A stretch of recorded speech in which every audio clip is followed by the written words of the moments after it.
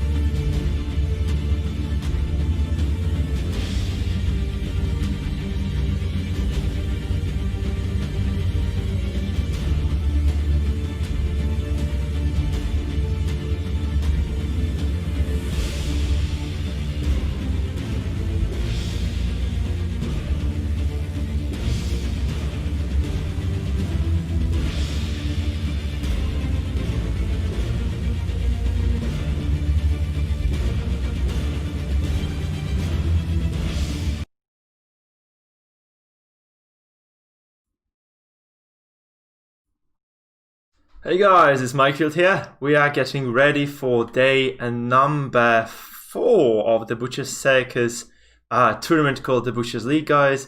And I'm here to be a host. We will be getting into the match between Cloaked Goliath and SIS very shortly.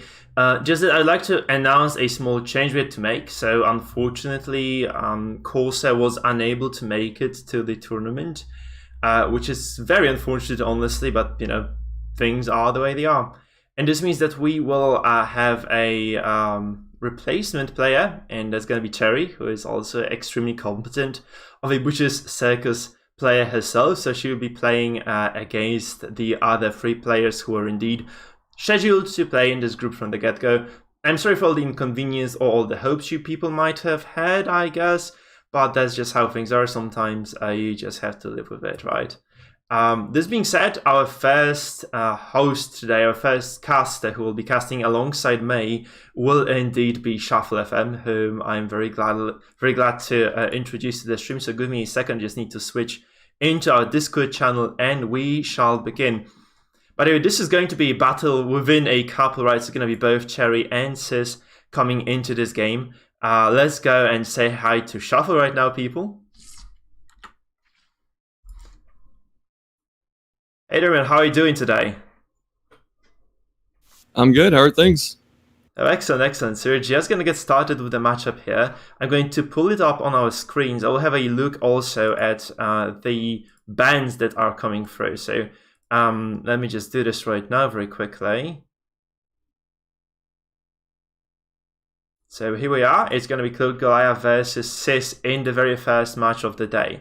And to no surprise, SIS has decided to remove the leper comp by Goliath, which, you know, the man is very famous for, honestly. He made his brand almost on Twitch, playing almost exclusively this particular composition. So what do you make of this shuffle?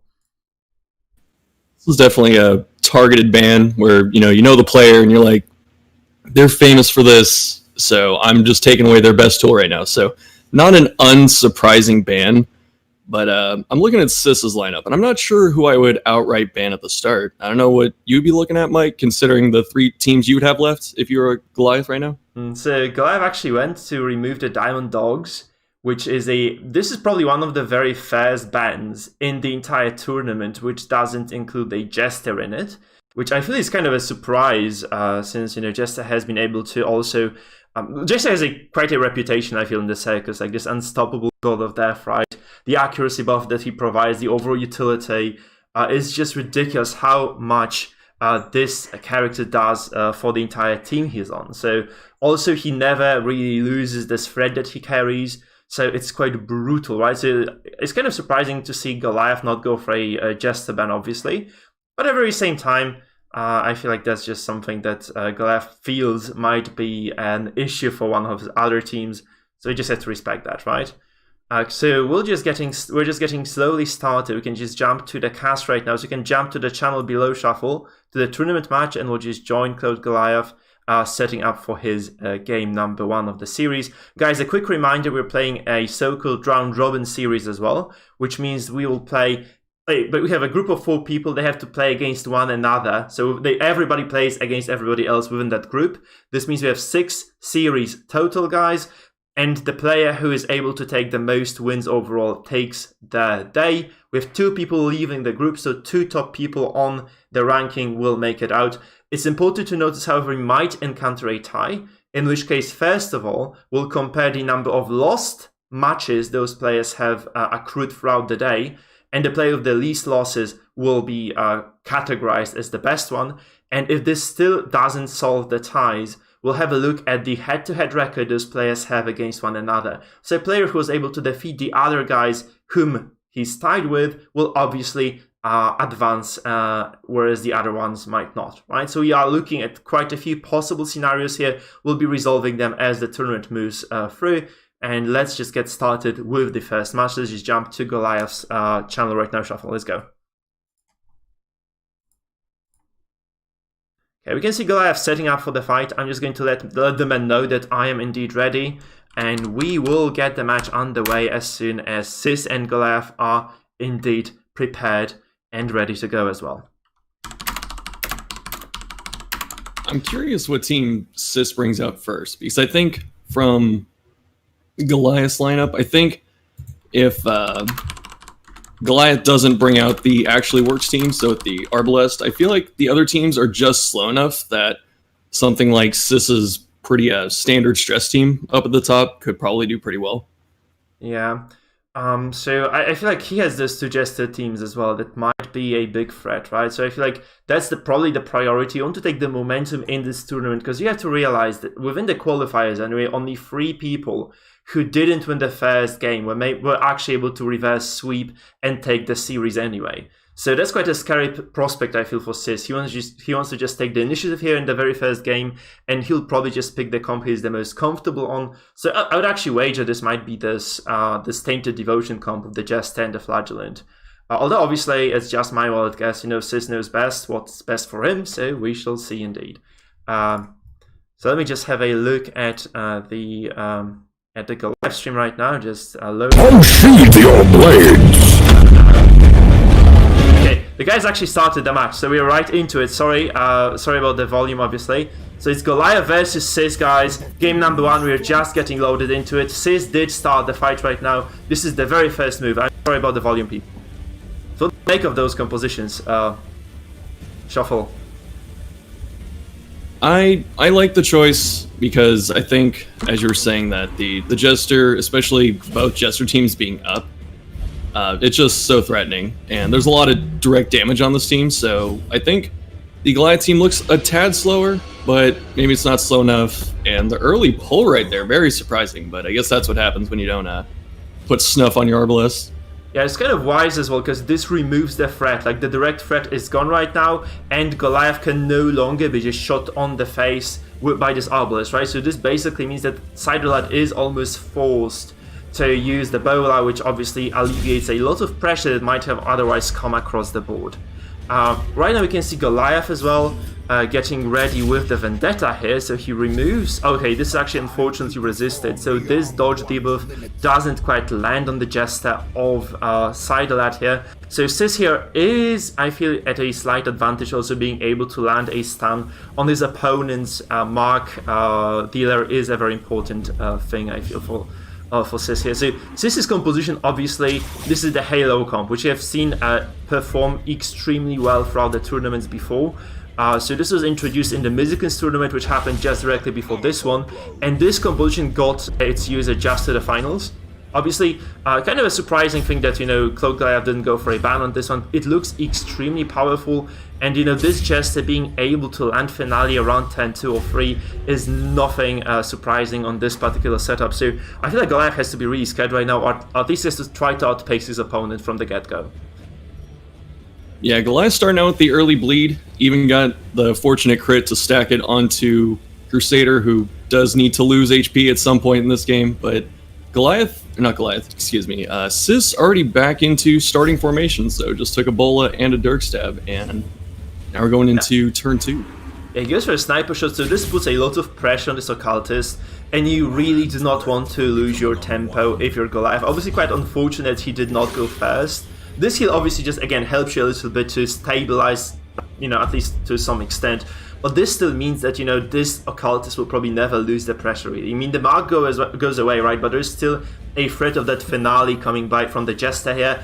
And this BH obviously quite a decent damage dealer as well. So I feel like Goliath might just be using this occultist throughout the fight just to maybe pull the Obelisk forward just to disable this damage and also to move the Jester to rank 3 consistently. We can see also a stun coming down on this Harriman. This is kind of heads up play by Sidelat aka Sis here, which actually means that there is no repose coming through, and that's probably going to persist for quite some time right now.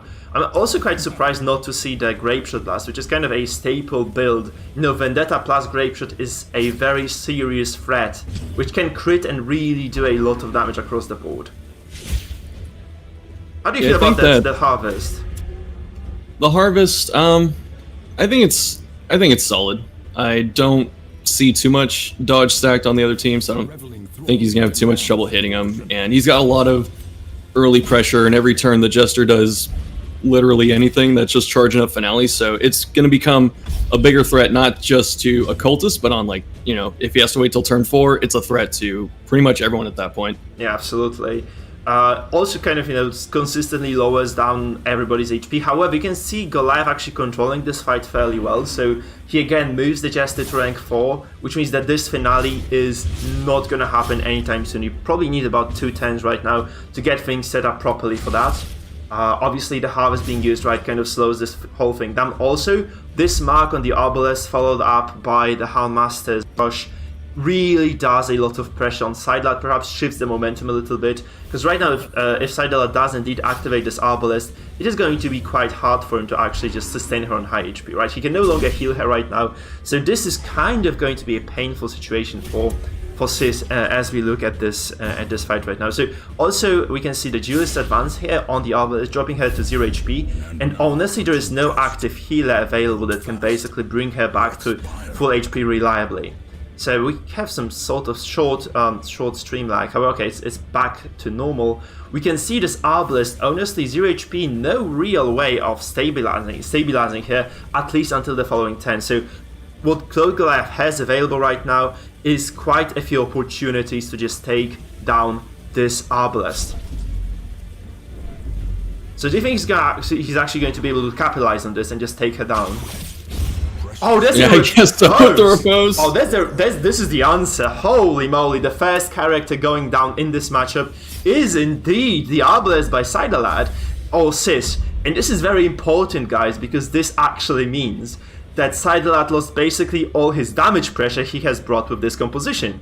So right now he has a character who's capable of doing some executes, he has a Jester who is rank 4, and Cloaked Goliath has a perfectly healthy, okay, that's kind of an overstatement obviously, or an exaggeration, but still a fairly healthy composition ready to deliver even more pain upon Sis's deck over here. So what do you make of this shuffle? Yeah, I was gonna say, you gotta feel bad for Sis right there, because he had to bola, because Arbalest the Death Door, she's already at risk, so you gotta take that turn in case you get the 1 in 4 and lose it. So he has to bola, and then he dies anyway. So obviously you don't want to lose anyone this early, and now you lost your pretty solid healer against this bleed damage, and then also you lost a very big burst threat, so you can't exploit these marks anymore. Yeah. And you had to see like Goliath actually performing extremely well right now, so he's able to take control over this ridiculously scary composition of Sis. So this comp has actually won so many games so far. It was consistently banned whenever it appeared on the decks of those players in this tournament, starting from the group stages as well, also in the qualifiers. So it was honestly one of the most, it was the thing that everybody was really afraid of. Sidelat had a lot of momentum coming into turn 1 as well. He was able to go fast, land all this scary damage, and right now he really lost all the control. Those are mostly the pools that Goliath has been able to apply, and this seriously places Sis in a very scary position. Potentially even, you know, he might be thinking about, you know, going into game number 2 already, because this is a very rough spot for him. Obviously this Jester is still able to cast the finale. It's not all over. A lot of bleeding also coming down, so this might be an issue overall. You can also see this Jester being pulled too fast. However, I'm kind of surprised by this. What do you make of that one, Shuffle? I think he's trying to get all the damage he can in right now with that point blank, which I'm assuming is coming this turn or next turn. And Jester is already attacked, so Jester can't, get pulled and then finale. So he's actually that is a lot of damage for that riposte. Yeah. My goodness. But yeah, I think Jester is probably not long for this world. If he gets finale off, then that's just going to be amazing, but it may not happen. It looks like he's going to get the finale off, actually, because, this doesn't actually even hit, and right now it's very likely that, the Jester just gets a free finale. Then you have to feel this might have been a mistake by Goliath, allowing this Jester go into rank 1 for free, which he usually has to pay quite a price for, right? He has to Dirk Stab, which isn't the most effective move in the world, doesn't do that much damage, not too accurate either. So right now, Sideline, and I feel like he might be in prime position to take over the game once again. Finish him also gave him a breath of life. Yeah, we have Dev's Door here on the BH. We do have the Jester able to activate and deliver a lot of head upon Goliath's composition here. Ooh. Obviously, yeah, there's a high heal though. This is usually 1 or 2 crits, but that was 44 for some reason. Crazy stuff. But we have 2 characters at Dev's Door right now for Goliath. That doesn't look too good, honestly. You might just see Dirk Stab from the Jester of Sidelat here. Sis just might do a Dirk Stab here on whatever target he finds suitable. He might not even have to use the finale there. Obviously, he goes for 100% execute from the get-go here. That's kind of a difficult choice, right? He goes for Dev's Door here on the BH and evens out the character numbers here on the battlefield. Also, the weird reconstruction comes through. They have to feel like, oh, that's first of all just 3. That's the usual number I say. Moreover, even this 19 HP occultist might not be safe here, honestly. You might just see a finale come down. This is, I think, probably the hardest part with Jester is, do you finale? I guess you do. Oh my goodness. But otherwise, it's like, do you just hold the finale? Do you go for that 1 extra Dirk Stab, see if you can squeeze out some more damage before you fire the big gun? Yeah. That's really the question here. So, honestly, this is just such a big turn for Goliath. Like, I feel like pulling this Jester forward was really what broke this fight for him, right? So you can see how powerful Halo's composition is here, like Sis is actually controlling it quite well. But honestly, I thought this was actually Goliath's game to lose, and him just allowing this finale to come through for free was probably what lost him the game, because it looks quite scary for him right now. He has an almost dead Highwayman. It's going to be Sis's turn right now. He's just going to take advantage of the 0 HP on the Highwayman. He'll just kill him from the get-go with this BH, and this is just all she wrote for him, really. So Goliath is very, very likely to lose game number 1 here. I'm sure Houndmaster's hoping he can clutch, but we'll see what happens. Yeah, I mean, we do see quite a lot of stress coming through, right? But I don't think it's just going to be sufficient.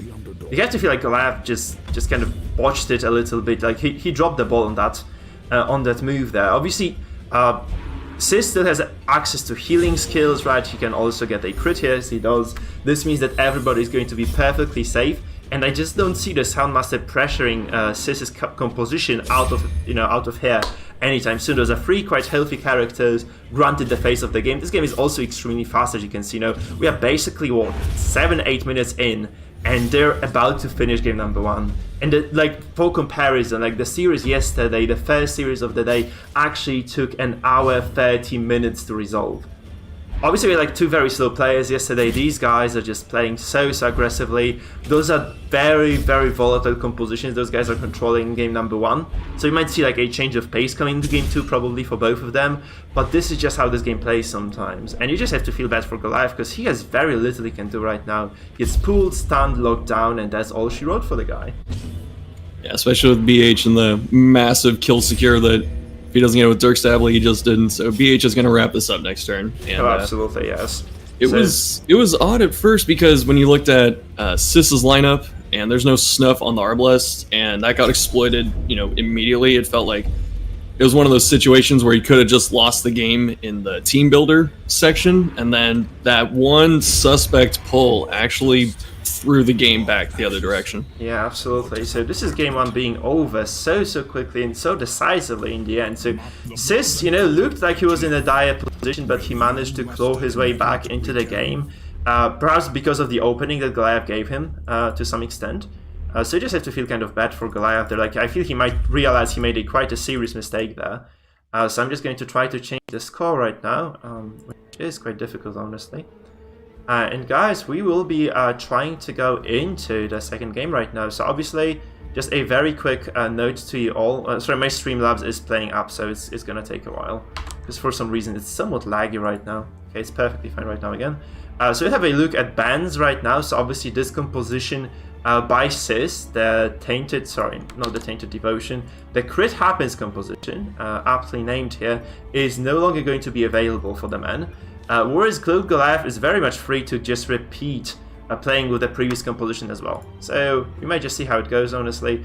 I'm not sure whether these guys decide to keep doing what they're doing, or they might just make some alterations here. So Cloaked Goliath obviously has an opportunity to switch. CIS is indeed forced to switch. And you might really see the Tainted Devotion being picked here. You know, the other Jester composition, very potent, so much damage and control. It just feels like this is the go-to setup for CIS coming into this match right now.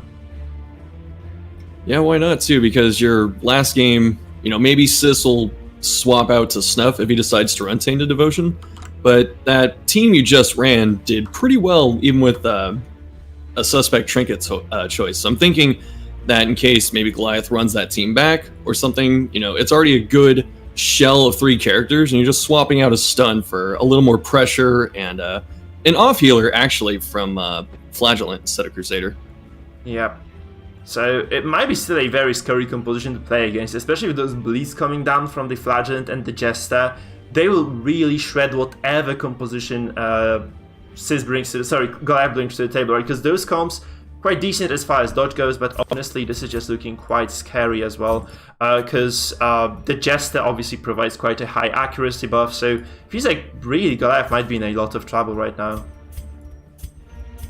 I'm curious what Goliath brings.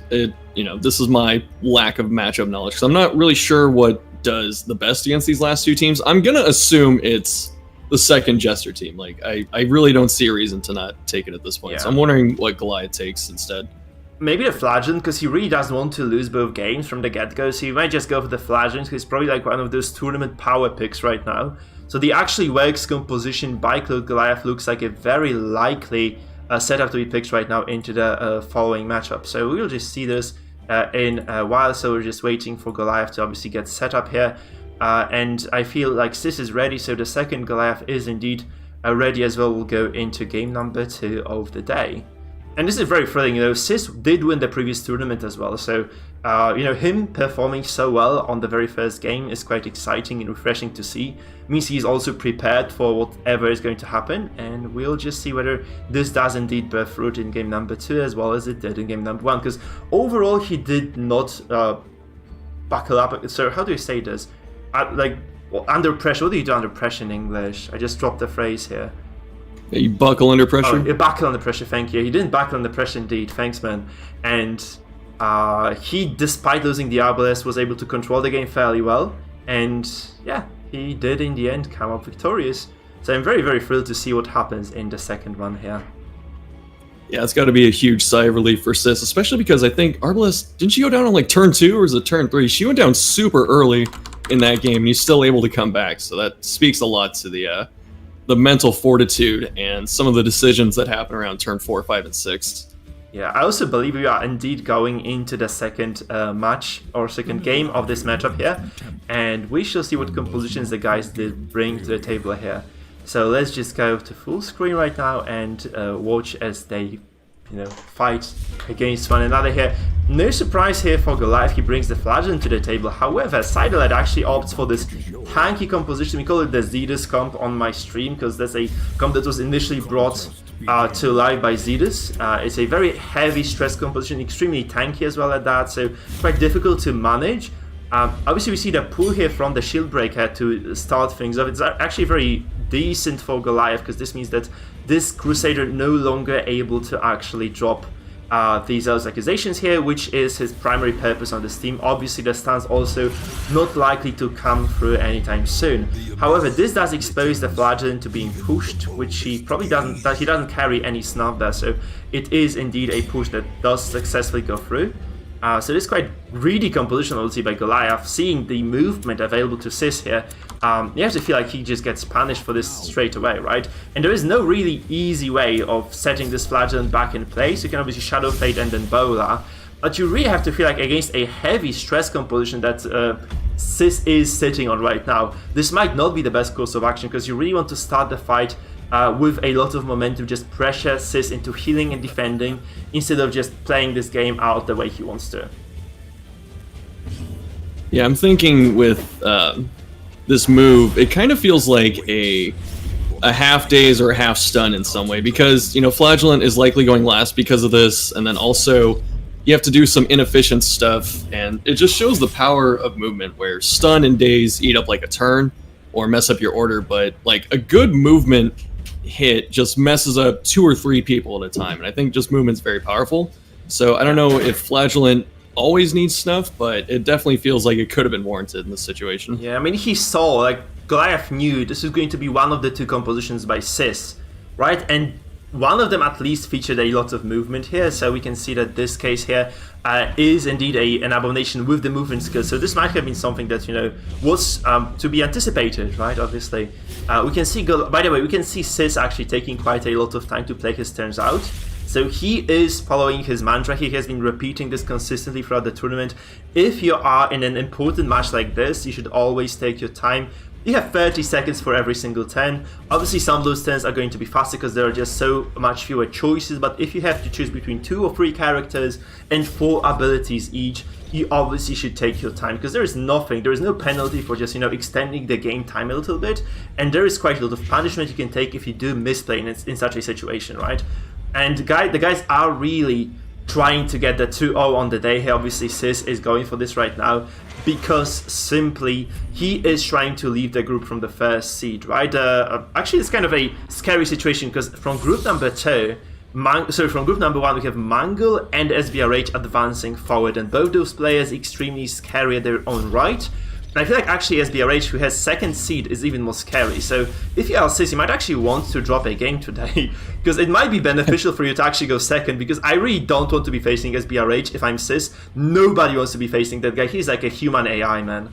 So seeing this one here, Sis taking some control again, he stuns the Arbalest. Actually, it's very good for him, right? Because this means there is no more illuminating flare coming through this turn. Also double stuns, very decent control overall. 2 turns missed means there's like so little actually that Goliath can do this turn. I was thinking back to what you just said about potentially dropping a game. Where do you do the tactical game throw? Or like the random concede or something like that? It's, I mean, this whole bracket and the pool and stuff like that is just stacked with killers, so I don't think... I mean, you could tactically drop the game, but it's just, you know, you could do that and then just end up losing a set just because of it. Everyone's just so good right now. Yeah, that's true. I mean, Goliath, like, if you let this guy take an issue, he'll take the match. Just that Sis isn't letting that happen, right?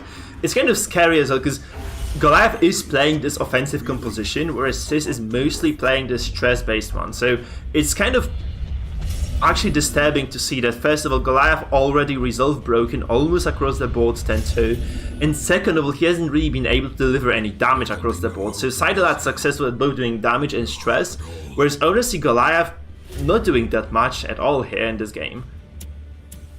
This is definitely peak stress comp play, I feel like, right now, because usually the way I judge effective stress play is like how quickly you're landing these afflictions. Usually you want maybe 1 or 2 by turn 2 or 3, and it looks like probably by the end of turn 3 or maybe turn 4, everyone's going to be afflicted, and then you're going to start staring down some heart attacks while you have to keep eating these stuns from the 2 frontliners. So very scary position right now for Goliath. Yeah, absolutely. And Sis is delivering a lot of control across the board. You can see that he is also able to drop a lot of bellows here.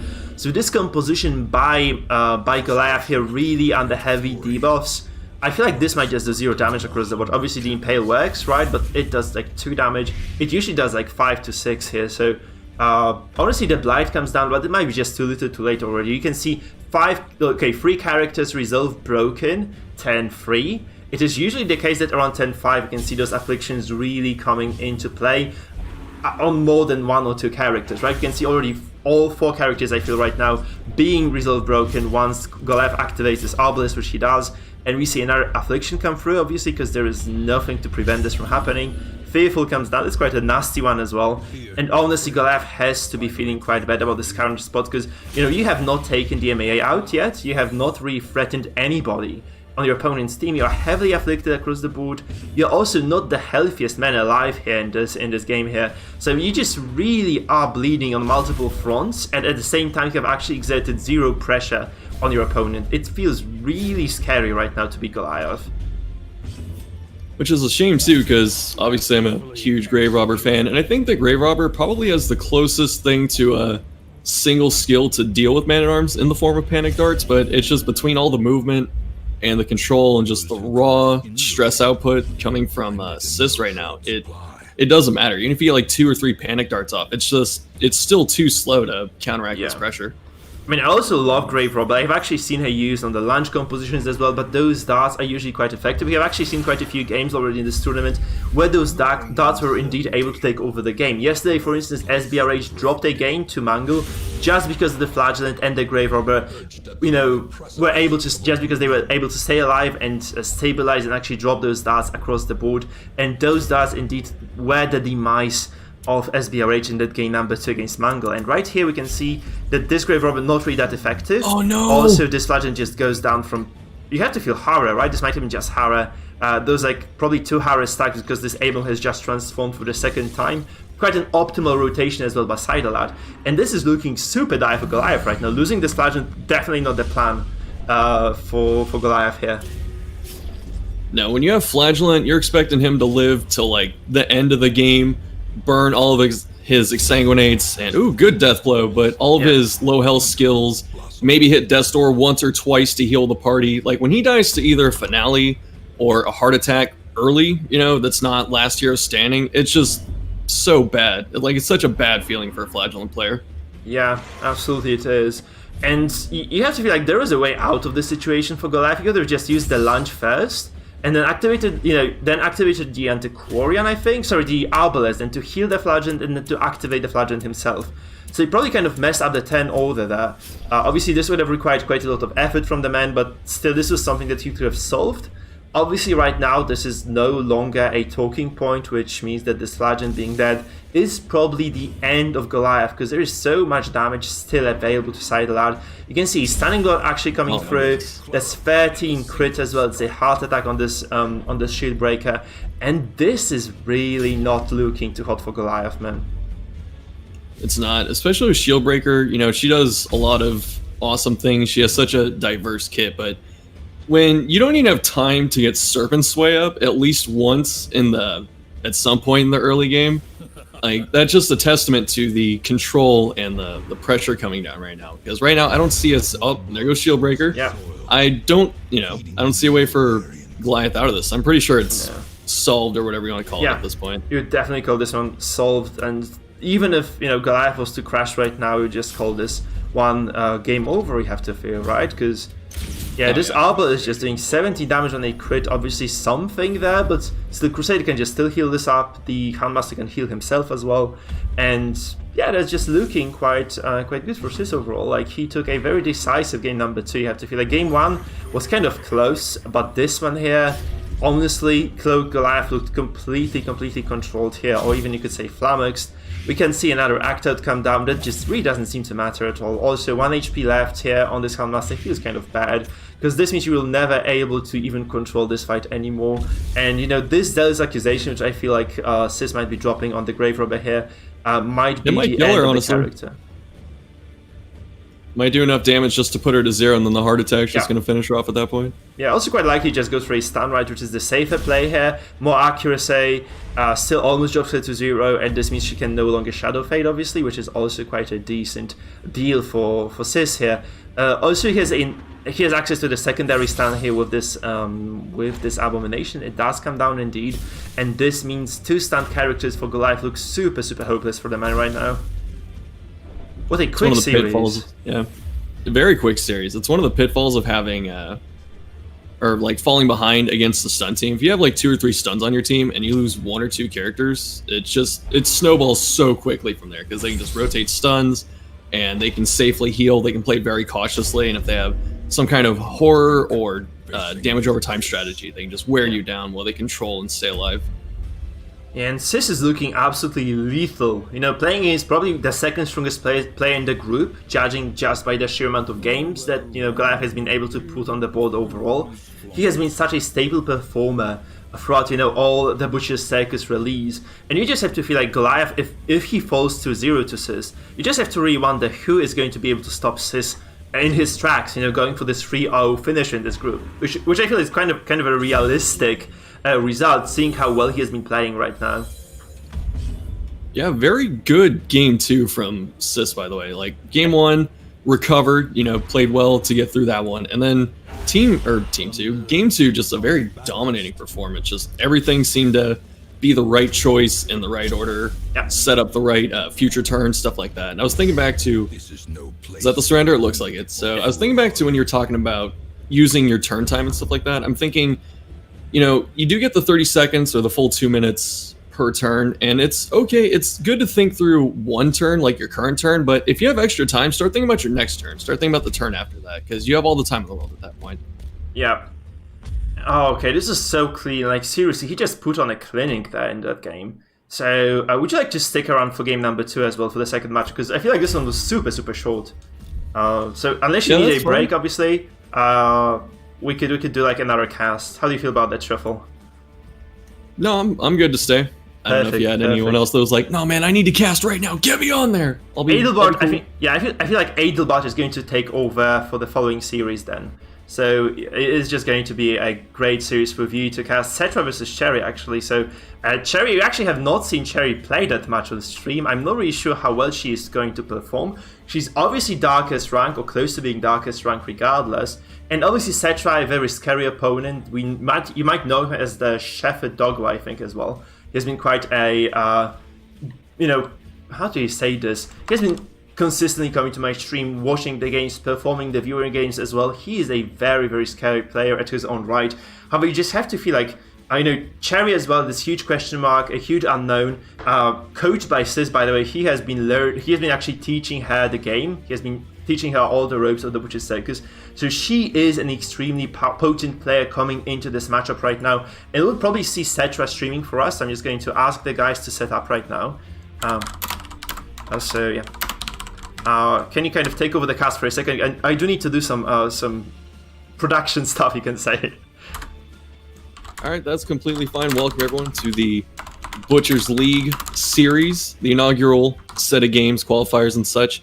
Very exciting games so far. So if you're enjoying stuff, obviously I'm not as good at plugging as CIS, but if you are enjoying stuff, hit the likes, hit the comments, hit the subscribes, do all the stuff, hit your keys in the chat. Just let people know that you're enjoying yourself. And yeah. I've been a huge fan of the deck format specifically, because I was wondering what a tournament would look like for something like Butcher's Circus. And, you know, you could just run your normal couple teams and stuff, but I think the Conquest style deck format makes this a very fun and special kind of thing. So far, the level of play has been just incredibly high from pretty much everyone across the board. So it feels like the whole bracket is just stacked with killers. And obviously we see some very strong plays from CIS and whoever else, SBRH. There's just a lot of good players. But anyone that even loses a series at this point, I don't think they should be ashamed. They're just playing literally the best people. And then they have other games in this group stage to try and pick it up. But obviously, if you're in these early games, you want these convincing 2-0s to help out your tiebreakers and your placements going forward. Yeah, absolutely. And every single one matters, as we said, right? Obviously, I agree with you. Losing here is no shame at all, because you are playing against the top 8 players, potentially the most proficient people at this format we have right here. So no shame at all to Goliath being taken down by CIS, especially that CIS is indeed probably one of the strongest players we have overall. You have to feel like CIS, SBRH, Mangle are probably the top 3 in this tournament. Obviously, we don't really know the result of this group, so it might be too early to say that. But again, like Goliath as well, is such a powerhouse here coming into this series. So him being taken down so quickly is a scary bit. This series, however, like I have no bets of my own at all, because I do know that both those players can perform extremely well, and this is just going to be up to, you know, down to their execution, down to their picks, and down to the bans, which we might just see come down very, very soon. picks and ban phase is probably maybe from the spectator standpoint, maybe it's just like a novelty thing. I think it's actually one of the most important things. Like what you ban dictates the entire series, and then you also have to engage in the mental battle where you have to assume that they're going to ban something. You look at your lineup and you look at theirs and go, okay, if I was them, I would ban this. And then you have to plan around that and then ban their thing and then think all those weird rabbit hole thoughts of like, well, maybe I'm overthinking it and they're going to ban this instead. And once you go forward with what you have, it's, gosh, how do I say this? It's, yeah. Thank you. Yeah, that's the answer. Like another interesting thing is like that's exactly. Actually, you have a person who suggested displaying the game right now because it's gonna be Settra, and Settra suggested the fact that if a composition, so we kind of prevent a single state, meta from being executed or a single composition just taking over the series. He suggested that if a composition wins, it is just to be removed from the pool as well. And this is such a great suggestion also because this means we have so much variety right now. So you also have to be proficient with every single composition that you bring to the deck because you may be forced to win with at least 2 of them if you are going to participate in a best of 3. The biggest deal, honestly, is the best of 5 because you have to win with every single comp you bring, except for the banned one, obviously. So this actually means that you have to perform like in such a multitude of ways, and basically playing quite a lot of different varied array of decks as well. That it just shows how much mastery you do have at the game overall. So I feel like this is a very solid format. I really like it. We actually tested quite a few iterations of this one before we came up with the tournament itself. I feel like this is just as successful as one can be. I don't really see any really big faults in this, except for the fact that we're probably taking a bit too long on the day of the series. I feel like both the casters and the players may be a bit weary coming to game number 5, game number 6. So perhaps this might be the only detriment here. You might just have to kind of make this a bit longer of a tournament, maybe stretching over, maybe 2 weeks, maybe 3 weeks even, just so that we get like a lot of breathing room and all the casters are fresh and relaxed coming into a second and third series of the day. So I should get the bans ready right now. I actually still don't have them. So I don't have the ban from Cherry, so we're just going to have to kind of buy some time right now and wait for the players to indeed declare the bans themselves. I feel like they're also having some trouble setting up the lobby here. Okay, she banned. Okay, we do have the bans then. Okay. So apparently like, Cherry's client is kind of a mess right now, so you might have to wait a little bit. I feel this is not a problem at all. Like we are not in between the matches, so we can just kind of be free to discuss those. You can also have the bans right now because as far as I can see, Settra has banned the second composition of Cherry, which is again like this Halo comp that I was bringing up before, and I've actually been consistently bringing up throughout the tournament. Probably the most potent comp, the most scary, and the most consistently performing comp across this entire tournament. Can you guess what Cherry has banned, by the way? Let's take a look. I know it's not a Grave Robber team because who bans Grave Robber? I'm thinking it's going to be a mirror ban. I'm thinking it's that top. Halo comp, man. You have to feel scared about this one. So we might actually introduce a rule where this comp is just entirely forbidden coming to tournament number 2, perhaps because it just eats away a single ban. I mean, this is kind of a nice mind game because you don't really have to be proficient on this comp at all. You can just pick it into a deck, just rely on people who consistently banning the thing, and never having to really play it at all. Unless you go against Goliath, he probably just disregards the entire thing and just goes and plays the match his own way. Most of the other players, however, have consistently just removed this comp from the game. And there is a good reason for this. I actually played about, I feel like 100 games on this comp. And around like 20-30 game mark, you can really see how dominant this one can be. And also how hopeless it can be for your opponent if you get even slightly lucky coming into the matchup. We can get the finale around 10-2. Sometimes if you get like a more risky setup here, maybe even 10-1 with the correct, if the stars actually line up for you in the right way. So it's such a scary thing to be fighting against, and no wonder those players are just consistently removing the thing from contention here. We can see also there's a stream by Shepard, so I'm just going to jump in there. So I'm ready for the game. As soon as Shepard and Cherry are, we will indeed come into the game. So I'm just going to tell the guy to deafen himself, and just get ready.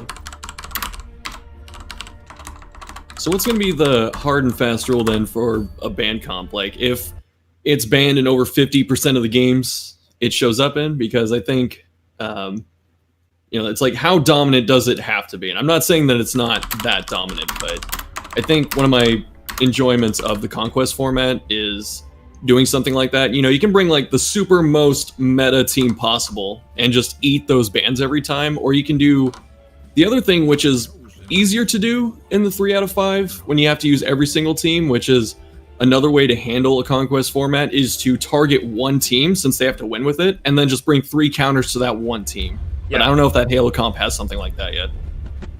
Oh, whoa. Okay, so you can see Settra actually being darkest to rank as well, very, very high up on the ladder in the season number 2.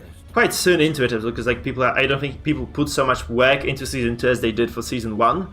So that's quite a scary player to be facing, honestly. Like, Sis might be in trouble here. But right now we have Cherry obviously facing against him.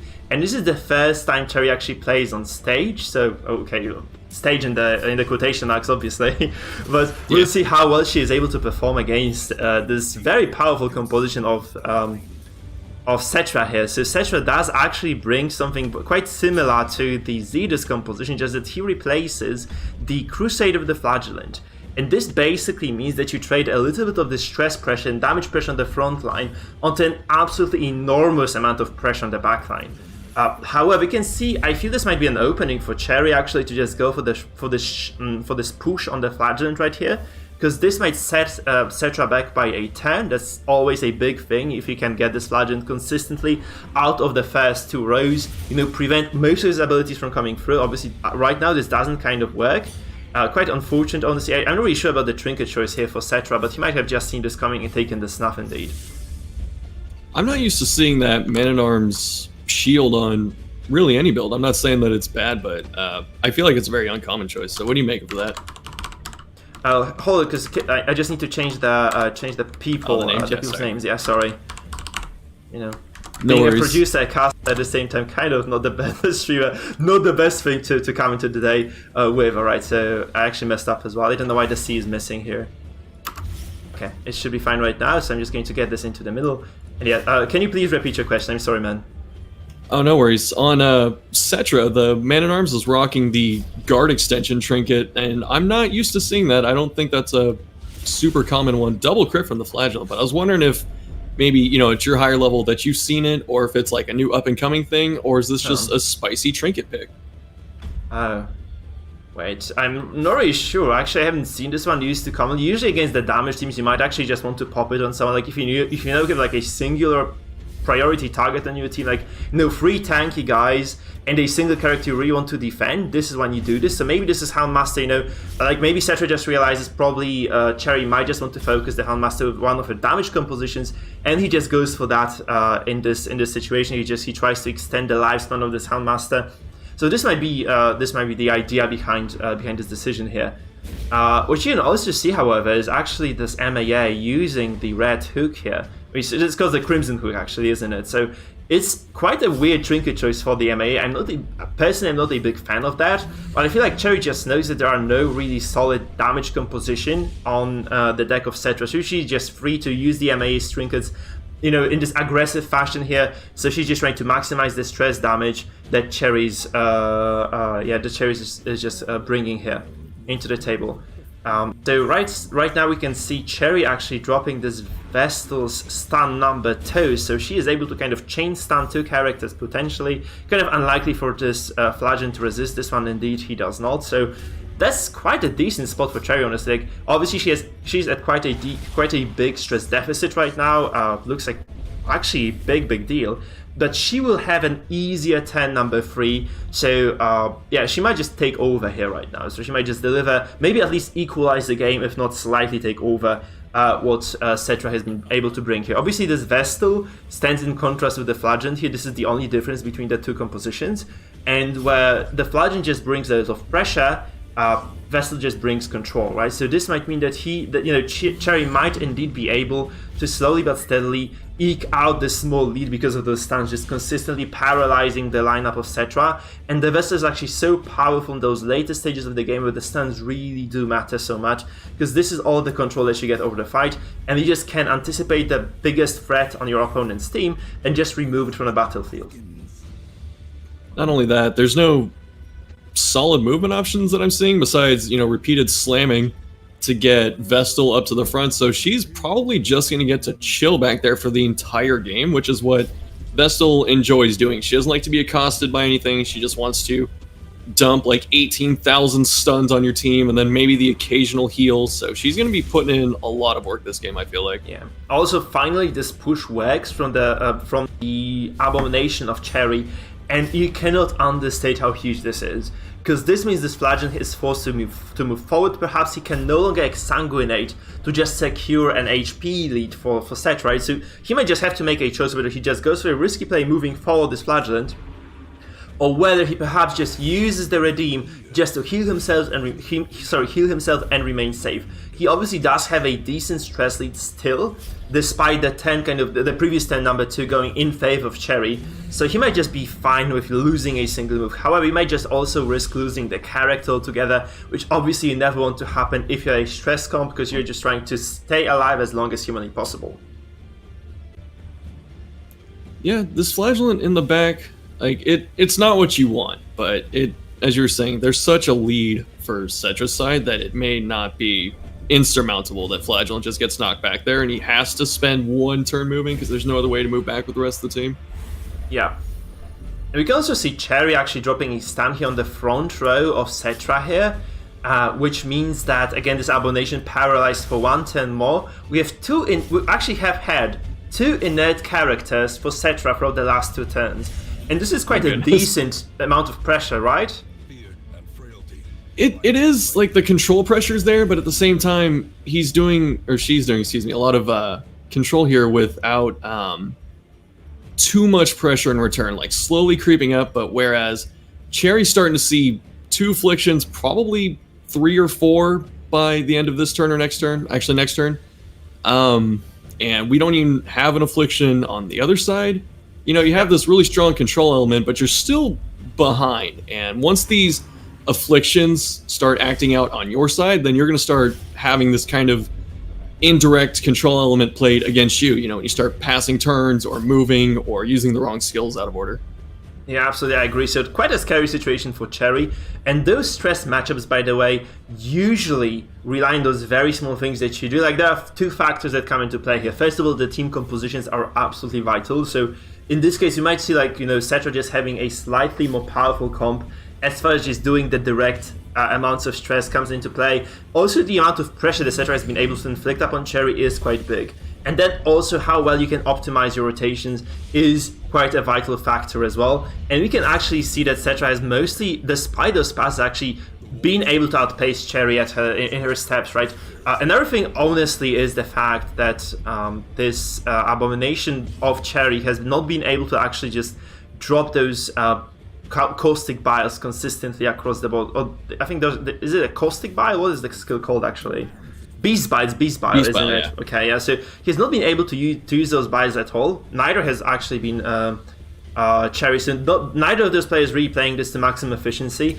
I'm not really sure if there are any pools available to either of the players, so they might have just wanted to place this Abomination in row 3 instead of row 2, which might have facilitated actually, you know, a bit more optimal rotations coming through. Also, those biles do inflict the blight stacks, and they can actually accrue to a lot of damage over time, and this makes finishing your opponent off in a stress battle so much easier, because you no longer have to just get them stressed to 200, get the heart attack to lower the HP to 0, and then stress them all over again to 200 from 175. You can just get those direct kills if you're able to deliver a lot of DOTs as well, which those comps are quite, I think, adept at stacking, right? So it's fairly unfortunate, honestly, that neither of the players kind of fought this through.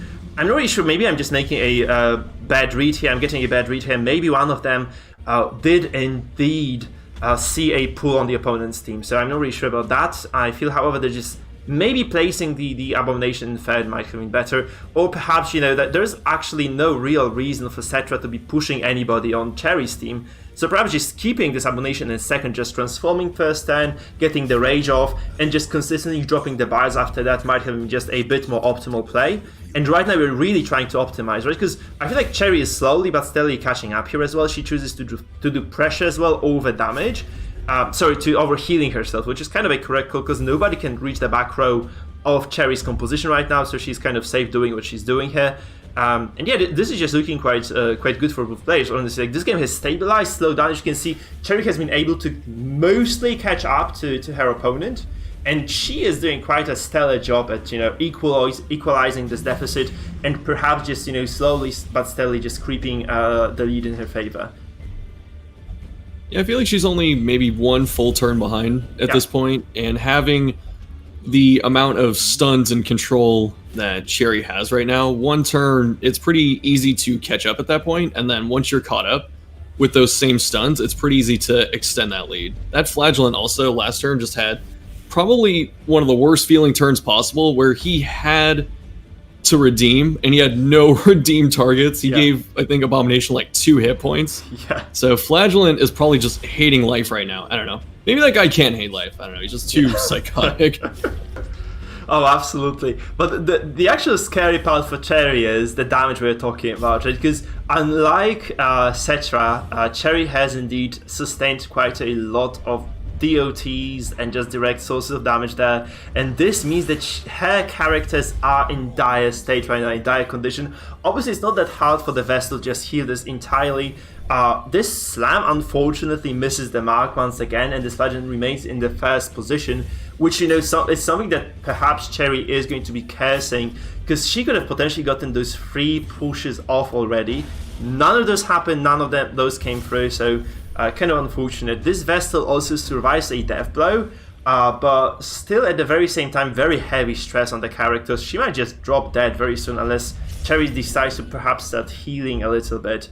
Just removing the Death's Door, you have to remember Death's Door means that she also take additional stress, I think 25 bonus stress, just for being at Death's Door. So it's quite a big deal, and you really don't want your characters to have that. Actually, she passes a turn as well.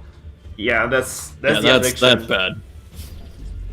But honestly, now she's vulnerable to all this stuff like Rain of Sorrows, and then next turn the Hound's Harry. Like I'm looking at Settra's team, and right now the Houndmaster to me feels like the most threatening, because he's going to start cleaving people down, and then the moment Vestal's gone, everyone's just at risk to dying to Houndmaster, either through the stress or just the outright damage. Yeah. You have to feel like this Vestal is just going to die, isn't she? Because this is just a Flagellant's turn. He drops the Rain of Sorrows, she drops dead. I feel like this might be also a kind of a chain, the domino effect as well here coming into this turn. So you might see quite a few characters actually getting a heart attack right now. This Flagellant does indeed fly back, so no longer a big deal for Cherry. However, her Vestal is above 190 stress. So you might feel like a single drop here from a single transformation from the A-bomb of Settra might indeed make her turn into a dead body on the following turn. That's just going to be a heart attack from Hara. Because Hara does indeed stack with the stress debuffs, and this means that the Vestal will indeed take a bit more damage than just the 8 regular stress that this Abomination usually applies. Oh, she's just dead from the act out of the Houndmaster. So this is a dead character, 10-5, and you have to feel like this is just everything falling apart for Cherry. That pass, it just shows you how important action economy is in this game. Just that simple pass on Vestal's turn, she really, really wanted to, I'm assuming, get off a group heal at that point, or maybe a single heal, or I don't know if she has Judgment. I don't think she has Judgment, but that pass was just backbreaking, I feel like. It was absolutely brutal, and this means that every single part of Leech has been able to accrue is just inevitably gone. And you have to feel like unless some really better act-outs happen, Settra is eventually going to take over and win this game number 1. You have to also note that this Flagellant runs a Gauntlet of Absolution, which means he's barely taking any stress damage at all. And yeah, he's almost, at 0 stress, considering he's being played against a full stress composition here. We have seen a Gauntlet Flagellant fall yesterday to a stress comp, so it's not entirely over it. You just have to be like, for Sleepy Cherry to take over this particular game, she'll need a perfect confluence of very, very bad act-outs on the side of Settra here. Yeah, especially with Flagellant just locked and loaded with everything except 1 redeem, so he's got a lot of his good stuff still on deck here to try and close out this game, and he's up front, and I don't know if he's going to be seeing too many slams at this point. But yeah, that Gauntlet, another heart attack coming down, but that Gauntlet just shows how strong it is, because the minus 10 stress every time basically anything happens to Flagellant means instead of being at no joke, like 160 stress right now. He's just down to looks like about 70 or 65 or something. Yeah, absolutely. So, yeah, there's just no way in hell you can kill this guy now. And Cherry just dropping another character last turn is just looking so dire. You have to feel like there is just no way out for her. Obviously, again, still a chain of act-outs might happen. I have experienced those firsthand, so I probably have. So have you, right? We have both seen some crazy stuff come down in the circus. You just have to feel maybe not in this game actually, because there's just a very dead Hound Master as well to finish things off here on the day. Like you just don't see any way for Cherry to come back right now. Like a single character, 180 stress or more. That's just an absolutely awful situation for Cherry to be in. Obviously, game number 1, not the most deciding one yet. Obviously, we'll see game 2 or potentially even game 3 right now. So Cherry has to just prepare for that. Think those bans through, perhaps. She just, look at the board here. Only has 2 potential compositions she might be playing against right now. So just such a very decent spot for her to be in, right? Because if you lose game 1, you should be at a slight advantage, honestly, because you just get a better read on what your opponent might be playing. You can just adapt to it in a way more reliable manner. So yeah, it just kind of gives you a little bit of a kick coming into game number 2, and you can actually expect Cherry to take over here. I'm pretty sure she's more than capable of doing so.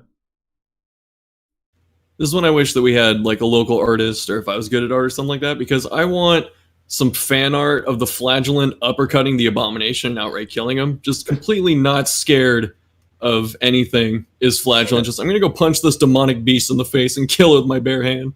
Oh, absolutely. Oh, a scary, scary guy. Like, he is indeed, like, if you look at the statistics, I might just kind of pull them up on the screen right now, actually, while the guys are setting up. So I'm just going to have a look, because I feel like Settra might also want to consult this board, so he might just want to go back and rewind. So let me just have a look at the stats here. So we can see the, I don't know if you can see my stream as well, but Flagellant, among those most dominant characters, obviously not overused, despite not that many bans coming against him, but he is indeed. So we had quite a few Flagellants here, probably like about 12 or, okay, no, actually about 9 in the qualifiers, and the Flagellant has been able to win about 80% of those games. So he's such a powerful character overall, guys. So no wonder, he is such a priority pick for all those people. I feel like Flagellant and the Jester, the name of the game for this tournament, seriously, probably those 2 most powerful picks. And this also kind of feels like the other kind of fringe picks are not really coming into play. You have to feel bad for people who actually like PDs and Hellions and Musketeers. They're just they're underutilized, and this happens for a good reason. They're kind of bad, frankly. The outlier here obviously being the Musketeer, sitting at being the only character who holds 100% win rate in the tournament. Can you guess why, Shuffle? I think it's because no one just knows the power of the Musketeer. She's only been in like 1 or 2 games, but these are statistics, man. How do you fight back against literally 100% win rate? Undefeated. No, you don't. No one else is bringing her. Yeah, just surrender, man. Like 100% win rate. She was in 1 game. She won that game. It was this crazy mark composition that just destroyed its opponent. I think like it got 2 kills turn 1 or something crazy like that. So this is exactly what happened there. And yeah, that's just what we saw there. So that's why this is a 100% character. In terms of the win rate, obviously doesn't quite say much about her. I'd really like to see her maybe in the semifinals. Obviously, we know that she's not going to appear anytime soon here on this stage, because the group stage had 0 Musketeers picked. And I feel like guys are, by the way, they are setting up right now. Cherry might have crashed, so we're just setting up for this game right now, and we will get into the matchup momentarily. So what do you make of this? If you were to bet on the winner of this matchup here, of this game, game number 2, whom would you pick, Shuffle? God, it's honestly tough, because I feel like both of them that last game played very well, and I think the only reason Cherry dropped it was the Vestal passing, because she was, we were talking about like turn 4, she was right on the cusp of just coming back into that game and being neck and neck, and then Vestal's like, hey, by the way, I'm just going to pass my turn, and I'm going to peace out to this heart attack right now. I'll see you later. Yeah, absolutely, quite unfortunate, man. So she might just take over. I also feel like, she has a read on what Settra might play. I feel like she just anticipates the right composition there. So she should be able to take over, equalize this, and she'll just take us to this insanely close game 3. That's what I'm hoping for, because, you know, game 1 very quick, game 2... match 1 was very quick. Match 2, I hope it will just kind of take a while longer than this. Okay, this actually crashed, I think, again. No, sorry, it was just the stream of Settra kind of playing up.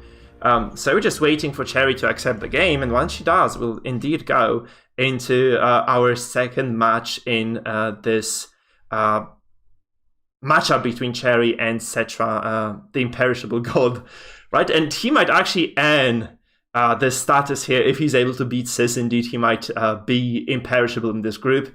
The third player, obviously... okay, we're actually in the game, so I'm just going quickly to switch between the screens, guys. So I'll just drop the narrative here. We have Settra versus Cherry. Settra obviously in a lead 1-0 here. And Cherry is going to be forced to equalize this right now unless she wants to drop the series 0-2.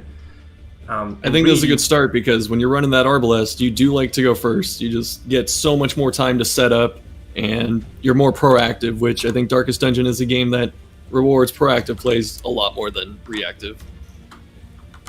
Yeah, so we'll see how exactly this one works.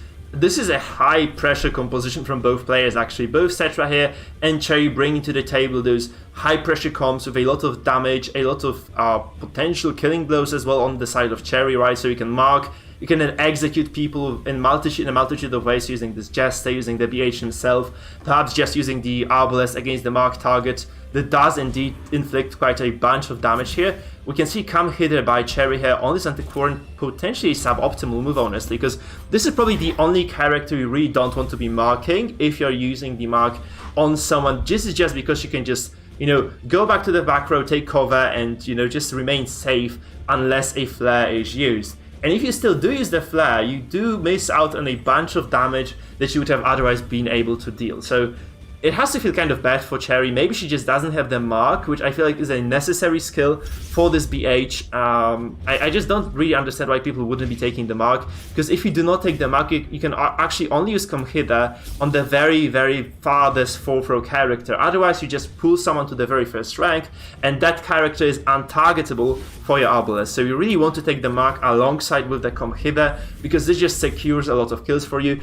Also allows you to eliminate the abominations very, very quickly into the games, because Abram actually is surprisingly squishy, you know, for this bulky, huge dude he can transform into. We can see 20 damage coming down. This is 2 HP left on the abomination of Settra, and actually there is so little you can do to salvage this, because you have to feel like this Jester comes forward with the X-Stab, and then, yeah, Cherry's going to be first on turn number 2, so she's just going to take a very easy kill on this abomination potentially, and that's so much pressure, actually. It's such a good spot for Cherry coming into game number 2. So this aggressive composition, perhaps paying dividends. There's like zero, it's like this abomination would just have to outright dodge this attack by the Jester. He has the, oh, she actually finales this.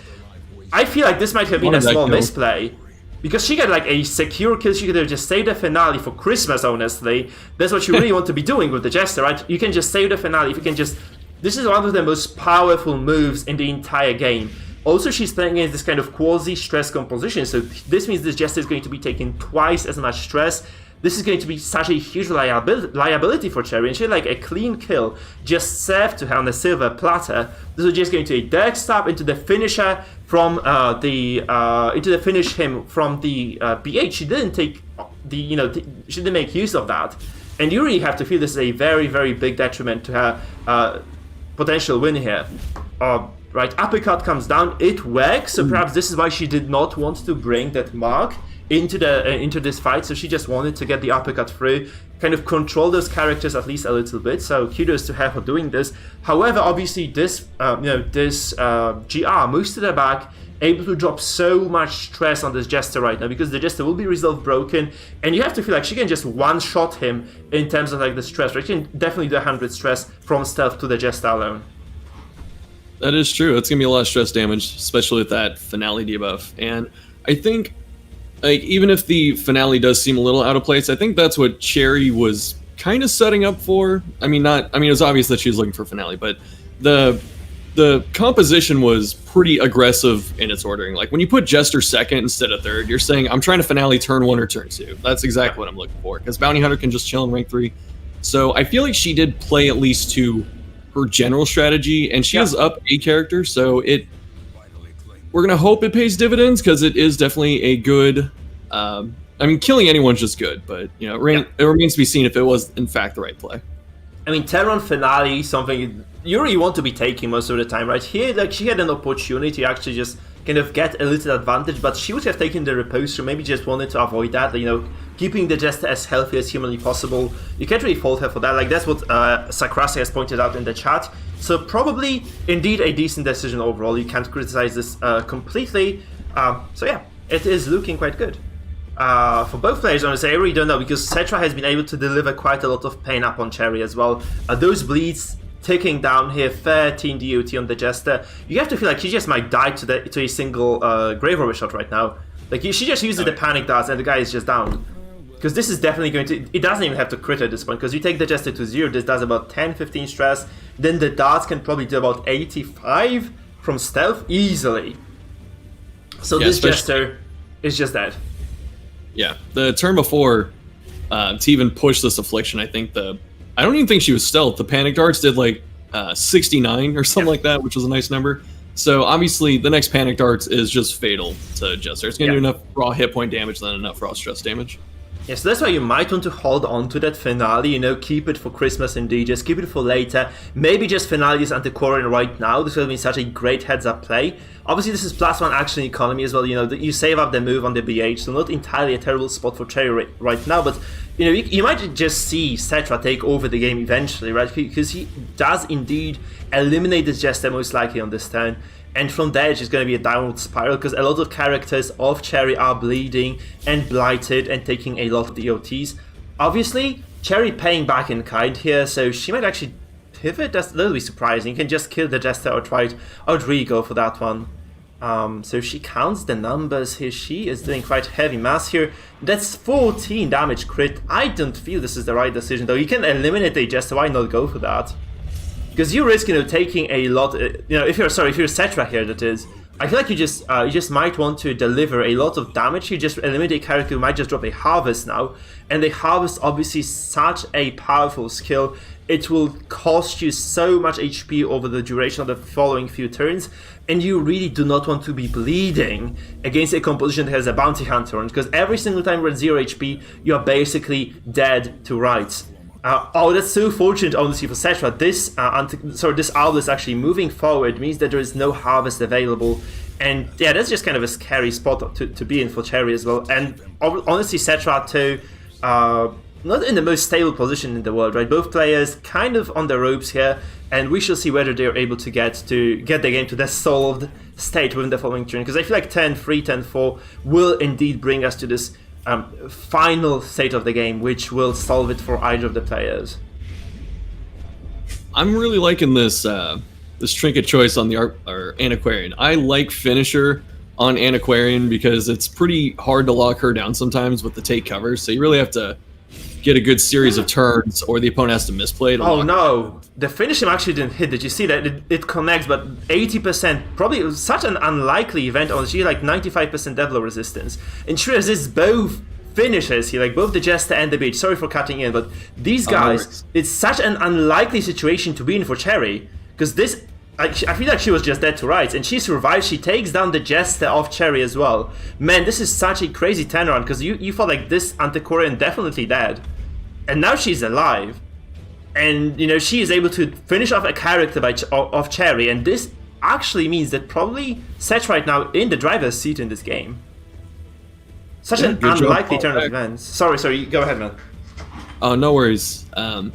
Yeah, I was thinking, does the Deathblow resist buff for the take cover? It's 3 turns, isn't it? So did she still have it at the end of last turn? She did. She did. She had 90% Deathblow res, I think, which was kind of a healthy number, but still you have to believe in a quite unlikely event. Surviving, this was like, I feel like 80-something percent Deathblow by the regardless of that. I think maybe 80%, right? That could be like 80% death blow. and it doesn't land, and then it is followed by the Jester, who also has the finish on the side of Cherry, and that still doesn't kill the anti-core, and such a high probability of getting, you know, just taken down on the first move doesn't work out. The second one, even less likely, still doesn't happen. And, you know, you just have to feel bad for Cherry right now, because I feel like she had this game in the bag, but right now, you know, failing to deliver those two crucial killing blows might indeed prove to be quite lethal for Cherry here. So this might be the end of her. There is a killing blow delivered, and you have to feel like perhaps this BH might be able to deliver another killing blow onto the Grave Robber. You know, here's the come hither, probably still caltrops are on the cards. So this is a decent spot still for Cherry, because she might just get a kill this turn and kind of equalize the game at least a little bit. So we really have to hope if you're Cherry to just deliver this killing blow and get some semblance of control coming into this matchup right now. So this game's still no longer solved, obviously. This will probably be the deciding move of the turn. Like, first of all, whether this BH is able to finish off the... yeah, he drops the caltrops, he actually doesn't get the kill, so this is the pivotal moment here, because this means also the Flagellant of Cherry is at death's door, he might die.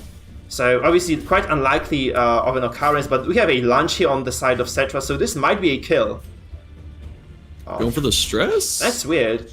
I would have never expected the stress to come down here, honestly. I mean, this forces Settra to actually do something passive here, probably heal this Flagellant right now, maybe use the Redeem, perhaps drop the Exsanguinate on this opposite number, but we really will see what Cherry decides to do here. So it definitely has to be the move that saves the Flagellant used right now. Actually, she decides against it. She goes for an offensive move here, drops the come hither. This kills the Grave Robber, meaning this is a 1v3 Flagellant who can no longer act, because this is a pool. So this means that, you know, Cherry is absolutely safe in this particular situation. This is such a smart move, honestly, because not only does Cherry get a kill on the Grave Robber, she also secures, you know, 100% survival for her Flagellant. So such a brilliant move here, honestly. Shows the method of Cherry, shows how brilliant she actually plays here. And she is most likely to take this fight, take the game, and perhaps dominate and move into game 3 of the series. Very exciting turn of events for Cherry. You have to believe that this might just be her win. This is absolutely her game to lose right now. Barring some extreme act-outs like this. Oh, I just spilled the beans here. Flagellant's here, not in the spot they want to be in. Flagellant doesn't like to have to exsanguinate back-to-back, because after just 2 turns, all of a sudden he's just not healing. And the damage with 2 ways to heal through Flagellant and Arbalest, who also cures bleed, I really don't see Settra being able to pull this off unless, like you're saying, some crazy act-outs, like someone kills Bounty Hunter next turn by punching him, something like that has to happen. Yeah. So right now, Cherry really has commanding lead. You have to feel like this Flagellant is just dead to rights, because he can exsanguinate for what, like quite low number, unless he kills the BH from the get-go, which he does not. You know, okay, that's 24 heal, never mind. So this is probably going to extend over at least a couple more turns, actually. There's the Rapturous. People like Rapturous because it's a mostly upside affliction, but I personally hate it because it's still an affliction. Flagellant can do some dumb stuff with it. Yeah, indeed, but he's super healthy, right? I don't think... Oh, he can actually harm his allies. So, you know, this might be a kill coming from her own Flagellant. So, somewhat unlikely, though, we have to believe. So, Cherry definitely in the driver's seat right now. She will just slowly but steadily drive it home. Also, she has 2 healing characters available to herself. So, both the Arbalest and the Flagellant able to heal their allies. This means that probably Cherry is going to slowly but steadily take over here. There's only a limited number of heals available right now. You can no longer redeem your corpses, right? So this means that this Flagellant probably used all his arsenal right now, and this is going to be just a steady but slow finisher for Cherry, and we'll see game 3. Yeah, the one thing Settra does have going is the fact that the entire enemy team is afflicted, so that's really just the only thing you can hope for now. Is just a series of horrible dice rolls, like Snake Eyes 12 times straight is what Settra's looking at. Yeah, here goes the last Exang though. This is the last one he can use. And from there, it's just going to be DOT, taking him down to 0 HP consistently, and a death blow following, I feel. Like, that's just the way it is. Probably, actually, Cherry can get this death blow right now, because she can just bow out and then follow this up with the Flagellant, and then finish with the BH. I feel like this is the likely resolution of this fight, though obviously we'll just see. He goes for this kind of awkward 10, like she goes for this kind of awkward 10 order. She goes finish him first, and then she just drops some more damage. Actually, there's one more exsanguinate available, so this might extend over a prolonged period of time here. We just shall see. I guess we just have to see that. So yeah, still not a. I feel like this is a solved game, right? But not entirely over yet for Settra. You know, granted that there are act-outs still taking place on both sides. So yeah, we shall see. We shall see. Bola comes down. This just doesn't do anything, and you have to feel like that last exsanguinate. Sorry to jump in. I'm thinking that last exsanguinate's gonna heal for 0 because he's just rock 2 back to back, so it's like minus 100 right now. So I think this flagellant is pretty much not long for this world. Yeah, but he does have the Gauntlet Absolution, so this will be at least a minimal heal. Unless you mean the cherries, the flagellant, then yes, she can no longer heal with that. Because minus 100% means that still the Gauntlet Absolution gives you like a very small heal nonetheless. Which you might see right now. It's a death blow as well. Yeah, 12 heal crit, that's not bad. Not bad at all. Obviously, this healing kind of temporary right now, so if Cherry just realizes the position she's in and just heals, she's going to be okay, because there is no longer a healing ability available to Settra, so she can just consistently keep healing with her characters and then take over the game. Obviously, this Arbalest not the healthiest character in the world, so she might just drop to a single crit right now, or a single act-out that causes the AoE stress as well, so this might indeed be the case, but this 60% HP Flagellant, not the best character to place your bets on right now, so I feel like, you know, Cherry does have this nonetheless. Just that, yeah, it feels like she might have been able to clean this up in a more convincing fashion. Like she may want to optimize her turn order a little bit coming into the following match, because you have to feel like Settra will punish you for making any mistakes. Like he has been basically dead to rights for quite a while. He's still maybe not stabilizing, but he's still doing quite a decent portion of damage. This is actually a very, very dead Arbalest here for Cherry. You have to feel like this is just a dead Arbalest. I mean, you can still redeem her actually, so no, you can't, because this is just an activation, because the Flagellant of Cherry is indeed stunned.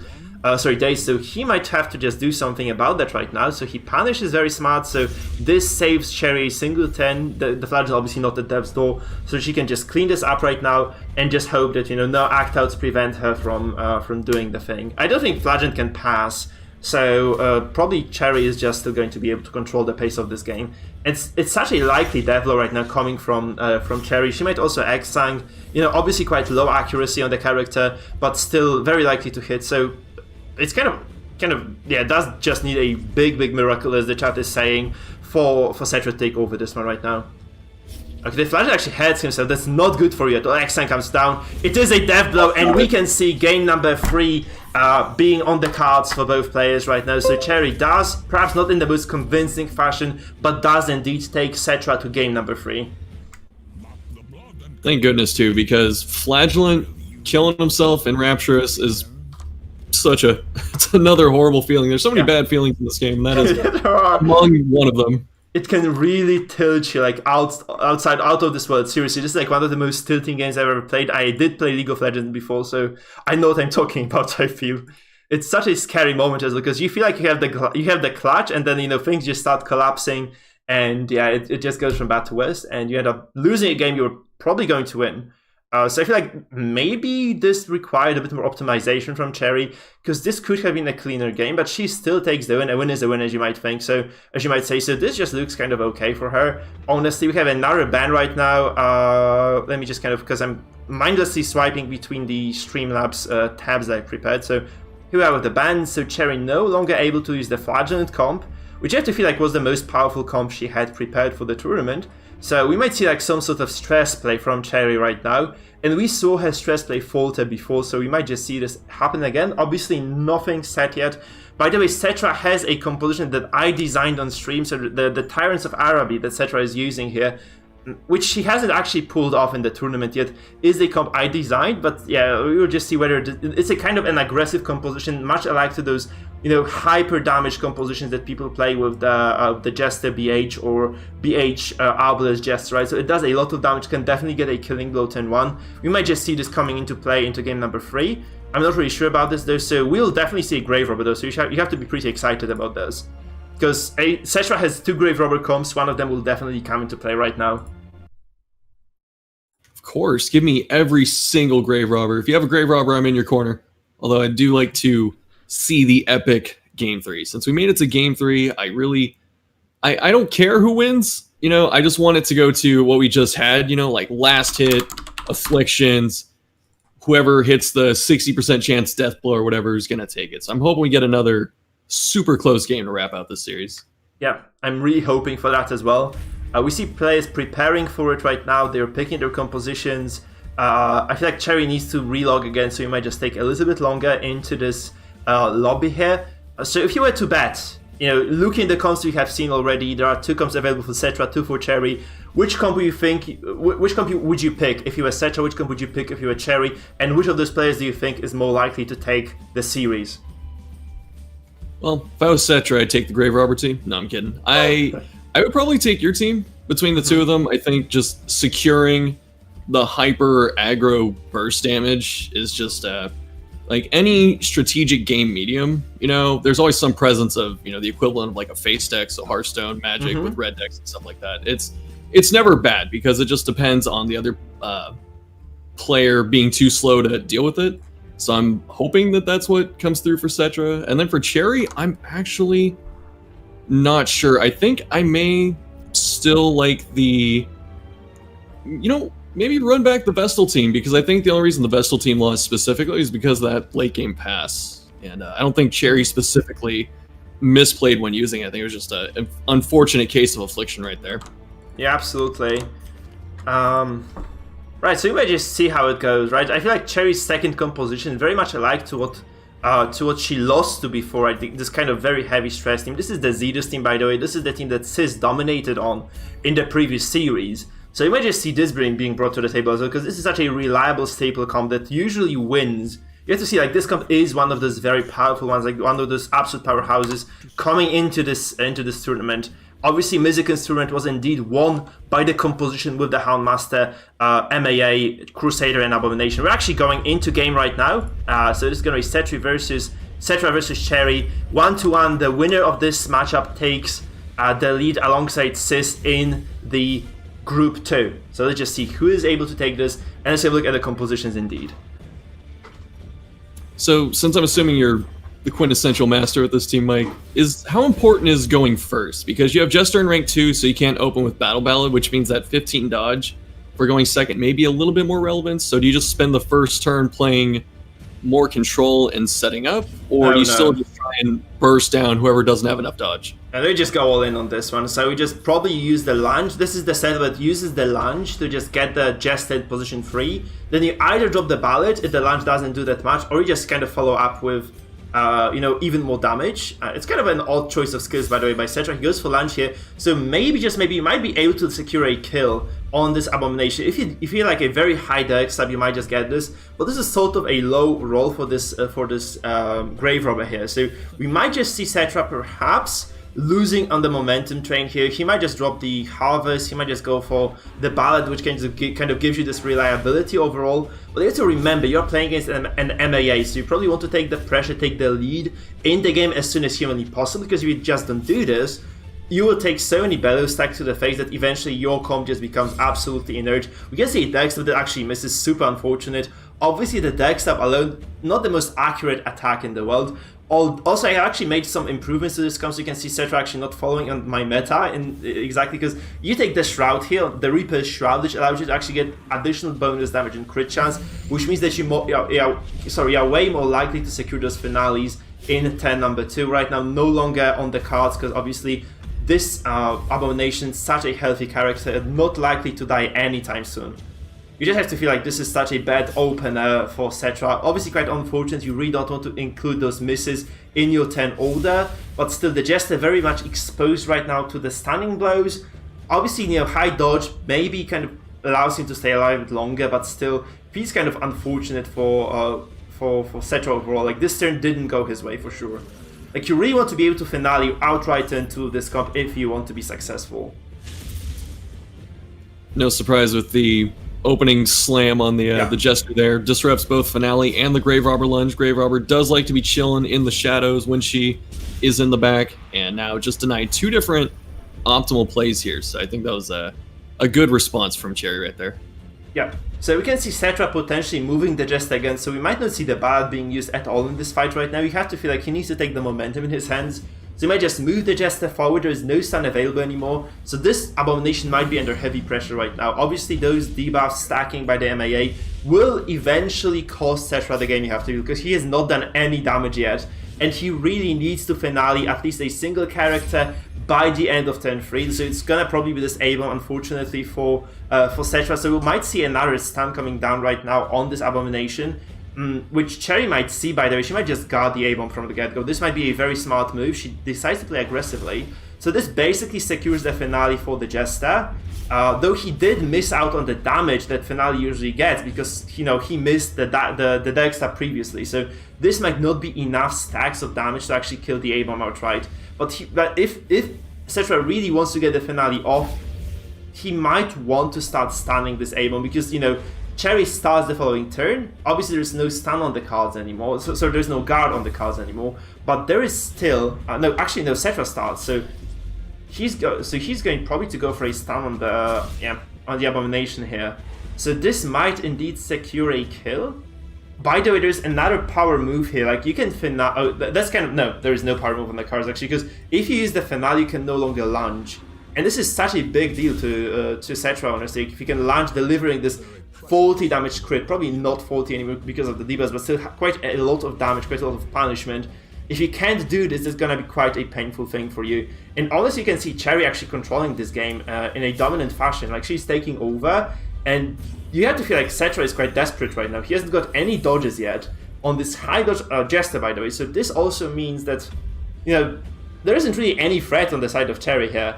Sorry, on the side of Settra. Cherry can just play her game right now. Those two stuns obviously not helping, but so you have to feel like Cherry's controlling this game. Losing the Abomination at this point, not the worst feeling in the world. He already got like a singular rotation of the horror stacks, so he might just die. It's okay, you have to just kind of accept those losses. Abel, not the healthiest character in the game, not the sturdiest one either, despite his looks, so he might just drop that eventually. We can see that actually the Galdo coming down, so this is also a secured defense here. Obviously Settra can just lunge forward right now, or he just looks at the damage numbers. This is such a likely crit as well. 30% doesn't actually crit at all, so obviously a lot of pressure but not that much damage coming down.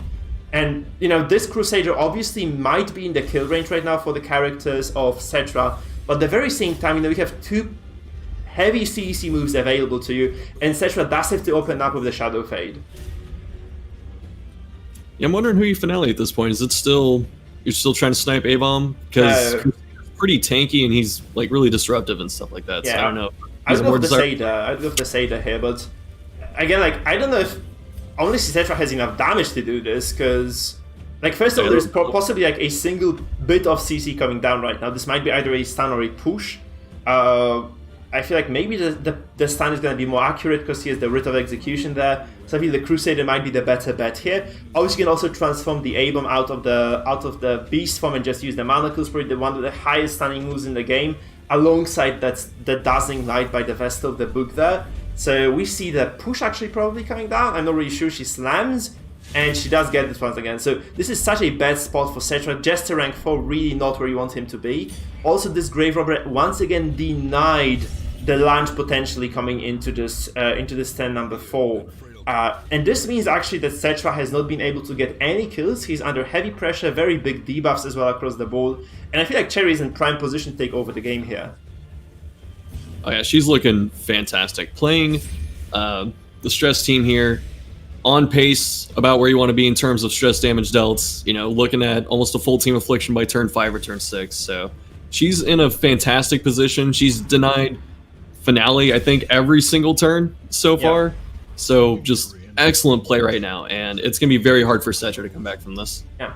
So if you're playing Jester in this setup, you just pray for the stun or the push to miss. So in this case, the slam doesn't miss even once, and this means basically there is very little, there are very few possibilities for Settra to actually get an avenue in this game. Right, he's just slowly but steadily bleeding out the stress, bleeding out the damage as well.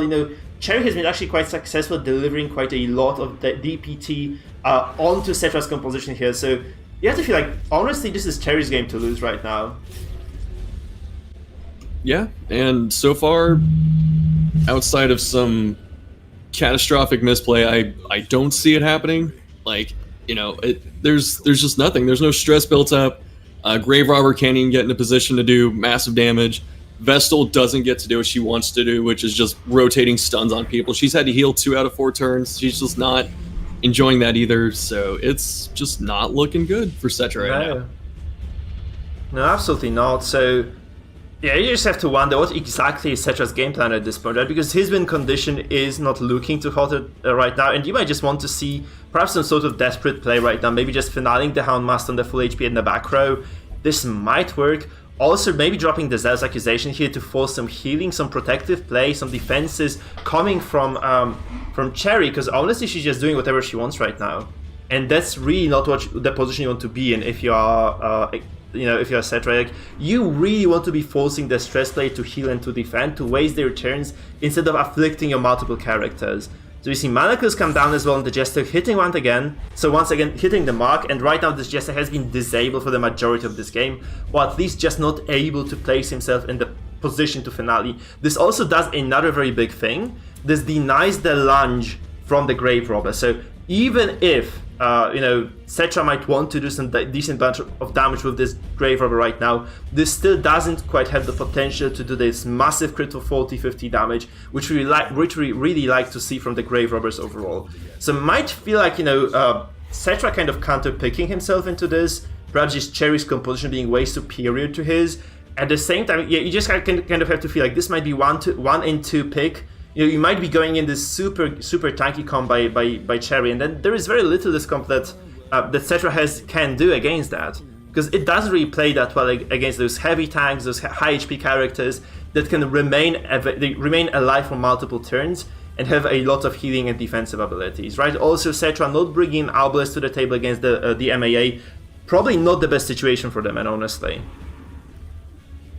The Houndmaster always sticks out to me in these situations because, like, he does, his little bit of bleed, his 12, 15 stress or whatever, but when you just leave him alone back there for, 6, 7, 8 turns, it just feels like he eventually ended up doing just the most work on the team, and especially against someone like Vestal, whose group heal goes up to, I think, only 6, so if Houndmaster is just keeping Houndcleave, the Hound's Rush, or Hound's Harry, I can't remember which one it is. Harry, yeah.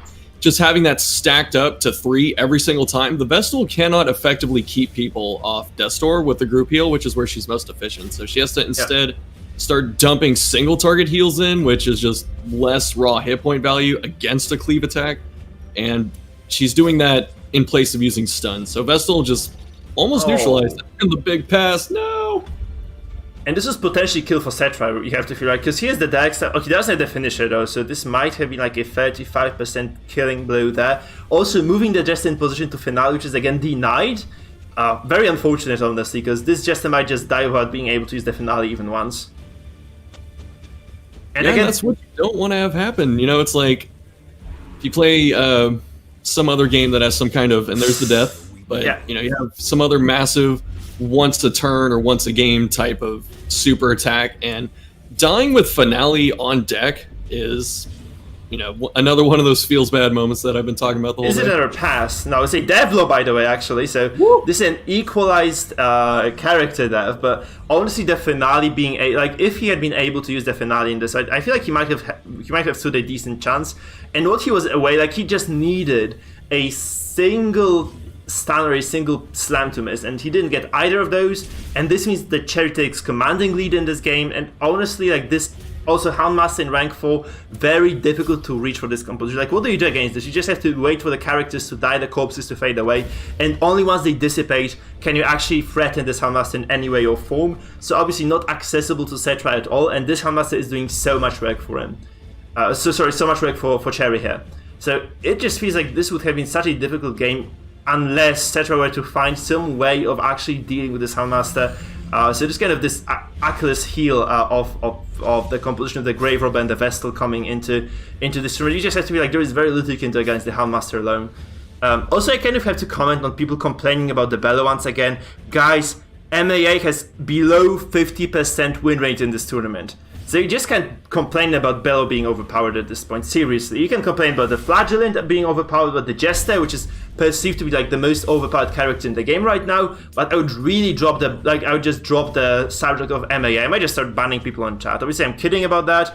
But seriously, the discussion about the Bello, I feel like this just kills all the stress composition. If you nerf Bello sufficiently, like if you nerf it even by 5%, suddenly you can see, those stress composition is just unable to stay alive despite perfect play. So I would just say, do not touch it, just buff people who need buffs. Do not touch the Bello, because Bello is what is holding most of those stress compositions together. It's just such a nice tool to have. And obviously, like, also people saying that, MAA kind of a brain-dead character, I just feel people are wrong. Because you have to just see that MAA, sorry about the rant, Shuffle, because it's just kind of driving me mad. People just complaining about this guy consistently. Zoki, we're taking a single match as an example. We had about, 30 matches, maybe even 40 games played in this tournament. And across those 40 games, MAA has negative win rate. Why would you want to balance a character that's sitting on negative win rate right now? Tell me, man, just kind of, you cannot take a single game and say this is like statistical evidence that something is wrong. This just doesn't work like this. Well, I will echo one specific point that I agree with is the Bello bot is in fact the glue for a lot of stress teams, because you can just put him either in rank 3 if you have a lot of frontline stress, or you can put him in rank 2 or 1 if you have a lot of backline stress. So if he wasn't there would be a lot more awkward comps for stress to tie it together. So it's pretty difficult to justify touching him if you want to talk about Man-at-Arms. I think there's other stuff worth touching, like his 70 stun resist I feel a little too massive. Perhaps, yeah, this would allow you to control them. I would just not touch the Bello, because this is something that just allows you to play the game if you're stressed. You take this away, you just consistently lose to all those aggressive teams that use Mark, for instance, because this basically does the maths for you, and you start taking death blows turn 1 to 2 when you really shouldn't be, when you play this perfectly, when you control, when you anticipate. This is just something that I find unacceptable, personally.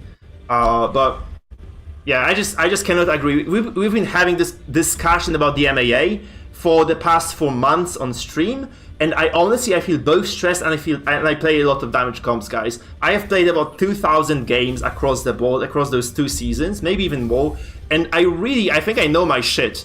MAA is okay. Seriously, I have played against MAA, I played MAA myself, and I have to say, from my perspective, from an experienced player, and coming from other experienced players such as Mangle as well, such as Sis, like at least I personally feel like MAA is just fine.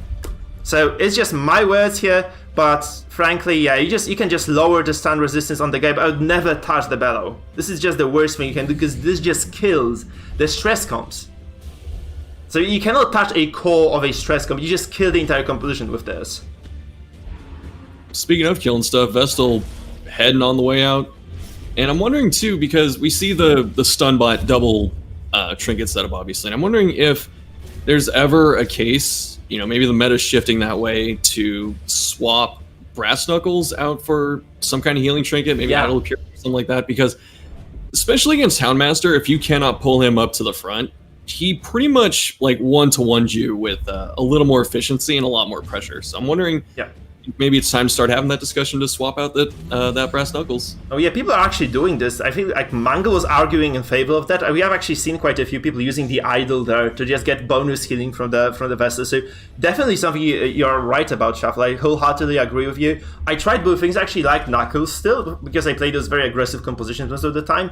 But still, like for those more passive, slower comps, I feel this is kind of a good idea to actually pick up this healing idol just to keep your HP topped up across the board. Because this just can save you unless you get crit consistently, like twice in a row. This can actually mean, your opponent needs more than a single move to counteract that healing. So definitely a powerful trinket, and something to consider. So Shuffle, thank you for the cast, my man. I think we'll be making a small switch right now in terms of the cast. Guys, by the way, huge kudos to Shuffle for coming here. Shuffle, you want to keep casting today or tomorrow, you are absolutely invited to join us again. So you probably need to rest, so do I. So I think we'll be making a switch in the cast, so it might be Sis and Adelbart actually coming to cast game number 3 and 4, whereas I and Shuffle will probably be having our long deserved rest. Do you agree, Shuffle? Yeah. So guys, Sorry. Can I say something? Mm-hmm. Okay. Before we do this, please check out Shuffle's YouTube channel, which I'm linking in the chat right now. So it's gonna be the YouTube of Shuffle. Pasted in the chat, just guys. He's one of the best YouTubers for Darkest Dungeon you can ever find. such great content, especially for the PvE part of the game. He has so many awesome guides, so many awesome VODs as well of his gameplay on those highest difficulties. So I feel like he's playing, what are we playing right now? We're playing the heavy modded flavor as well, Shuffle. Yeah, which has been a complete blast. Yeah, the mods are awesome, right? DD has so many awesome new things added by the community. The community for this game has been great. That's why I think that, you know, the mods have been awesome, and, you know, even just running this tournament, we've just had so many cool viewers and interactions, and everyone's just been really awesome, and it's been this completely not toxic, super fun environment. So it's been an absolute pleasure, and you can definitely have me back anytime. Just let me know. And I just want to say, before I head out to fill up my water glass that ran out about an hour and a half ago, that you're all beautiful. So thanks for watching. Okay, thank you so much, Shuffle, once again. I hope we see you again. So message me if you want to cast again, my man. And we're just gonna go into this third matchup of the day. Congratulations to Cherry taking over Settra. You know, kind of David versus Goliath theme, I feel like. Settra being this potentially one of the strongest players in the tournament. Cherry just taking him down, shrugging off all this pressure that he has been applying consistently. I just need to go to the match table. Sorry, guys, about all this mess. I'm just going to fill in the statistics again. So Settra 1-2 against Cherry, so not as clean as Sis, but Cherry does deliver nonetheless, guys. Cherry does deliver nonetheless. So we can see game number 2 here, 2-1, guys. And this brings us to, oh, this is Goliath versus Cherry, actually. This is Goliath versus Cherry. So indeed, I actually might be casting this with, or alongside Adelbart here. So Adelbart will be joining the cast for me, with me on this one. And then Cherry, I think, then Sis will kind of take over for a single game, because I do need to rest myself as well. Excited to hear from Adelbart on the commentary, but I'm also excited to hear from Sis. I'm sorry that he doesn't get to show up quite yet, but I totally understand. So I'm gonna go take my place in the spectator seat, and I will see y'all later. Perfect. Guys, so we will be indeed going into Goliath versus Cherry. I feel Goliath is going to be streaming this one, so let me just get Goliath on the screen right now.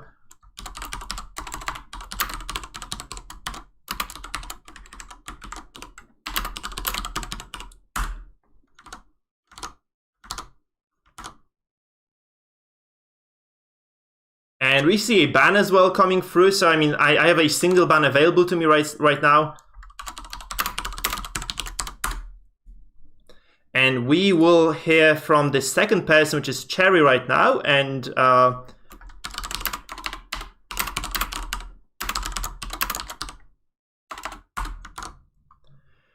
on, guys. So I need to kind of get all the messages down. I need to get the series sorted and set up. We're waiting for Adelbart to join the cast right now.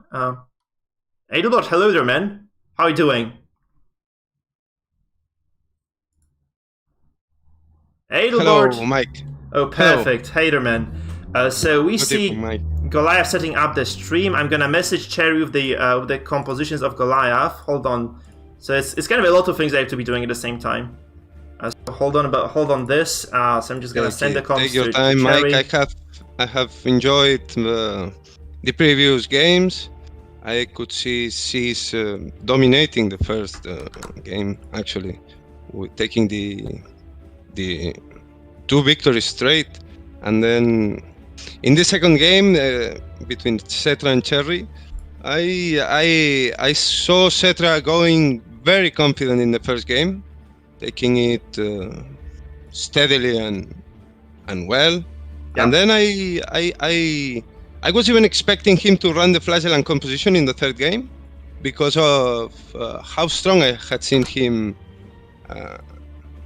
deploying perform him. On that, yeah, right? Yeah, and now I am even a bit sad for Settra because of the final result, despite his performance from my point of view. But you see, like, Cherry just did such a great job in game number 3, right? So this was just such a decent deal for her, like, you know, being the underdog in the series, obviously taking over game number 2, game number 3, after being quite stunned obviously in game number 1. So it's such a nice comeback from Cherry, and yeah, I'm just kind of looking forward to this matchup right now, because this might actually define the group. Because Goliath might be 0-2 in this one. If Goliath doesn't take Cherry out of the, you know, in this matchup, Goliath might end up being 0-2, and unless all the other players are 1-2, all 3 other players, except for perhaps Sis, who might go 3-0, then it's kind of unlikely that you are able to advance out of the group anymore. So you really have to win this if you're Goliath. Cherry can take a loss still. So she's kind of fine if she loses to Goliath, whereas Goliath is under so much pressure right now. So what do you do? Let's see how can Goliath work under pressure then. Yeah, so let's see. Cherry came up really well with his men-at-arms, and I certainly agree with you, Mike. Men-at-arms has a place in this meta. He does not only bellow, as we could see yesterday in the last match, in specific, and he has so many things that he brings to the table. So I think it's not so easy to rework this man. Yeah, true. So this kind of drop the MA talk. I think this is kind of something that will start a flame war on the chat and in here between the casters. By the way, Adelbart, you're like one of those people who were very good on MAA yesterday, right? You played so many good comps with him, and I feel like you're like one of those exceptional players. So again, like we have Adelbart here, guys. He dropped off from group stage yesterday, but he took so many players to game number 3. It felt so close for him, so it's kind of a shame he dropped out of the tournament already. But kudos to the guy. He is here to cast with us today. He did show like a lot of mastery, a lot of understanding of the game on a very different level to all other players actually concerned. So we are going to see Cherry versus Goliath right now. We might see perhaps a 2-0 by one of those players. What do you feel is the result of this game? What is gonna be, Adelbart? If you had to bet, if you had to tell me, what is your guess? My brain tells me something different than my heart, you know, because I'm afraid that if Goliath took the 2 losses, I don't want Goliath to lose 2 losses now. I would like Goliath to compete till the end, so yeah, it would be really nice to have Goliath remain with chances going forward. So let's see. I don't know. Let's see. Let's just see, Mike. Yeah, I'm very curious myself as well. I feel like the players are getting ready. I am going to switch to Discord once the game starts loading. I have to run for water because I did drink the entire bottle already. We are in game 3, so I do need some fuel, you know, to kind of keep me going throughout this matchup here. Mike. I can ask the audience to take a moment as well to put a like on the video. So just go ahead, please, Mike. I will hold it for some minutes. Okay, yeah, but I need to switch the Discord stream first, and it's not gonna work. Yeah, the guys need to start the fight actually before I do anything. All right, that's cool. By the way, Cherry is a she, so just kind of keep track of that, okay? Okay, thank you. Yeah, sorry if I important to remember that. Said that wrong. Goliath definitely a he though. Okay. Yeah. So we just have to wait for Cherry to accept. I'm just gonna message her, tell her we're ready. So we can see the bans on the screen now, Mike, right? Yeah. We have the first leopard comp is banned for Cloud Goliath, and then for Cherry's side, she's got banned her mercenaries comp. Yeah. Okay, the game is starting, so I'm just gonna run for water, make the switch first, obviously, get the scoreline in order. I feel like we have the old scores still in here, so I'm just gonna get the scoreline sorted real quick. Oh man, it's kind of taking a while to load right now, honestly.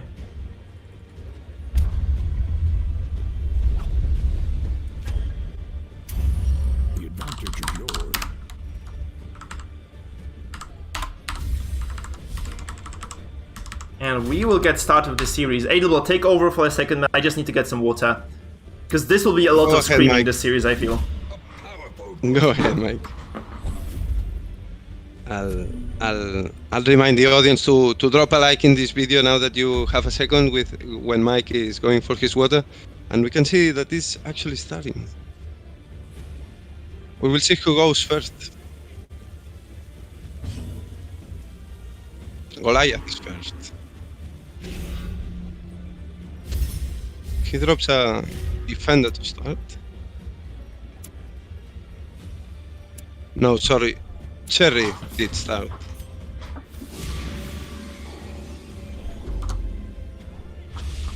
Okay, Adelbart, I am back. We are ready. How is this going? Okay. What can you tell me on the game stage? Went by. 2 turns went by, Mike. Oh, okay. 2 character activations, actually. Oh, exactly, right. Yes. So what do you read They from are this? acting really fast. Oh, the mark. Oh, that's and such the a heavy tank. crit though. Yeah. So you see, like, I feel like the daze, and then that is followed up by the Hound's Rush. So the question is, like, does Goliath run out of steam again? Because we saw him in a very similar position, right? We saw him play against this defense-heavy composition, and he faltered as time passed by. So he was able to execute a single kill with that, but as time passed by, like, he slowly was whittled down. We can see this Abomination obviously not taking enough damage to go to 0 HP, right? The ABOM here by Cherry is at 1, so this might mean that you know, a single more move is required honestly to take this character down to 0 HP, and this means again, like, this gives such a huge momentum burst to Cherry because she doesn't have to even go and play something aggressive here, something defensive. She can just activate this Abomination, just drop perhaps the Beast Bile or Transform and Slam. You know, quite a lot of moves available at her disposal, so we shall see indeed what exactly comes out of this. We see a Slam actually on this Highwayman. Kind of surprising to see this, honestly. And this again might mean that Goliath just goes for some scary damage move here. Because, you know, he might have been unable to use the Caltrops before. He might just be able to move forward again with the Duelist Advance and use the Caltrops later on. Also, Hound's Carry available, so you might just see, okay, the Advance actually does come forward. And we see the A-Bomb at 0 HP, so probably calls for another activation right away, just to heal the character back to full. What I'm surprised, by the way, is the fact that we do see the Occultist here by Claude Goliath picked again into this fight. Might be just the case that Goliath just, you know, is a big fan of the character. I'm not personally. How do you feel about the Occultists, Adelbot? It's a difficult character to play, in my opinion. He can bring good things to the table, but his resistances and his stats are not that great sometimes against some of the other characters. Because you don't really need debuff resistance on the Occultist, right? Because it doesn't quite defend you against that many skills. What you really want on the Occultist is that damage, like a lot of stress and also some sort of survivability, which he doesn't really have. His resistances to DOTs are very low.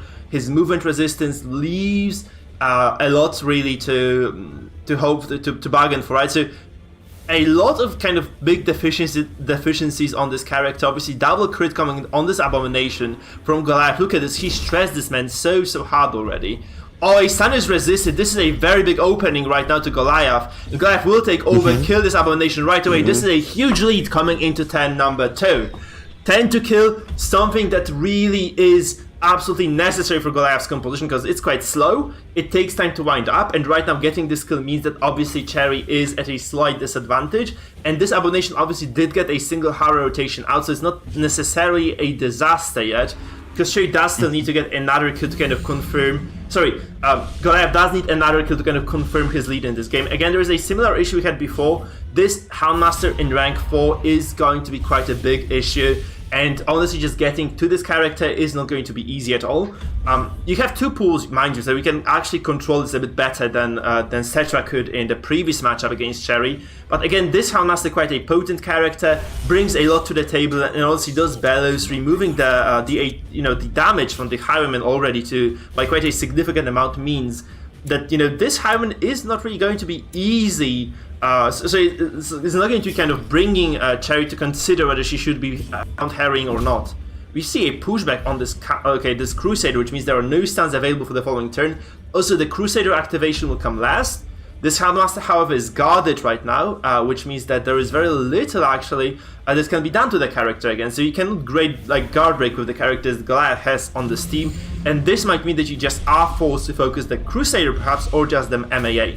However, when you have so much damage, against the MAA, it's not that effective, right? Because all those direct damage sources by Goliath here, they are kind of weak against the MAA unless you just debuff the protection quite heavily, right? We see actually a different skill used here. I think you just expect the debuff to come forward and just debuff the protection. He goes for dodge instead.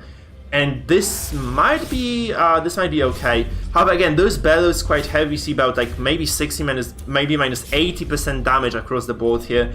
So even a marked target will not really suffer that much damage. Actually, I'm kind of going to take this back. 24 is a shitload of damage, guys. And this means this MAA under heavy threat right now. He might go down quite soon. Honestly though, this Grave Robber here, this Highwayman in the very front row, minus 60% damage, and also not really able to do anything, because he can only point blank shot from this position, I feel. Maybe we can slice as well, but what does he target, right? He might just target the Crusader here, because this is the only target he has available, and really not the optimal thing that you want to be hitting here. Cherry has to kind of pivot from there, though, because Cherry has been aiming to distress, and frankly, this is not going to cut it anymore. It feels like this is just kind of a lot of trouble, because she probably needs to start killing people instead of just doing pure stress. Otherwise, she just is not going to win. Sakrasta, by the way, this hook has been used throughout the tournament. It just gives you a lot in conjunction with the Houndmaster. Okay, people have been using this quite commonly actually on the ladder as well, so it's not a bad trinket choice at all.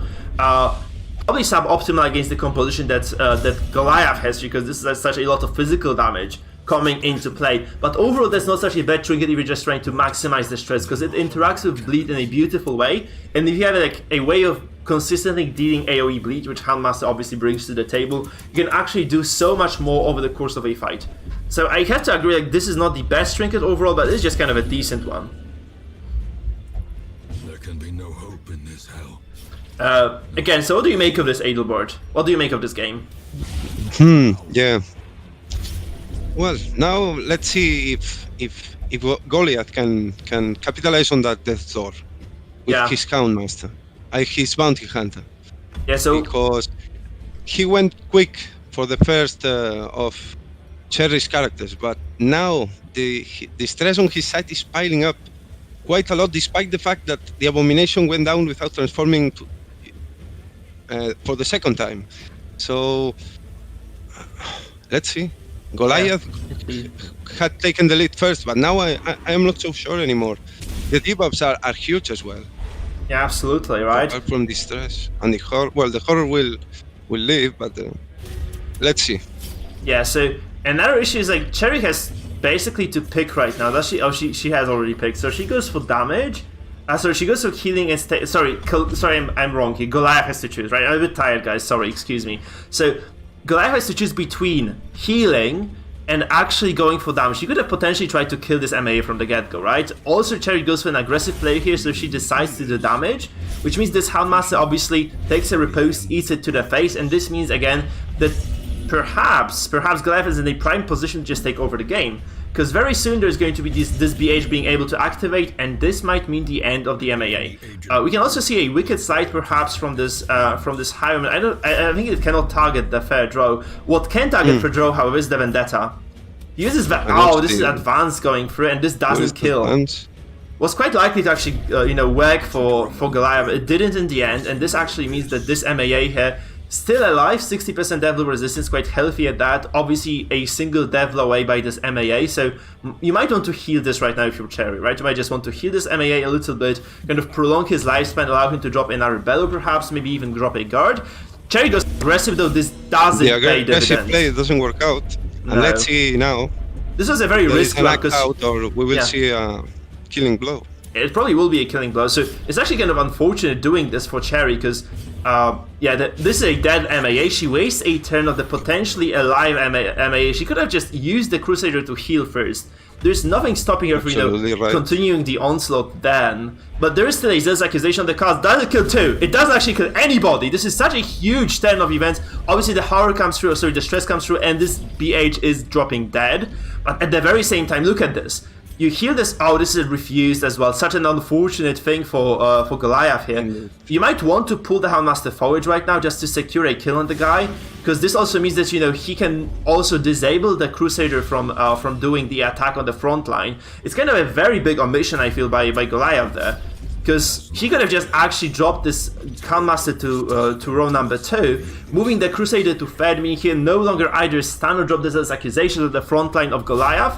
Right now Goliath is in a lot of trouble, though. You have to feel like Cherry, despite taking such heavy losses here, still in a driver's seat here. Like, she has a healthy MAA in the back. No longer there's no longer access to Goliath as far as trying to take down this MAA goes. And honestly, one damage just doesn't quite cut it, guys. It doesn't quite cut it, quite literally. So, and we see this, we see this Crusader actually just being such a healthy tank. Those bellow debuffs will slowly go away, but you just have to feel this is too little, too late, right? So this Crusader delivers a killing blow potentially, or maybe even the Houndmaster does. And this just might mean the Crusader taking over the game completely. This is a hard attack as well. No, actually I'm wrong here. And this is looking quite fine, honestly, for Cherry here. Because it will take a lot of time right now for for those battle stacks to just completely wear off. And there is not that much damage for Goliath left. You have to kind of wonder what exactly the purpose of this Occultist on this composition is. Why not simply take an Arbalest instead of, if the only deal this character has in this game is basically to heal and to mark, right? You can do those two things with the Arbalest just so much more efficiently because you can also clear all the debuffs and remove the stun. So this is why perhaps the Occultist doesn't quite have an established position in the meta because he just doesn't stand out in any way or form. Instead, he's kind of the secondary choice just because of a number of characters that just do his job better. Obviously, the pool is quite a big deal, but again, BH just pulls and does so much more damage and has so much more pressure in the game altogether. Yeah. The amount of stress on Goliath's side might be too much for coming back. I'm not sure there is a coming back from that. Let's just see.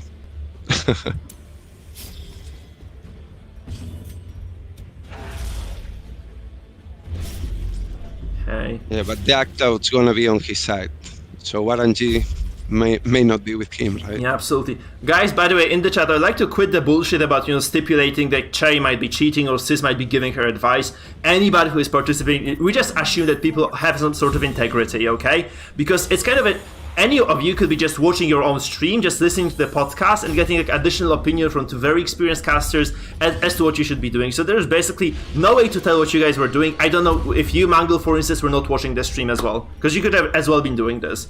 So there is no way of telling if you guys were not cheating either. So there's no reason to be stipulating that Cherry is cheating as well. This is such a shitty thing to say, guys. Seriously, there's just no way to kind of assess what people are doing, and I feel like Cherry is just such a good player. It's kind of a very, very bad thing to say.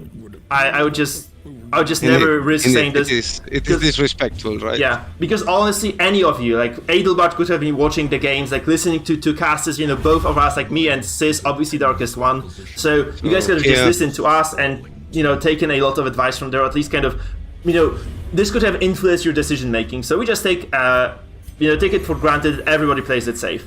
Right, that's something that I'd like to highlight here, so there is no reason to be stipulating otherwise. And I know Cherry is a good player myself, so there is like no reason to be kind of taking this against her. So okay, let's just comment on the end. Of what Goliath. Yeah, this is the end of Goliath in this series. I mean, not in this series, in this match at least, right? So this game is definitely going Cherry's way here. She's been able to control this, and she is definitely just kind of slowly but steadily inching forward, and that's just looking very good for her overall. Yeah, she just took over this. Like the stress comp again, you have to really take the driver's seat in the game if you want to be successful against this sort of play, against stress, right? And this damage composition by Goliath probably kind of runs out of steam very easily. Obviously, this Occultist is not the optimal choice because you take Occultist, this means you are lacking a very, very serious damage source, guys. So that's probably the reason why Goliath is in such a dire spot here again. I feel like he likes this composition, but this comp just doesn't bring that much to the table overall. You just have to feel like, this is just, might be like a compositional mismatch overall. Like, we saw him pull this composition off 2 times already. This has not worked out once. You got kind of smacked on the face both times. Like, he lost a lot of momentum in the game against Sis, like very, very quickly into the game. He killed one and then just straight away lost the game. And it feels like this is the same deal. Here he took out a single character by Cherry quite quickly, and then it just went downhill from there. So it just feels like, yeah, this is just exactly what's happening here. Cherry just superior, like obviously she has been playing very, very well here, but again, the compositional advantage here by Cherry is also quite a big deal. So Cherry, very clean game here again coming into this matchup. You have to like consider her as potentially a second player leaving the group even, because she did take Settra down. She is close to taking Goliath down, right? And this might mean that the Settra versus Sis match actually might define the entire series here, like might define the entire group. So let's just kind of give players some breathing room right now. We'll head into the picks and pans, and obviously Cherry no longer able to use this composition that we call the Zetus comp, and that is called Stolen from Sis here. And this basically means that we are down to 2 compositions by Cherry and 3 compositions by Goliath. We just have to wonder if Goliath just kind of is going to be, you know, stubborn enough to just rely on the very same comp once again, or whether he just pivots a little bit and makes a very different choice here. What do you think, Adelbert? What would you do if you're a Goliath right now coming into this series? I'm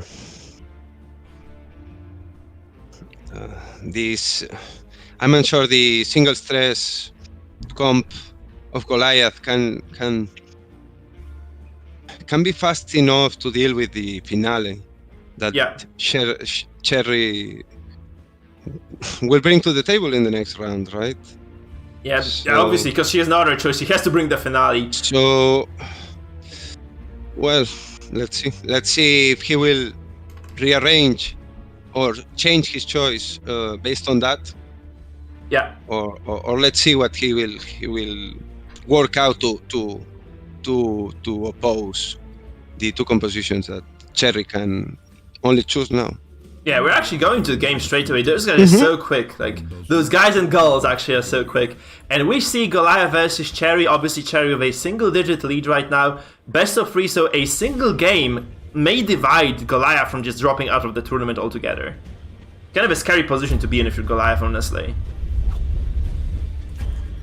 So Goliath is indeed 0-1. I'm just going to adjust the scoreboard real quick, guys. I don't know why, but my Streamlabs is going quite slow right now, so it might take a while. I might just kind of have to restart the entire software between the following games. So we see a very quick pull, by the way, by Goliath here on this Arbalest. Yeah. It's kind of very similar, remarkably similar to the matchup that Goliath played against CEST, because those are very similar comps. And right now, again, this is another occultist composition, by the way. I don't really like the occultist at all. What do you make of this? Why is he using the occultist? It's like, he's so stubborn to be dropping those occultist comps in. He can help prevent the finale with the pull.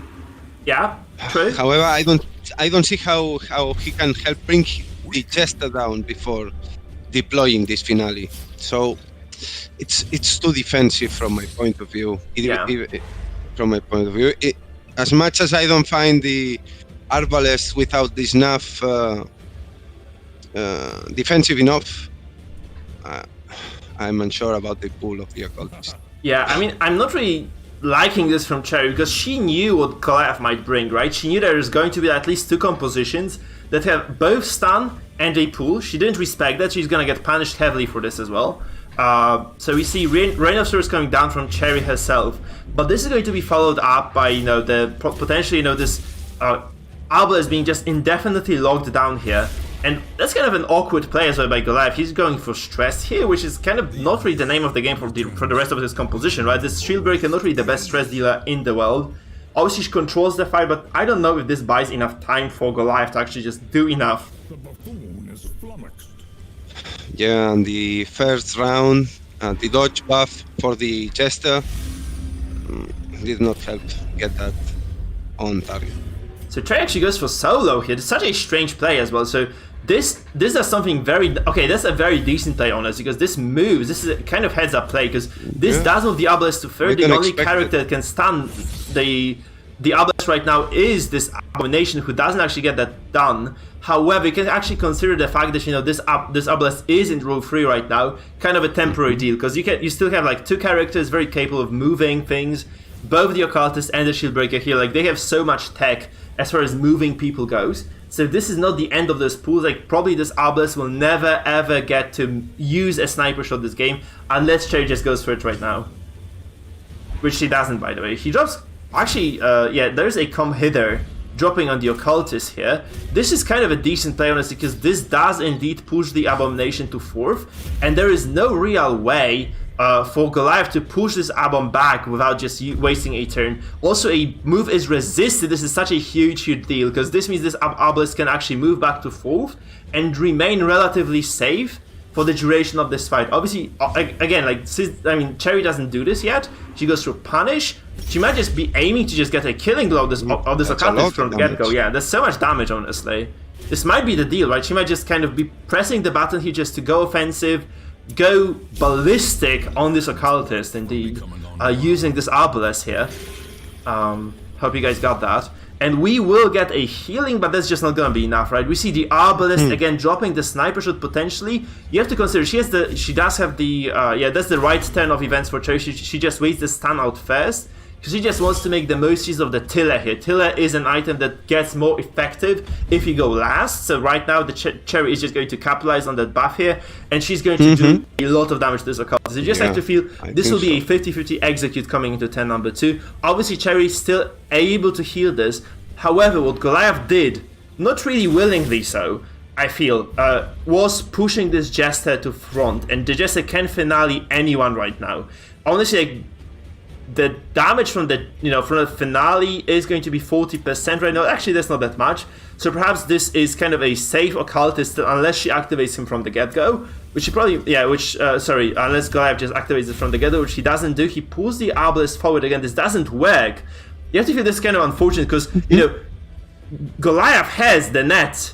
The Rage Fist net here does indeed provide you with quite a decent bonus movement. Yeah, and 20%. This Arbalest actually resisting those moves is very detrimental. I'm kind of surprised that, she does actually resist those 2 moves. She gets a sniper shot that's so dangerous right now. You have to be like, Goliath actually may have losses in the dice roll here.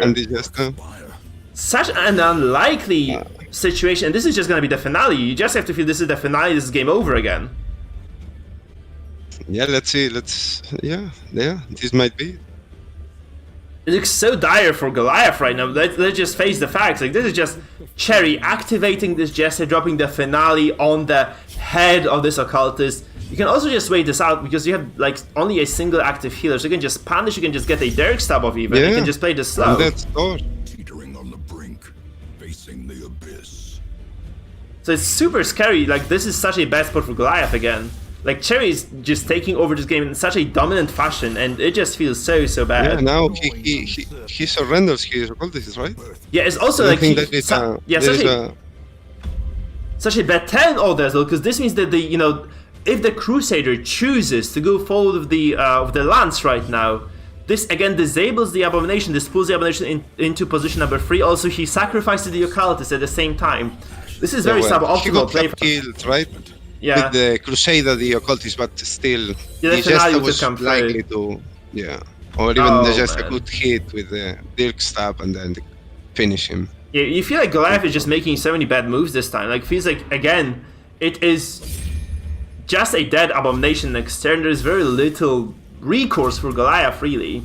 So, yeah, Cherry just took over this game entirely, so. The push comes through, the Jester lands in third, but this is still just too little too late, as we like to say here.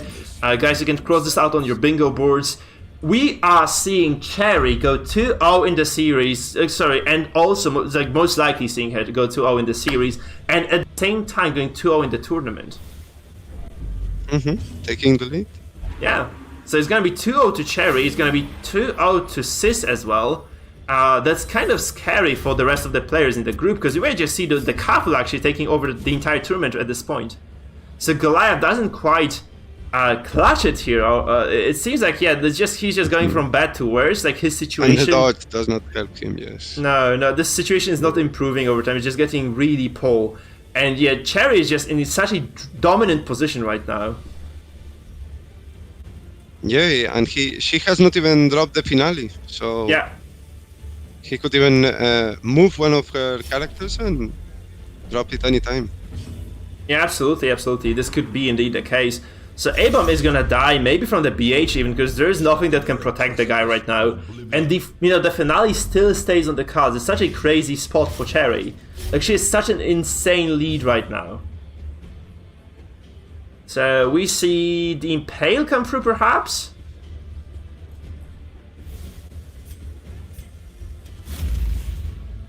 Now we see pool. Actually, now it works on Death's Door. Probably a good move. Yeah, that's just a pull from the Shield Breaker here. And yeah, still such a dire spot for Goliath. Yeah. Cherry is just in such an excellent spot. The A-Bomb is absolutely dead. 2v4 against a composition with a finale available still. Man, you just have to feel this is over. I mean, obviously you can Impale right now, just get a single kill on the Arbalest, but does it really matter at this point? I don't think it does. Also, this Jester solos, moves forward, This again means that Finale is going to be available to him next turn. There's so little he can do to prevent this. Like, nothing can prevent the Finale right now. It's just going to be a dead Shield Breaker most likely, right? We might see like probably a heal as well. I mean, Cherry can play this Saber. She can just heal, play this slow and steady, and as Pyromaniac has said, good night, sweet prince, Goliath might be just out of contention here. Because you have two players who went 2-0 right now, and Goliath is, at best, going to be 1-2, so he's probably just automatically eliminated from being able to advance anymore. Right, we have two players who went 2-0, so this means there's like no possible situation, there's no possible world in which, Goliath does advance. There is still a world, however, for Settra to take over the series against SIS and perhaps equalize the situation, then maybe take over Cherry here. But that's such an unlikely scenario as well. It's like, yeah, Cherry might just be in a prime position to just take over the entire tournament against SIS. So obviously, if she can actually finish this game, which she has looking very well to her. Yeah, 2 victories. I think they would ensure at least the first or second spot, right? Yeah, absolutely. Yeah. So 2 victories, almost ensuring that, especially that she has a head-to-head victory against Settra. So I don't know what it would take actually for Settra to win to take this bracket still. I mean, no, Settra can still actually there is a way, because Settra can still win against SIS, and this means that Settra does indeed. And Settra has to win against SIS and Goliath, well. And then he will be at an advantage against SIS. SIS might not advance then. Like, this is actually, I feel like Cherry might be more likely to advance than SIS is at this point. So she's almost guaranteed to move forward. Well, we will see. We shall see, right? So it's actually like this is a game, like this tournament defining a series for Settra against SIS at the very end of the day. Oh, is it? Oh, at the end of the day, okay. Yeah, I think this is the case. I think this is gonna be a really interesting match. Yeah, absolutely. I mean, it will also take Cherry to winning against SIS, I think. Then SIS is gonna be eliminated. So Cherry has to win against SIS, and then as well, on top of everything, Settra has to take a game from. Settra has to win against SIS as well. Wait, no, that's wrong, because they have played already, haven't they? So no, Settra has... we shall see, but yeah, I have to look at the bracket actually. If Cherry takes this victory, she will be in a good position. Yeah. The other opponents will have to take that into account. Yeah, absolutely. When they regard their chances to move on to the semifinals. Yeah, because Settra only played 1 series here, I think, because we had Goliath versus SIS. Yeah, so Settra has to win 2 series right now in order to be able to advance at all. So he has to take Cherry down. No, he has to take both Goliath and SIS down in order to be able to actually move forward. And I think you will be casting the next game as well. You'll be casting the game of with SIS, where we will see the deciding matchup. Right, it's gonna be Goliath, I think, versus. It might be Goliath versus Settra then, in the following map, in the follow-up match from this one. And this will basically define the tournament life of both players there. I can check that for you, Mike, if you need. Yep, if you need me to. Because I will need to rest, so it's gonna be you and SIS. I feel SIS is just gonna come up and cast with us.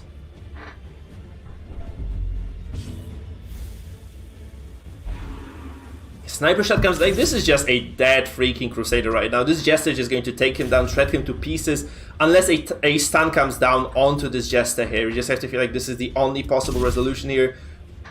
It doesn't quite like look too likely to me, to be frank.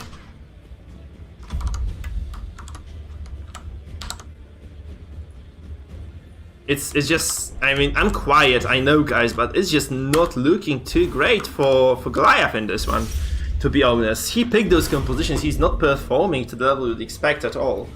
And Cherry is just smashing people left and right here. Honestly, Cherry is just smashing people left and right, guys. This is just such an impressive situation. This Crusader, buddy, look at this 15% death blow resistance, man. Still alive. This is some sort of a record. Like, Goliath is going for an achievement here. Oh man, he marks like Cherry. So Cherry just marks this. I feel like this is kind of disrespect from Cherry. He's like, you know what, man? Oh no, she actually has no other way to do damage here, other than just marking this. So yeah, she just does the only move she has available there with the BH, because she has no longer caltrops available, I feel. So, yeah. You know, slow and steady does it for Cherry, and Goliath is most likely to go down here. Yeah, and we have this Jester here. Dex having again, just leaving the finale for the end of the fight. It's just like having the finale available at the end of the fight is just such a big deal, right? Just yeah, this Jester will probably just finale the Shield Breaker, and this will be the concluding moment of the matchup here. So, you know, this Obelisk jumps to position 4 right now, then the BH moves forward, drops some damage on this Shield Breaker of Goliath, and that's just gonna be curtain call later. You just have to feel this is just so over. Axon actually misses. Man, is this gonna be this kind of crazy moment where the Shield Breaker just breaks the entire system of RNG of Butcher's Circus and just takes over and wins? Because I feel this might still be on the cards. Like, obviously kind of exaggerating here. Not too likely to happen. I've actually seen Shield Breakers pull crazy stuff off. So, you might just want to be healing. Yeah, exactly. So, Cherry does the right thing. She doesn't want to risk it entirely. And yeah, she just heals and takes the safe path to victory. Yeah, Mark would have actually lowered your Devil resistance, by the way. This is something people don't really note too often. Like, people don't take this into account, but this is such a powerful skill, especially in conjunction with the Jester's finisher and the Dex, which can guarantee kills almost on marked targets if they're indeed debuffed by this mark for death. So I don't think people are utilizing this ability much enough, and there's just such a strange context for it, because like we have seen people just unable to target their opponents with the Arbalest just because they didn't have the mark for death in their previous matches in this tournament. Nobody has actually learned their lesson yet, except for Cherry here. So I'm very happy she's doing the right thing here. She's going for... I have no idea what she's actually going to do here. Like, she's going to sniper shot this, actually. This will drop this Shield Breaker out of Aegis very soon. Oh, again, like, she could have just... Oh, that's such a big mistake, honestly. She could have just bowled out of that. But Bola out, and then you just get a hit with the BH, because right now there is no way for the characters of Cherry to actually finish the job. Oh, by the way, yeah, this Shield Breaker is called Cherry, as Dinobug has noticed. It's a kind of funny turn of events here for us. It doesn't seem there is a way back for Goliath, right, Mike? This game made Dragon a little bit still. Now, it's kind of a shame she didn't get the finishing blow here yet, because she could have just done this. She can also, like, she's spamming those marks where she can just be moving the BH forward and just getting the death blow done from, almost immediately. So not the case here at all. She goes for Exsanguinate as well as dodge once again. Man, can the Shield Breaker actually do? I mean, she can't do this statistically speaking, but she can just prolong this fight by quite a bit still. Yeah, this is death blow as well, so this Jester not gonna get the finale off at all. And I feel like this is just sloppy execution from Cherry coming into this end of this matchup, right? She's just making quite a few mistakes. Probably the nerves come in, like she's just trying to get the kill, and it doesn't quite seem to work for her at all. Also, this Legend quite heavily debuffed right now, so she has to just get the kill with other means right now. This Shield Breaker, like, surprisingly sturdy, honestly, in this match, but seriously, this feels like a decently large misplay by Cherry. She could have just finished this match like 2 turns away.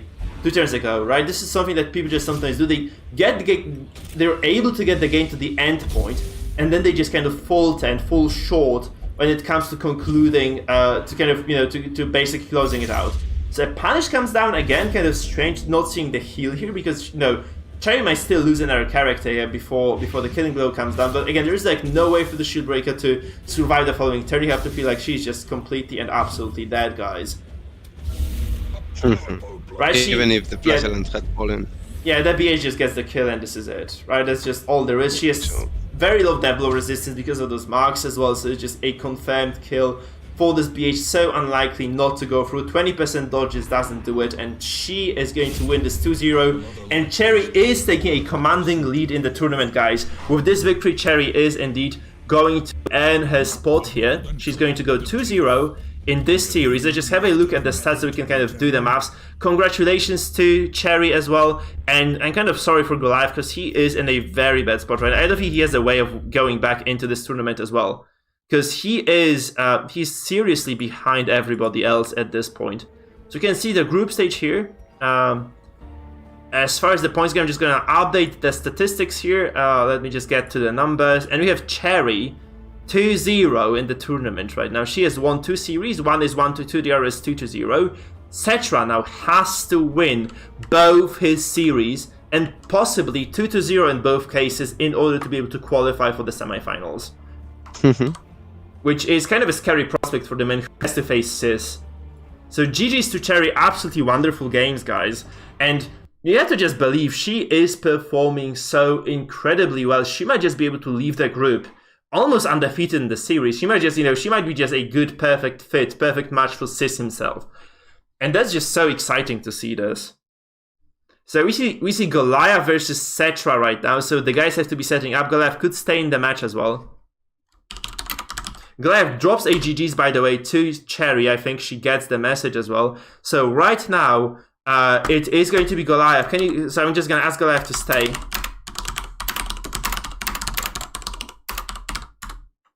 And we will see. It has been a really good performance by Cherry, Mike. She has taken the victory 0-2. And yeah, I think taking the lead with 2 victories by halfway. Yeah, this that's is just almost a good position to be in, certainly. The pressure is in the other opponents. And yeah, almost, it's not guaranteed to have at least the second spot, but yeah, it's very close. Like, she's a single matchup away from that, and it is a match against Sis though, so it's a big one. And we'll see Goliath versus Settra right now. Sis, can you please join me on the cast, because I am really dying right now. I need a single match. Like, I need some respite here. So we'll get Sis. Sis, are you there, man? Yeah. What do you want, sorry, pal? I just heard you say my name like 5 times. Sorry, can you say because it's so somewhat quiet actually. Hello, brother. What do you want from me? Can you cast the series between Goliath and Settra right now? I'll be with you, Sis. I'll be right next to you. Okay, let's go, boys. Also, just let me say, look at Cherry go. Look at her go. Oh yeah. Everyone doubted her, taking it home. This is an esport for women, Mike. This is an esport for women. I mean, any esport is for women, honestly. Yeah. You have to believe that. It's for everybody, of course. Yeah. Well, I guess from certain age, right? Because of the bleeds and blights. I feel like it's just a gender stereotype, preventing women from excelling at esports.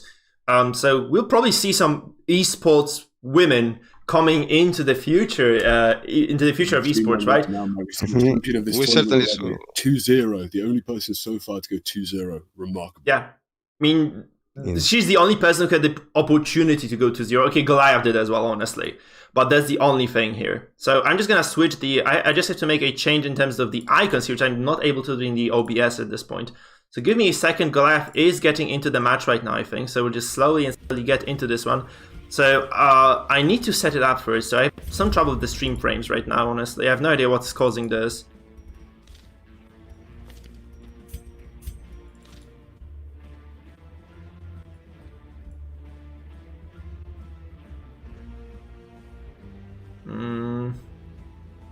Properties. It should do this. I just kind of... I don't know why, but Streamlabs is so slow for me right now. I have no clue why this is happening, guys. But, yeah. Kind of unfortunate. It kind of is super sloggy. Or sluggish, you could say sluggish, right? Damn it. I can no longer change the switch Cherry out of the bracket here for some reason. I don't know why. I can hide this, but I can no longer just double click to change the properties of the image. Properties. Come on, man. Come on. So guys, you have to give me a minute because this is kind of a decently large technical issue. So I'm just going to ask Goliath to wait a second and wait for the guys to set up.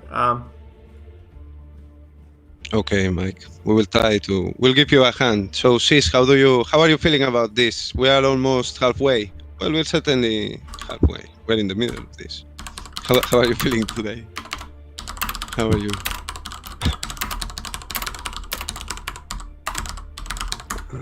Well, perhaps Sis cannot respond. I'm sorry, I didn't realize you were talking to me. Sorry about that, my friend. Sorry, Sis. I was asking you, how are you today? How are you doing? I'm perfect right now, but Cherry is a little bit fuming. I was watching that stream in the chat and mangled. Come on, so drop it. Please drop this. I already said the thing. It's okay. Drop it. Let's just have a look at the bans. So we see Leper Comp banned from obviously again the Leper Comp goes down by Settra, and then we see Cloaked Goliath banning the the Capra Guard. So those are the bans coming into this one. And we will go into the tournament match very soon. So once the guys are ready, indeed, we shall see how it goes from here. Guys, please just cut it. We said the things. I feel I just clarified this, so there's no reason to kind of reside on this, to dwell on that anymore. Right, so the thing is, like, in this tournament, anyone could be cheating if they wanted to, so we just rely on people just having this sort of integrity. And obviously, like, anyone could be cheating, right? Exactly. SBRH could be like this very smart computer AI as well. There is no way to exclude that, especially by how well he has been playing. So let's just kind of drop that argument right now, and let's go into, because you guys might just be exaggerating.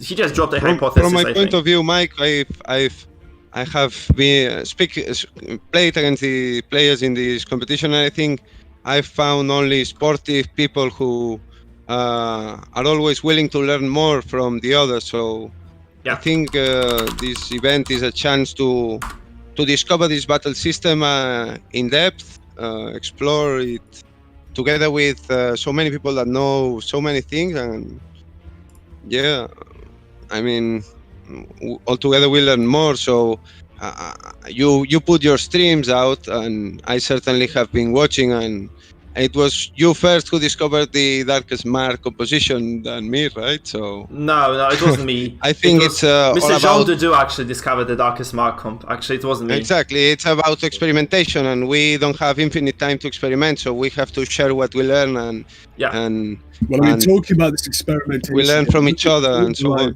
Team, so remarkable. He's taking 2 occultists here, such a squishy character. Goliath again, one of these guys that only plays what he feels comfortable with. Sometimes even what his stream tells him to play. So Settra here, very, very, very powerful opponent, only losing to Cherry so far, I believe, in this bracket. If Settra takes down Goliath and then takes me down, I think Cherry and Settra might take it home. Yeah, indeed. Then you will be just eliminated automatically. So it's kind of a scary point into this. So we are going into the game, guys. Can you please take over? Because I do need a rest. I do need a breather. Yes, please take the driving wheel. Because here we go. It's lovely right here. These leopards on the side. Unfortunately, no leopards here on Cloaked Goliath's team. We are seeing a jester against this occultist. It's got to be terrified here. Settra's team, so powerful. I believe we call it a halo competition or something along those lines. 1 hook, 1 shot. Here we go. He's doing it already. Putting that occultist in. Cloaked Goliath here. Yeah. Maybe could have read these bounty hunters, put his occultist in third. So when pulled, he'll be unable to be attacked by the arbalest here. What do you think Cloaked Goliath can do to win this? Because he's going to have to manipulate that arbalest so hard, and I don't think he can. Yeah, the two characters marked. Now Settra cannot drop the sniper shot. So yeah, probably this was a good move from Goliath. Obviously, unable to snipe a shot when it ranks you, but you do have that bowler available for you, and that bowler will still do more damage against marked targets if you put the correct trinkets. So still potentially enough here for him to push that occultist down into finale range. There we see an early, I believe, a vendetta, that is, rather than the riposte. Perhaps incorrect turn order. We've been through that before quite a lot. You start off with a riposte. Oh, that's the big bowler. See, that's where you might not mind her when you pull this rank 2. Yeah, and this turn order might be wrong as well. With the crit.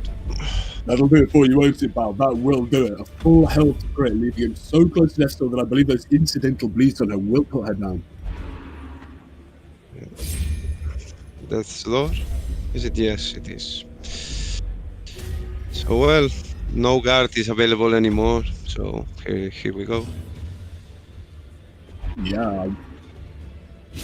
There we go. And we see that occultist instantly killed by the bounty hunter. Cloaked Goliath had an opportunity to take out the arbalest with a mighty crit, but unfortunately he is the one being killed. You can again to pull that arbalest in, pull her in over only here to bowler, will maybe displace the bounty hunter a little. He does not mind being in third here. I think Cloaked Goliath again is in a very, very precarious situation. You really don't want to go 0-3, especially when so many of your fans are watching here. Well, it's not a good start, certainly. But let's see if he can capitalize now on this very injured Arbalest. Very Let's see late how. battle ballad there. I mean, you want to use that on the first turn, especially because the occultist is one of these characters with 15 base dodge. Teetering on the brink. The hindsight, I would say a bit facing the prematurely. abyss. Maybe you could have tried to fish for a death blow with it, but with this Highwayman's wicked slice, I believe a 20% finishing blow chance. Oof, that's the done, they're aggressive locking play down, may they're work going out. to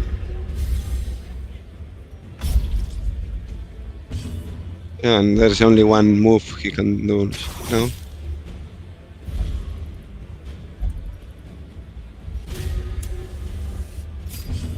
Can you talk for a second, pal? Continue the onslaught.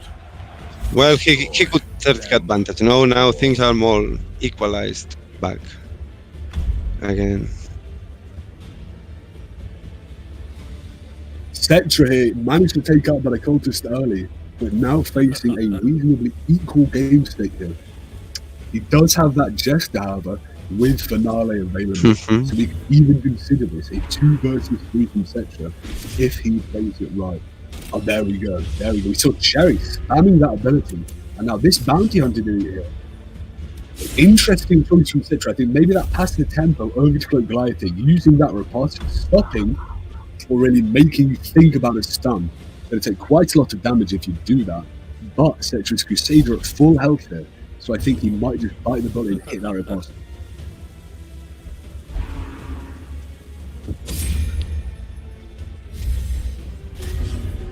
You hit. Okay, yeah. I'm just, I was just wondering, why would he drop the mark on the bounty hunter? What benefit has he brought for Settra?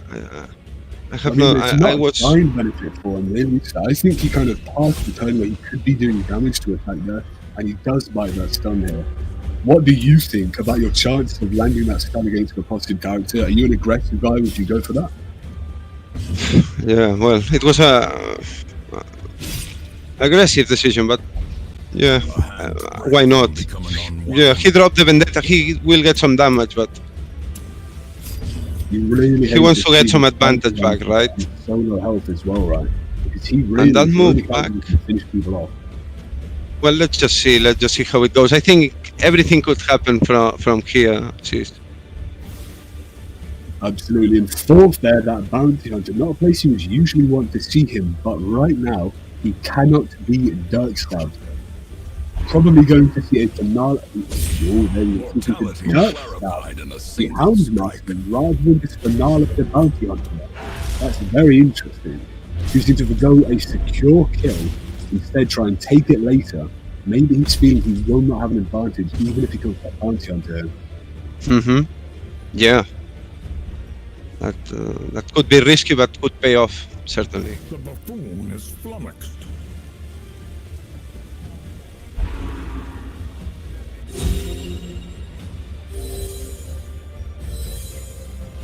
Yeah, the damage is high, and now he is not full health as he was These before. really late Caltrops here on turn 5, not fishing for a death blow, only trying to get some of this bleed damage in, 2 per turn, taking 6 from that Jester, stacks up a little bit, going for a finale on the Houndmaster. There you go. That's why he saved him, that's why he dirt stabbed him, using that finale on the character, reasonably high health him. Probably going to have a secure kill on this bounty hunter as well. Perched at the very precipice of oblivion. Mm-hmm. Yeah, he can now just hit and heal, right? Or yeah, because there is no even repose no more. Oh, and the death blow goes. Gets that death blow with the come hither. Yeah. Disappointment. I think taking the lead here. Do you think he's going to win this? It was game? probably the right move. Won't die alone.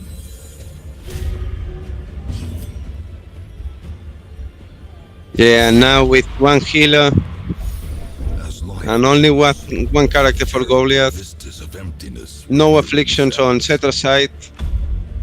It's This difficult to come riposte, back. though, it does make it so Settra, with all of his characters at reasonably low health, if you bite into that riposte, you might just get death blows right back. Yeah, it's true. It's risky. It's still risky. Yeah, that's true.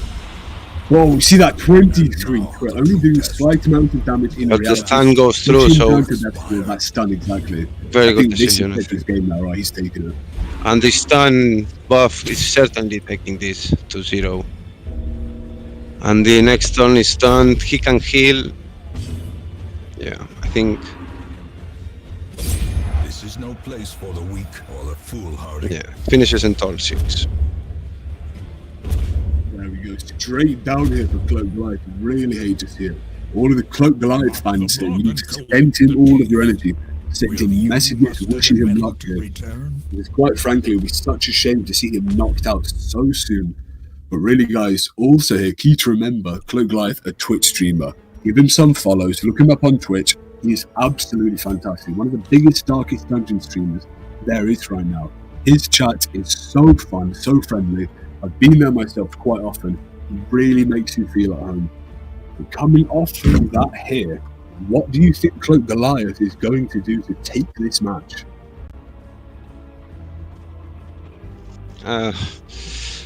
Well, we see that Settra can no more use this composition with the Bounty Hunter and the Jester, so Goliath can now look at the only 2 options remaining for Settra and try to work it out in a different way. So he has an opportunity now to equalize this. So let's see how he has reworked his plans to face the one of the 2 remaining Settra compositions, and I think here we go, Sis. Here we go, my friend. We're ready to rock again. Oh, we do not see that gesture conflict here. Very interesting. We see a flagrant matchup here. I think Cloaked Goliath might just take it home as well with those panning darts.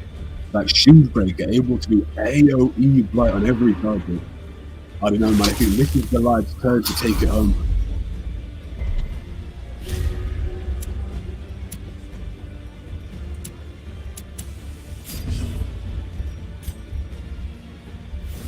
Goliath here, a little bit hesitant in what he's picking, taking some time, pushing in with a panic dart on who? On the riposte activated abomination here. Quite interesting. Does resist the blight here, the Brave Bug with 60% base blight. I mean, obviously Goliath wants to get the abomination down before he can get those 2 transformations off. These are some really fun, let's call them non-meta comps, right? Not seen them that often before. This has yet to roll a bit more for me to foresee how can this go, Sis. I think there is more stress on Goliath's side, but this is just starting, right? A dizzying blow to Yeah, I mean, Settra here, I think he is in the hot seat right now, because if you lose this game, you're terrified about the right team. But he is applying such heavy DOTs across this board here onto Cloaked Goliath, that punish there. He's really focusing down that reposted abomination so hard here. Maybe a Rain of Sorrows in such a slow game would actually done more for him, doing more bleed across 2 characters rather than just on that one. Especially this one here, who can absolution himself. One of the only characters that can actually heal himself. Yeah, well, apart from the Antiquarian Rite, yes, yeah, and the Mark on top, yes. Okay, let's see. Goliath was about to take a... I was thinking Goliath was about to focus this abomination. However, the riposte has been able to keep him quite well. So, let's see. This repulse from Settra, as you say, slowly whittling him down, turn after turn there. This abomination again in a pristine situation. Throw a beast file on both of these characters. You see his Settra choosing to attack that backline here with that Rain of Sorrows' more efficient ability, doing more bleed damage over longer. But Goliath is using to punish down that single abomination. So again, as we said, can absolution out of this scenario. And as we are looking at this game state right here, look at the bleeds and blights across Goliath's team. Slowly, that's a giant heal there. Yeah, the crit, yes, absolutely. I think that helped a bit indeed. Despite, yeah, well, that helps a little bit to get back a bit, you know, to almost. Yeah, well, there is more stress on Goliath's side. Goliath here is more stressed out as well, exactly. Not only is he in the back foot in terms of DOTs taken, he's also really, really, really worried here about the amount of stress he's taking. Because he wants to try and push this into a long game with the flash on here, the supporting Arblast, able to, as we've seen, do massive crit heals, take away the bleed here from the flagellum. I don't know, this stress is going to bite him if he tries to take it longer. I mean, it's only turn two. And some of these characters in the backline are already inflicted very close. Yeah, almost there. Yeah. The amount of stress is a lot for the second turn only. And yeah, once again, well, of course, it was not a bad decision, of course, but I was, for a second, I thought he would drop the Reign of Sorrows, and that the repose was once again. Look at that. Absolutely perfect to see you here, Silencio. Thank the Lord, we have got more talent in today. What a cornucopia of rituals.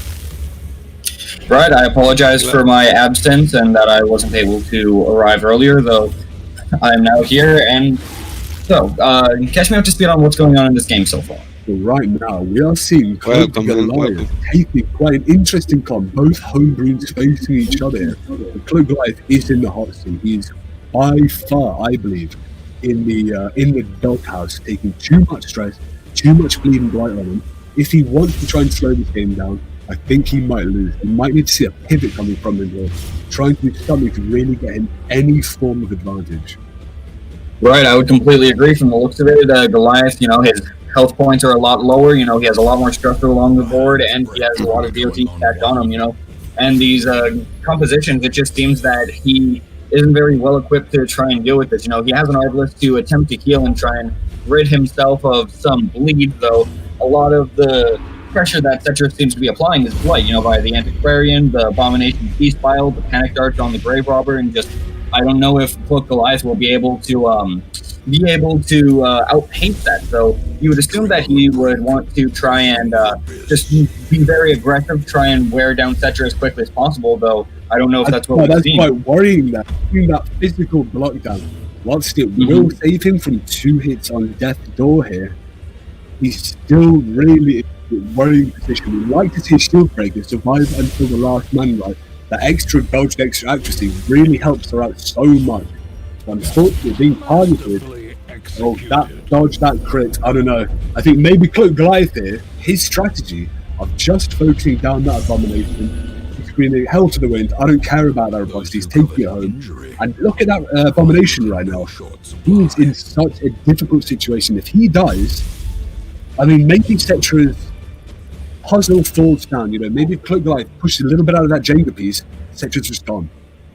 Right, I would agree, as we can see, the Abomination still has the transformation available, which means that he hasn't done all the threats he can do, He's going for a Manacle here, just simply trying to stun the Grave Robber. What do you think of that play? Instead of transforming, I mean, right now, he's almost dead already. Well, he survives that death door there, but you want to get his dying breath with that Abomination's transform out, right? Because half of his value, I believe, is in that stress horror over time. If he dies after he's transformed twice, you do not really mind.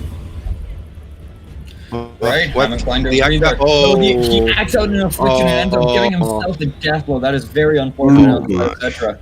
Brutal. Yeah, very unfortunate, extremely unfortunate. Obviously, so now we see the Shieldbreaker take their turn.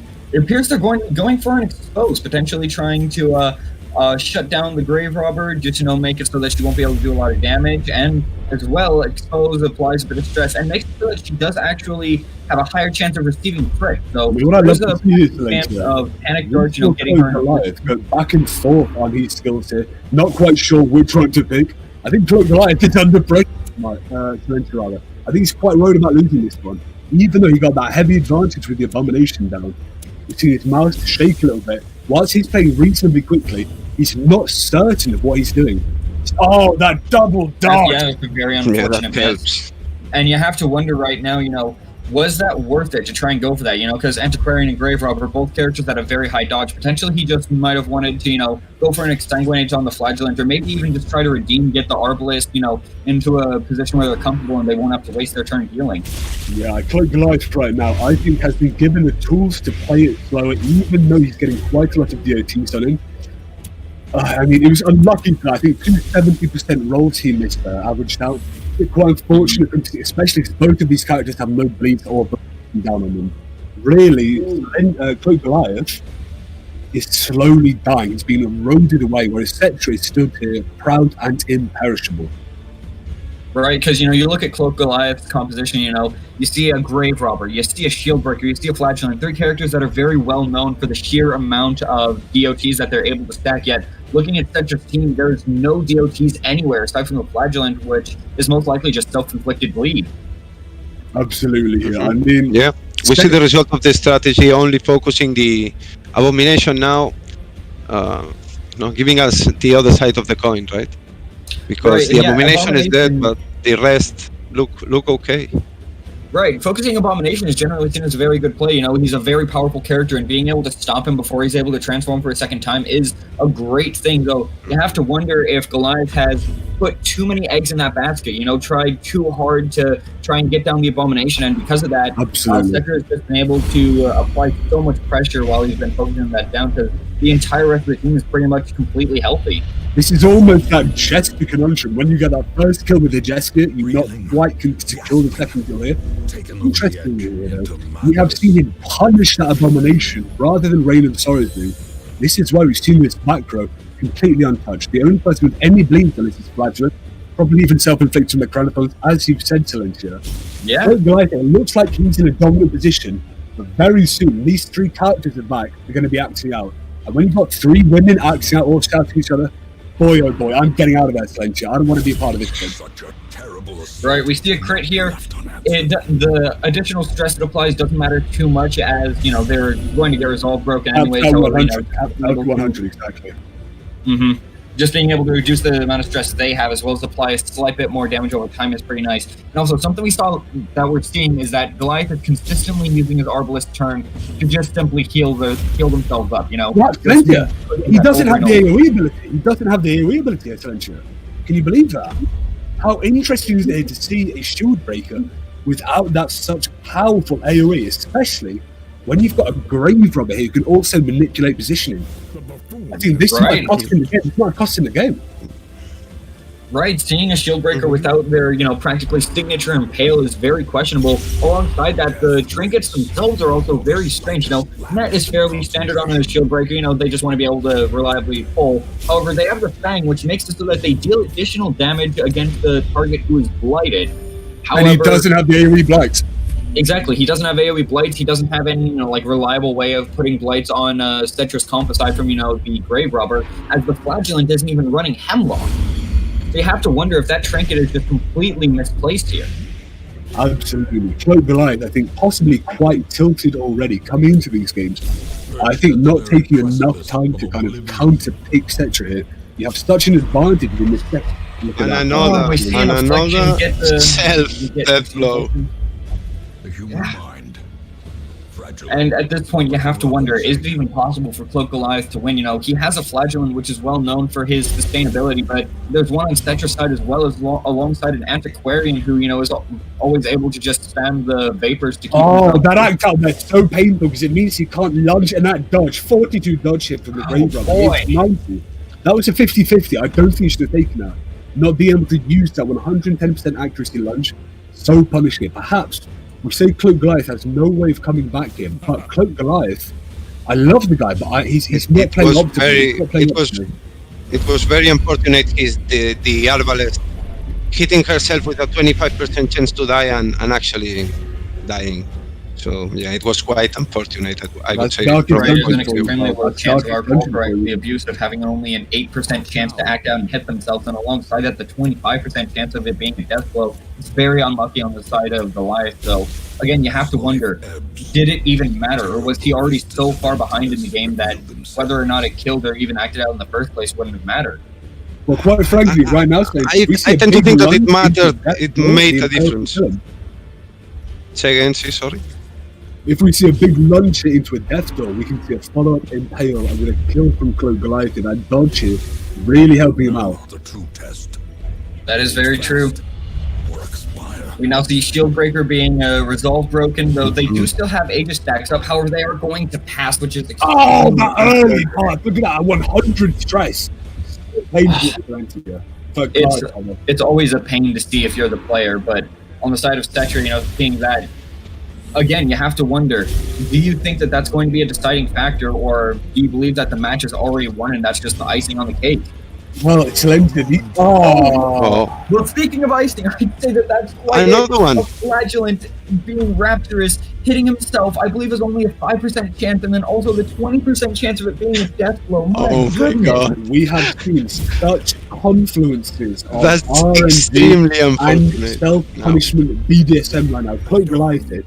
I said, we see 3 women, all afflicted, acting out. Look right now. The man's dead, right off the bat. Look at that Flagellant, so tanky straight down. Arbalest dead, boom, right off the bat. These 2 girls right now, left like catty beyond belief. I don't think they're equal. These acts are so polishing, so rare as well.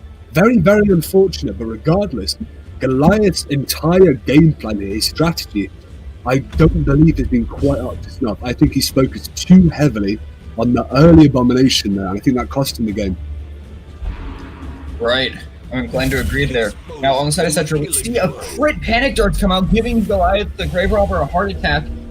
However, Goliath the Grave Robber is now able now to it comes launch back, Settra. probably. He's now able to launch Settra's and get that death blow. Yeah. With that, we're back to 2 characters apiece.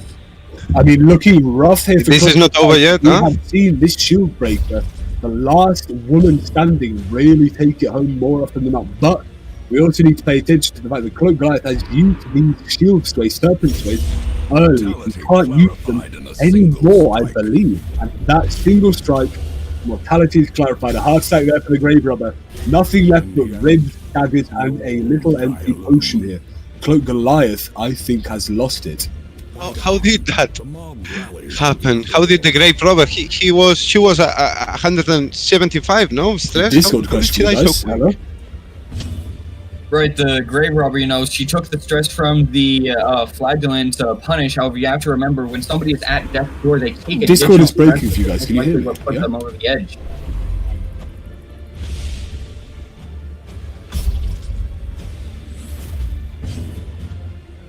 I can hear you. Yeah. Okay, well, unfortunately, we've seen some errors here in the stream, some technical issues, but moving right by This is them. no place That's not for really weak decide this game in or any hard meaningful fashion whatsoever. Cloaked Goliath, this last man standing, taking such heavy bleeding blight damage due to that Serpent Sway again, now unavailable. All of these uses per battle have been used. Against a Flagellant and an Antiquarian, you need to be a little bit worried. If I'm the Antiquarian, I might even want to use the get away, the take cover right now. Buff up my death bonuses, really get make it so that I have every opportunity to win this game, even if RNG is not in my favor. Right, you know, there is always the possibility of just Horde RNG, you know, allowing Goliath to make a comeback right here in this scenario, though I personally believe that it just simply isn't probable, you know? He only has the 1 character left, while Settra has both Antiquarian and Flagellant, and even if Antiquarian isn't able to heal because they're in position 1, they're able to apply so much stress that the Shield Breaker just won't be able to keep up, because now they're going to be activated. The DOTs are going to stun them to death. Straight down to death sword, 190. One punish will do it for him here. Even though you don't take the physical damage, you take the affliction, you'll take that stress, and I think that's going to kill The him. stress goes in Settra has got this game already. Right, and that's really one big downfall of Aegis. You know, it may block from the literal damage, but it still applies DOT, it still applies stress, it still applies debuffs. Just And stuns, it's yes, not as useful well. in this scenario at all. The only chance they would have had was the dodge saving them, but in here, it doesn't matter. To glory and gold. Such an exciting game there for the Cloaked Goliath fans. Again, just to make note really quickly, Cloaked Goliath here, such a fantastic streamer, so many viewers all the time. This guy is someone you want to be following, yeah? Constantly online, US hours as well, starts to stream a little bit later in the night, maybe 10ish GMT, somewhere around there. But this guy, seriously, you want to watch him. Even though he's been kicked out of this tournament a little bit early, he had some unfortunate luck in that game there. Really ashamed to see him go for myself and for all of his fans. Right.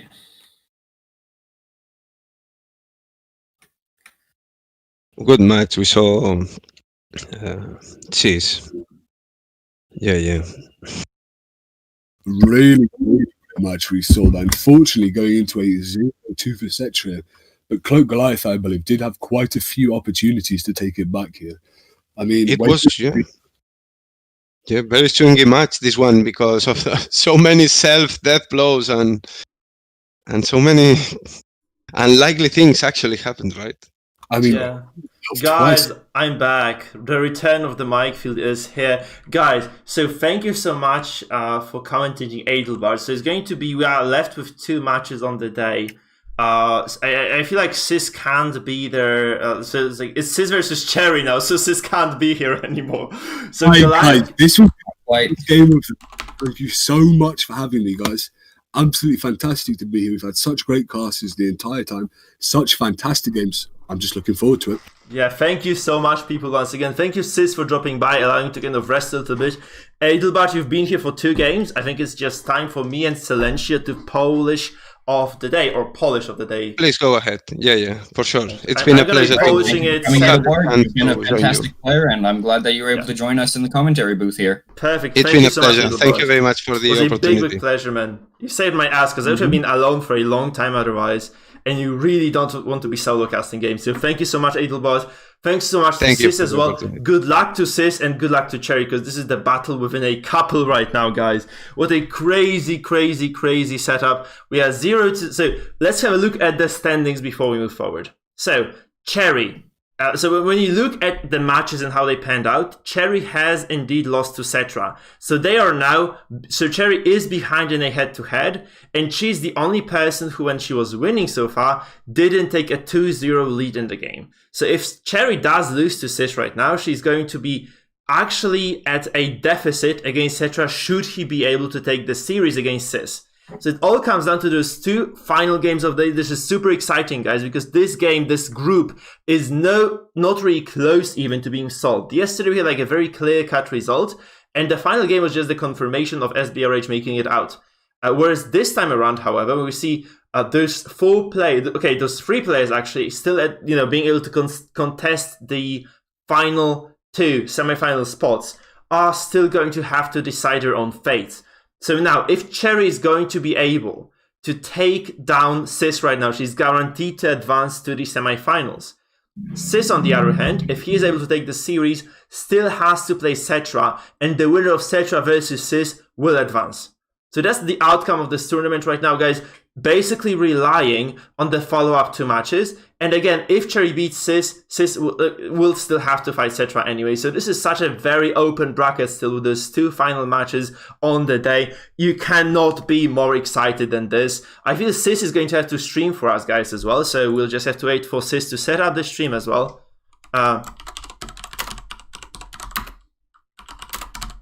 Right, and just, most people know Sis not only from the commentating here and from all your videos, but being the person to end up taking first place in the tournament held by Misakun. However, we see Cherry just, come out the gate swinging, taking a 2-1 victory against Settra and then a 2-0 victory against Goliath, And alongside that, just everything she's provided the community, you have to wonder, who's everybody going to be voting for, Is it going to just be the reigning champion at the moment, or the person who has provided so much for them? Yeah, it's totally funny though, seeing Sis just being eliminated by his girlfriend. That would be so ridiculous to witness that. That would be something for the history books, without a doubt. So it's going to be Sis on the left side, and it's gonna be Cherry on the right side. It's such a crazy situation, guys, because if Cherry indeed takes this match, it's gonna be 3-0 in the group, absolutely guaranteed to advance. Honestly, actually, no, I actually might have made that mistake. Let me just go back to the statistics, because actually the outcome of the final game might not matter at all. No, it still will. Right, seeing that Cherry has already won 2 of her 3 games, there's potential that she might already advance regardless. Yeah, let's have a look at this, actually. Because I really need to see the table once again. So let's just have a look at it. Since guys are setting up anyway, I feel like Sis is setting up the stream still. So it will take probably a while. He's turning on the game. So guys, let's have a look, because Settra lost to Cherry already. And we take, actually no, because we take the game lost record above the actual head-to-head record between the players. So this is what really this all hinges on. Right now, if Cherry drops a game and Settra wins again, okay, if Cherry drops even a single game right now, if Settra wins against this, Settra is guaranteed to advance. Because we only look at the head-to-head record between the players last. So the important part here is that indeed we have this lost game, the number of lost games that really matter here, because, Settra was able to get 2-0 sweep against Goliath. He won a single against Cherry, so right now it's going to be Settra versus Sis really defining this, even if Cherry does take Sis down. So it's just going to be coming down to all those little things right now. So how effective and efficient those players are going to be. And this is such an important moment right now, because really, Cherry dropping even a single game here, and Sis dropping a single game here might actually decide the entire tournament as well. So let's just have a look at this, at the standings after this one, because we will see a very, very complicated. Okay, we are seeing right now a very complicated situation, and really the outcome of this will be definitely decided by whoever is going to actually prevail in this couples matchup, and then finally in the last matchup of the day where Settra will be facing Sis. Right, and as we saw from the name of the teams, not only are the two lovers, but they're both most likely very familiar with each other's comps, potentially helping each other develop them. And again, as we saw from the names of Cherry's comps, one stolen by Sis and another stolen from Sis. So again, they're just very familiar with each other's comps, and you have to try and assume, are they going to try to, avoid those comps because, the other knows them so well, or are they going to just fully embrace it, just say, okay, look, I know what your comp does, you know what my comp does, let's just play it through to the end honor style. Yeah, so I'm just going to wait for the bans right now coming from both players. So there's going to be the next pivotal moments here, because those compositions are indeed kind of mirroring one another, right? So we can see this in the setups here, obviously. They are mirroring somewhat one another, right? It looks like they are exactly kind of the same. Obviously, Cherry taking a lot from Sis's books and vice versa. It's going to kind of an interesting matchup. They were teaching each other how to play. Being complete mirrors of each other. Yeah. Alongside Tainted Devotion and Stolen by Sis. Yeah, absolutely. Because I was talking to Sis a lot, and he was telling me Cherry's super excited about the game. She's learning to play this, and they were just practicing against one another. That's why Sis came out so powerful in Mizikin's tournament as well, because he was so prepared, practicing those compositions, figuring out all the ropes, and he was doing this together with Cherry. So right now we'll just see the bans. We'll see what those guys indeed do here. And yeah, I'm just waiting for the confirmation of the guys as to what exactly will be taken off the board.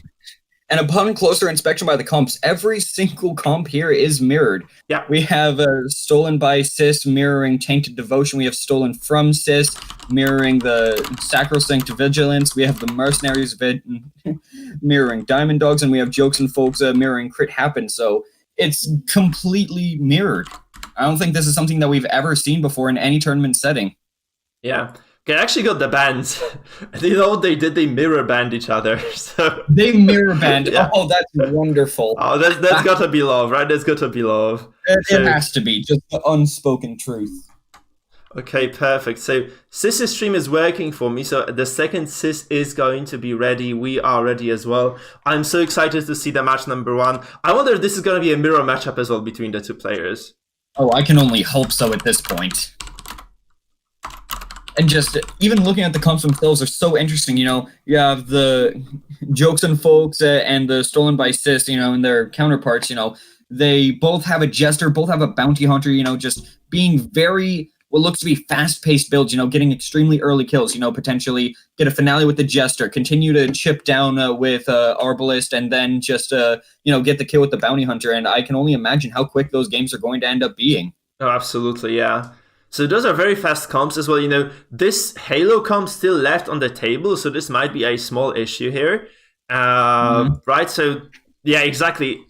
Speaking of the very fast pace, right? This comp is probably the fastest, the most lethal composition you can imagine in the Butcher Circus. You have all those tools that bring you to the Devil's Door, like the finale. You have the finish him together with the Heartseeker. You have the Arbalest with those offensive items, most likely. Such an insane composition coming to play. And if they do mirror match in this matchup, you have to feel like one of those players will just kind of take a lucky RNG shot that might just kind of propel propel them towards the victory, or one of them will make a very big mistake at the start, like make a wrong opener, like because they just have perhaps like somewhat less experience with the composition, which may indeed lead to, you know, this kind of untimely demise of their opponents. So let's just kind of see how this pans out. The players are indeed slowly preparing. Oh no, they are in the game already, so I'm just kind of the sound is off. So yeah, they are in the game, so I'm just going to have to say what exactly comes out of this. So guys, there is no sound, so I'm just gonna very quickly do some makeshift setup here.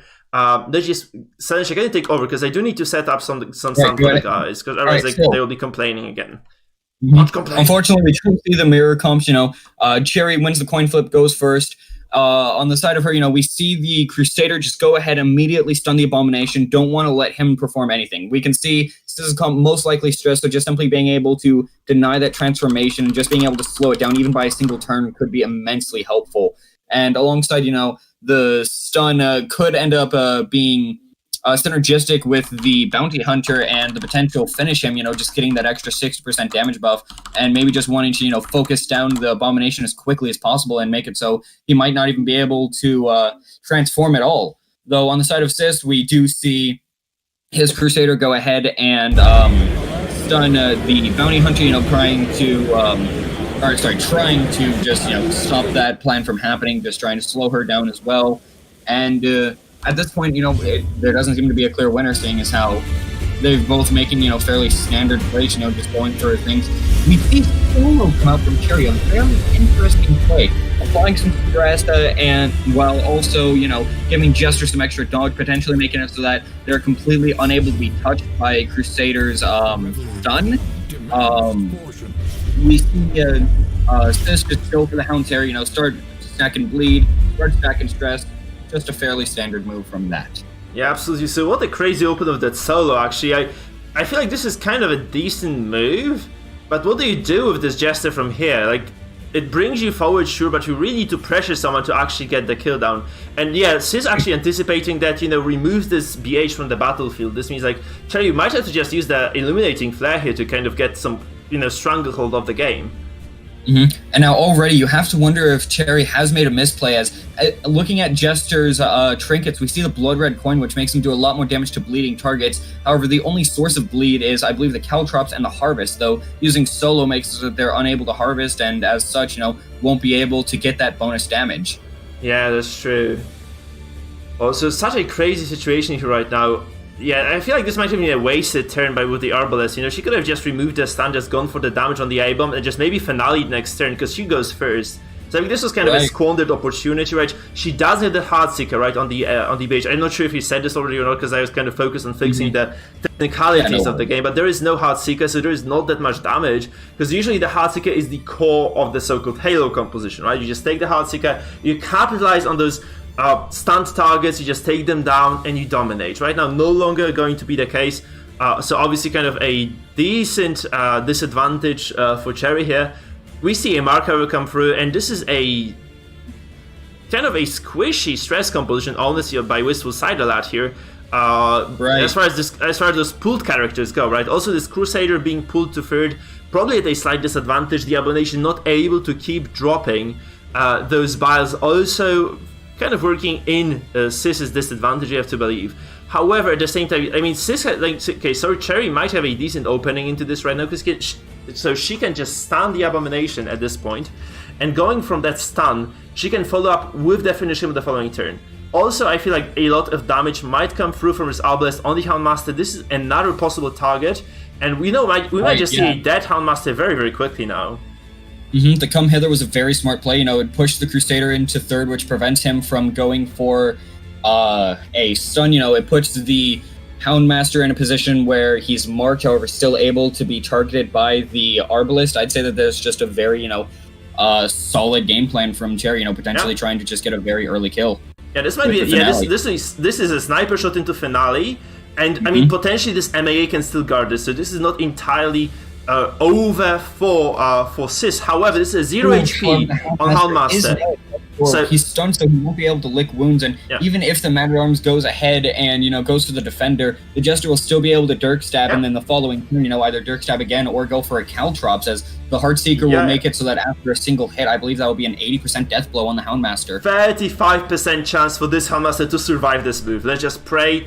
For whoever you guys are rooting for, is this Cherry's game or is it Sis's game? Because if Cherry gets this, you have to feel like this is over for Sis. She doesn't. That's a 35% death blow that actually doesn't go through. Wow, that's so unfortunate. Right here is a very interesting play, as Cherry now has the potential to just go for the Caltrops, and not only does that have a high chance of killing the Houndmaster, that's a kill though. That's a kill. Right.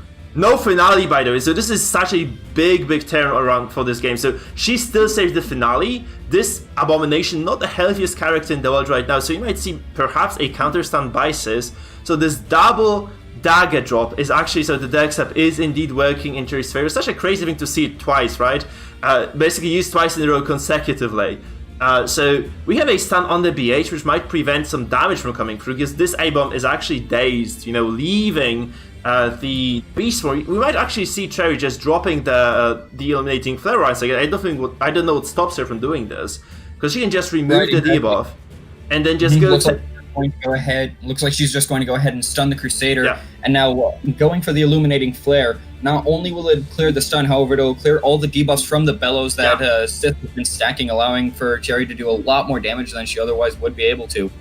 Yeah, and you can see how strong of a player Cherry is, by the way. Look at this. She's just doing all the right moves. She's not behind. Like, she took a mile from Sis. She outplayed him against, like, he is playing the composition that he took the win against Halo with.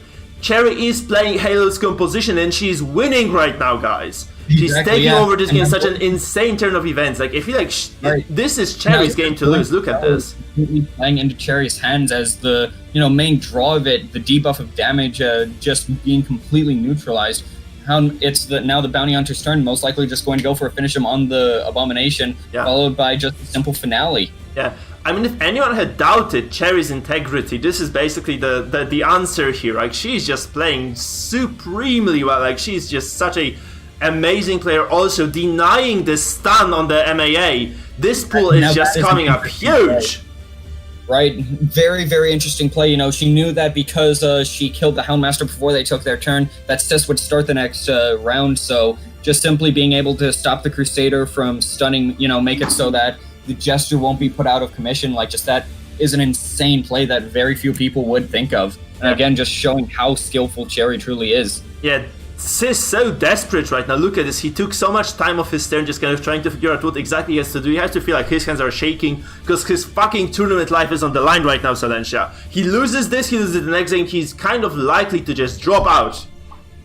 Absolutely, and just what a massive upset it will be, having the previous champion of the last tournament just being completely knocked out, and by their lover, no less. This feels like it's straight out of a sitcom. Yeah, indeed. That's such a crazy situation, honestly. We invited Cherry because we needed a solid player to fill in Corsair's shoes. And not only does she fill those shoes, she just steps out of them and she starts smashing everybody on the arena. Such a proficient, excellent player, man. I'm so surprised that she's performing on such high level. We saw Goliath, like such an experienced player, probably more experienced than me, faltering on the stage. And Cherry just comes and just smashes everybody. What a crazy person she is. Exactly, playing, this is her last game and of this, set, and just the fact that she's only dropped a single game so far, being, 4-1 at the moment in terms of game count, is just absolutely insane. Yeah, it's just such an insane player, guys. Let's look at this. So, Sis by no means out of this yet. He is a somewhat healthy composition still. You can slow the pace of the game a little bit at the very least, maybe take over. He uses the slam here, does a lot of damage to the Jester. He was slowly moving this character out, and in the end we can see that perhaps this Jester is not going to be able to get a finale done, because you really don't want to slow down the pace, do you? I mean, there's a way actually that if you know 100% that this Jester gets a kill if you let him, you can still move the BH back right now, use the move ability of the BH, and then just finale straight away. This is something people don't really do too often, because this actually requires you to absolutely know that you can secure the kill, which probably is not the case here for Cherry. She is severely debuffed. Death's Door, by the way, means... Right, we have to move back how it doesn't matter, as solo is already proving its worth, being able to get the Jester right back into the first position, and not only that, it also buffs his dodge immensely, making it so that if Sis wanted to try to, either stun him or go for another slam, it'll be a coin flip whether or not it'll work before the movement chance resist. Yeah, so you can see this BH actually, he can do a lot of damage there, and if this Jester is not controlled once again, this is trouble for Silent. However, you have to remember, when you are calculating your finale's damage, if you're a Death's Door, you take minus 20% damage penalty, which is quite huge, honestly. And this is why probably Cherry decided against moving forward with this Jester right away. She just wanted to deliver some more pain upon Lad, and right now she might just go for it if she is allowed to do so. Because honestly, just face it, this Jester might just be snuffed out from where he stands just right away. Also, you have to notice there's a coin on the Jester, so okay, we see a Bellow come down. That's kind of surprising. However, the Jester does manage to dodge, maintaining the current damage that he had. And again, just the solos, and I believe the Cherry has gone for 2 Dirk Stabs and 2 solos, meaning that it is now at, I want to say, what 16% crit chance, I think, right? Very high bonus crit chance. What you can do as Cherry right now, you can just activate the Crusader, heal the Jester, remove all the debuffs, and even if this Abomination pushes you out, you can still get the finale by moving the BH back. Want to go for a kill on the Man-at-Arms or the Crusader? What's she going to go ahead and decide on? I'm kind of surprised she actually does this, because she has a lot of debuffs, guys. So, yeah, I'm not really sure this was exactly the correct decision there. But the finale on the Man-at-Arms and doesn't get the kill! Oh no, that's such a bad call. I feel like she could have just done what I said and easily taken that, right? Right, that was just a very greedy play, just trying to maximize turn efficiency at the exchange of risking it all. And now with that, there's a very real chance that Sis is back in it. The threat of finale is completely gone now. Yeah. And the only real kill pressure that Cherry's able to provide is through the Bounty Hunter. So if Sis is able to disable that, potentially through stuns, potentially through movement, this game could very heavily sway in Sis's favor now. Yeah, absolutely, because the Jester is basically dead. I mean, well, 2 Bellows divide him from just being completely eliminated from contention here. However, you can see this MA being very low in HP, the Crusader being consistently controlled as well. So maybe not, it doesn't look quite dire, like this is not entirely over for Cherry, obviously, but kind of getting impatient in this finale, maybe a sign of, a player who is slightly less experienced here. And yeah, that's just so unfortunate, because she had a very clear 10 order that would have definitely led to a kill. It was just, as I said, activating those characters, getting the Crusader to remove the debuff, then just moving the Jester around and getting the finale would have definitely made it work for her. This was a guaranteed kill that she didn't get, and what it means for her right now is this kind of sketchy spot in which she is, because this is no longer a solved game, which it looked like. She maybe didn't kind of count all her eggs in the baskets, because she is just kind of slowly faltering here again. We saw some mistakes by Cherry throughout the tournament, by the way. Like, she was making those small missteps, and against a player like Sis, you really do not want to be doing that. You want to be just taking over the game in a very decisive fashion, just removing him from any possibility, right, of taking over the games. And right now, Sis is indeed allowed to do his thing, and you really do not want to allow Sis to do his thing. Seriously, man, this is the last thing you want. Sis just getting free reign of a game, which he does right now, and he might still be able to eke out a win here. Yeah, we now see Sis really starting to push his advantage here. He has a lot of horror stacked thanks to the Abomination as well. He's just been applying so much stress. A single Bellow, and I believe the Jester will be dead due to him taking double stress from the finale. Yeah. Though we do see Cherry go for the Zealous Accusation, stack a bit more stress, and also get the Abomination at Death's Door while also pressuring the Crusader. Yeah, it's impossible to prevent that finish him. He can only try to kill the BH, which he doesn't do. So he sacrifices the Abomination altogether right now. And this is such a decent situation for Cherry right now, because she can just take a kill, follow it up with potentially a character dropping to Death's Door, get some healing done as well. And this might be, again, her game to lose. Look at this, a finishing comes down, it's a kind of a clean kill. Abomination is dead, and now the Arbalist could very well, just go for a sniper shot on the man. You can just Bola both guys here. Like, you can just move this Crusader back. It is Bola indeed. Look at this. It does full damage. It's probably enough to take both. No, only one of them to Death's Door. Yeah, and it's a Jester now who might indeed get the kill. Like, we didn't see this before, but this is such a likely kill. Might be a pass that looks like a... No, it's a Jester move back, so she can just get a kill here right away, right here. Oh, she gets a 0 damage shot to Death's Door, heavy debuff, but this is enough to secure this MAA's life for a singleton long at least. And with that, the last bellow, the Jester is now dead. The Bounty Hunter is in a the BH! And should the BH still stays alive, potentially here. No, it's a dead BH as well, look at this! She has equalized this! As soon as the Crusader is activated, they're going to take a heart attack. Oh man, meaning that... Oh no, an act out! Is it a pass? It's a pass, man! It's a pass! She loses this game now! Accusation, pick up the kill on the Crusader. However, they choose to play it safe. No, just accusation. Accusation is your way to go. Sis has been telling me play aggressive when you can. You play aggressive right now. You go for this one. He actually, the stand is the right play. It's gonna take him to 0 HP, right. And by the very same. Okay, he goes for this defensive play. So the Arbalist is in position 4 right now, which means that they're unable to bullet, and the Man-at-Arms is completely safe. Yeah. Oh no, like. Cherry just made a very big mistake here. This is gonna cost her the game. I thought this was just gonna cost her some security in this, but she just lost her footing in this game altogether. And this means that probably we see Sis taking over this matchup here against Cherry. Wait a minute, is he going to choose to bellow? Why? I don't know. This is such a sketchy decision. I don't understand this really. Because she could have just Zeus accusation just drops and you kill someone. Right now, again. Wiz was, I feel like Sis just dropped the ball here. Like, seriously, this is such a big misplay. This is another pass. No, it's not a pass. It's a standing blow? Oh, this could have been worse than this. So, right now, this Crusader, again, can heal both characters, but you just have to feel like Sis just missed. Like, he just screwed up so... Like, I have never seen Sis mess up so hard. Seriously, this is just really bad. He's just going to be trying to play a long game, you know, just out-heal... Yeah. However, nope, he simply goes for it. There we go. So this Obelisk now might just get a kill on the Crusader. This is going to be a stall game for Cherry then again. Like, she might get this W still. It's very real. She can't bola this because there are corpses in the way. She's unable to bola until a corpse dies. I believe that the Jester died on turn, I want to say 6, if I recall correctly, which means that it's not going to be gone for a while.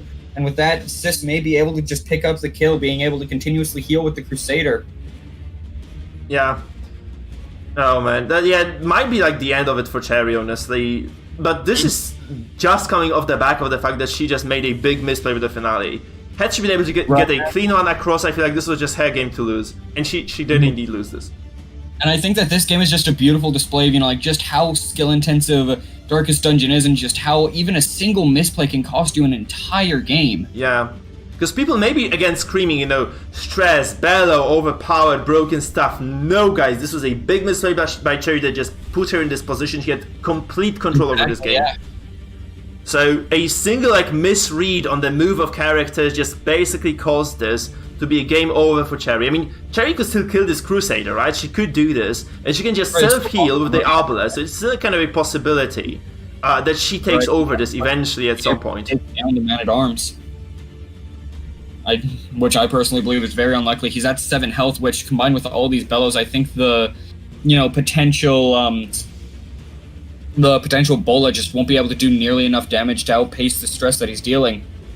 Yeah, absolutely. So right now we see Sidelat healing once again, I guess. Now he tries to clear the corpses, but this is gonna give Cherry an opening.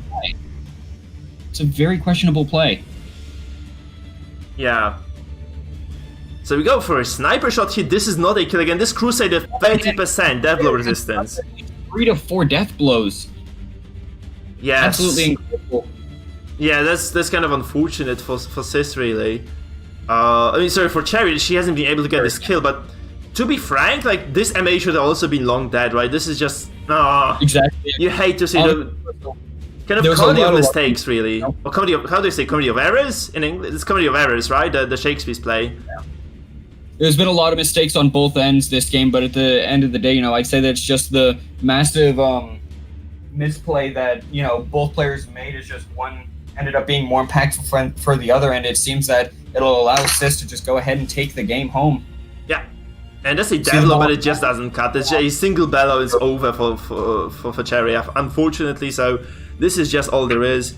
And yes, she just completely threw this one. Game 1 is over. Unfortunately for Cherry, Sis, unfortunately for Sis, obviously, Sis wins this battle of the couples here in the very first game of the series. We are 1-0 in favor of Sis. And Sis again really wants to take a clean swipe here because he will put himself ahead of Settra potentially then. So he doesn't want to incur any losses here. Right, you know, just seeing Sis just... At the end, it appears, you know, he was playing extremely safe until he started going for those zealouses, which were questionable at best. You know, it's potential that he just wanted to... I can't even try and say anything because I have no clue why he would do that, you know? No. It's just a very questionable play. Yeah, but both players, by the way, made those questionable plays. Like, you have to feel like mostly this was a huge misplay by Cherry that led us to, you know, to this situation even being the case. Because she had like a very clear avenue, I feel like, and at least to me, to take that kill, take over the game completely, just eliminate the MAA from the fight, and continue playing from there, because this was just going to be her game to lose then. And instead, she chooses to kind of make those awkward, risky plays, and in the end, this just doesn't work out for her, unfortunately. And the MAA lives to basically see the end of the fight, to see the Arbalest, who was very much going to kill him, just die from stress, die from a heart attack. Still a very close game nonetheless, but man. Oh, such an unfortunate turn of events for Trey, because I was absolutely sure she was going to take that. Right, like just the only idea I could see, Sis going for with the Zealouses was trying to potentially prevent the Arbalest healing, but it really doesn't matter just because the amount of stress that he was able to apply, Arbalest wouldn't be able to outpace that in any world. Yeah. I mean, those games are so close. Like, if you see a player like Trey on the ladder, she probably just smashes you to pieces. Not the case here, however. Sis probably like a step ahead most of the time. Cherry probably just kind of lacks a little bit of experience. Maybe she's stressed just playing on the stage as well. So she just makes those kind of uncharacteristic mistakes and slowly but steadily just falls behind in the end game stage. And we have been saying this over and over again. Like, the one thing that Butcher Circus players still kind of struggle with is this end game. Are those end game situations in which you may just kind of make a singular mistake, you just kind of do not notice a single potential opening, and then you just are out of the game. So that's what stress does to you. It just is super punishing if you make a mistake in the end game, because it just kind of pressures you into those mistakes anyway. So Cherry kind of buckles under pressure here, but still we can see that she's a very strong performer, guys. And this might indeed mean that coming into the second match of the day, which we are actually loading in right now, might be a complete turnaround. Might be just a complete turn of pace. So just see this. Cherry against Sis, game number 2, people. Who isn't excited? Goodness, this is just absolutely insane to see. We now see... Well, we now see the two completely switched comps, now playing the comp that the other one played last game. Oh, that's crazy. They just that's another mismatch, right? So we're actually I was hoping for a mirror match, but it's just so much more interesting because you can just see if Sis is indeed better on both sides of the matchup, right? That's such an important, pivotal moment in this series. Just if Sis wins as well, he just wins the entire series, and this is going to be like a multiple tie.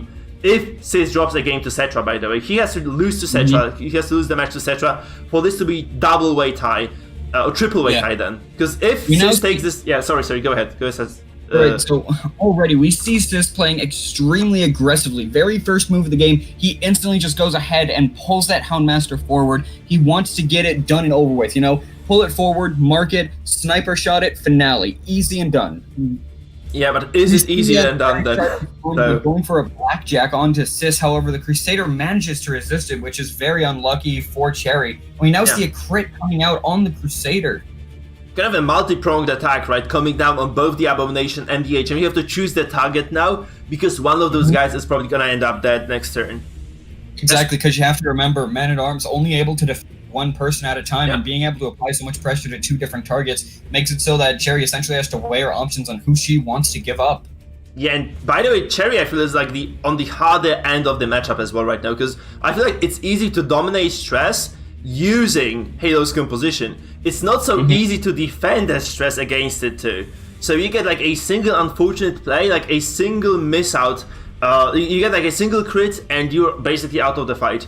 I also kind of wonder what exactly Sidelat is doing in terms of the trinkets on this BH right now. If whether he's actually using the what are those gloves called? The mitts, right? The mitts, or whether he's actually using the Heartseeker, which I'd kind of prefer to see, honestly. So well, if we see him, we'll be able to tell though. On the Jester, we can just see the Monkey Paw alongside Finisher, a fairly standard combo. We now see what looks to be a solo coming out. A very interesting idea with the solos. So it's kind of such an uncommon skill. I really don't believe it works well, but obviously he moves forward with the Jester now, and this means that he can easily just get a finale down the Houndmaster if he wishes so. And I just go for the finale, man. I don't know what he's thinking of. Right, I agree. I just want to go ahead and grip and rip. I just close my eyes, drop the finale. I mean, there is no other correct play here. You have to feel like you let this Houndmaster drop another Hound's Harry. That's so much stress and pressure. It's just not worth it. Just get this kill straight away. You take this match probably from there. With that decision. Yeah, that's just the only correct play. You have to feel like, I mean, I'm a person who will always take the finale when an opportunity shows itself. Like even if the opportunity presents itself for me to have a choice between a Derek stab and a finale. In a 50-50 scenario, probably just finale, get it done with, especially against stress, where every single turn matters so much. You drop, like, you let this Houndmaster live for another turn, get, like, another Hound's Harry. Maybe he survives by some miracle, he gets guarded, it just drops, it just all becomes a complete clusterfuck of a game. Right now, however, like, you have a complete control here. I'd like to see, actually, Sidelat maybe move this Arbalest back right now, just get her some footing, allow her to just consistently use the flares, just use the ball right now, get into safe zone, so she can just consistently clear those debuffs. I feel like he's just gonna do this as well. Like, I think like Sis and I just see eye to eye in those tactical decisions. Like he just has like perfect understanding of the game. I feel like, or at least the knockback Bola preventing the Crusader on the side of Cherry from going for any stuns, potentially allowing Sis an even greater advantage in tempo. Yeah, exactly. This was the I feel like Sis has a very similar perception of the game to me. Maybe this isn't the most correct perception because we were wrong yesterday on several occasions when casting those games. I feel like Sis and I were way more wrong than you and I were. So we're just making those bad assumptions about especially Adelbard's play, which was absolutely impeccable most of the time. And also we kind of didn't see the windows of opportunity that Mangle had to take over his games. So we are by no means like perfect players of the game. We at least have very similar understanding. We are wrong in the very same regards at the very least, man. So I feel like I kind of... Right or wrong, it's important to not only, be able to tell what's going on, but also to, get people talking, You don't want to just simply say, oh, this happened, you want to try and say, like, why this happened, or try and ask why their thoughts are behind it, you want to be able to get people talking, you want to engage that sense of community and make it so that the people who aren't even, playing in the tournament can feel as if they're a part of it as well. And honestly, just with the games we've seen, I wish that I was a part of this tournament. Yeah, it's kind of a shame you aren't really. Because you were invited, Silencio, lazy ass. Right, I just simply turned down my invitation. Yeah, which is kind of a shame, honestly, but I'm loving those games anyway. Like, seeing Cherry play Sis in a tournament setting is just the best feeling ever. Like, seeing Cherry perhaps kill Sis in a tournament setting would have been so much more satisfying, though. So, kind of a shame we don't get this right now. But frankly... It's always nice being able to do for people but... There's very few things as satisfying as a good underdog story, such as we're seeing here with Cherry. Yeah, absolutely. So we might just see, by the way, if Cherry drops this series and actually Settra takes over his series, I feel like we might actually see Settra advance over Cherry as well. This might be the case. Possible. It is possible. There are quite a few openers. I'll just have to look at the group stage again. This is such a crazy situation because, like, yesterday it was kind of clear Kat was going to advance. Like Bagheera in a very similar manner to Goliath just dropped all the games. Whereas Mangle took all 3 wins there, so it was kind of a clear-cut setting there. Right now we might just see, 3 players going 2-1, potentially, if Shepard indeed is going to able to handle Witchful Sidelat, aka Sis, coming into the final series of the day. So I'm very thrilled to see that. Because it looks like this game, maybe not solved yet, but it looks quite scary for Cherry overall. You have to see, like, she's at a serious disadvantage. Her character is not really doing that much. This Jester not even dead yet. And right, I completely agree. There is not that much stress as well. This is 10-3, man. The composition by Zetus, the one that we see on Cherry right now, usually breaks resolve of multiple characters by 10-3. Right now we see a single Jester, not even there. Yeah, playing a stress comp, and not only playing a stress comp, but playing a stress comp where the enemy has a Jester who's already finale'd, yet still not a single affliction on the board. Cherry's just been playing far too slowly for what the comp's trying to accomplish. Yeah. We do see the dodge on the Abomination, though. It really doesn't matter much, you know, because it would apply a bit more pressure, but you have to question, you know, would that have even mattered at all? Yeah, that's exactly the question I would ask as well. I don't think so. We'll see, though. We have seen some crazy comebacks still, so we might see a 1-to-1. I'm not sure. Shot on the Abomination, could see an Illuminating Flare trying to get rid of the Bellow debuffs, which is actually exactly what we see. You know, just trying to get rid of all those attacks, trying to apply more damage. Jester here, you know, could try to Dirk Stab, could also just simply try to go for a Harvest. Yeah.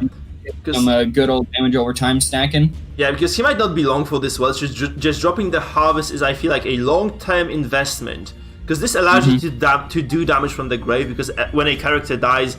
Oh, whoa. Instead, he actually chooses to go for a very aggressive play, going for the solo, trying to buff his dodge as much as possible, just trying to stall for time while the rest of his comp is able to wear Cherry down even further. Do we like this, Silentia? Do we like this? It's a very risky play. I think it's extremely entertaining. So I have no clue if one would consider it, you know, a very optimal play. I would call this downright stupid, to be honest. I don't understand this by Sis. Seriously, this is like one of the worst plays I've seen him make. Yeah, it's hard to gauge whether or not that's a good play. We're just going to have to see whether or not, you know, that dodge ends up coming in handy. How? Like, he had like a clear-cut opening to just kill.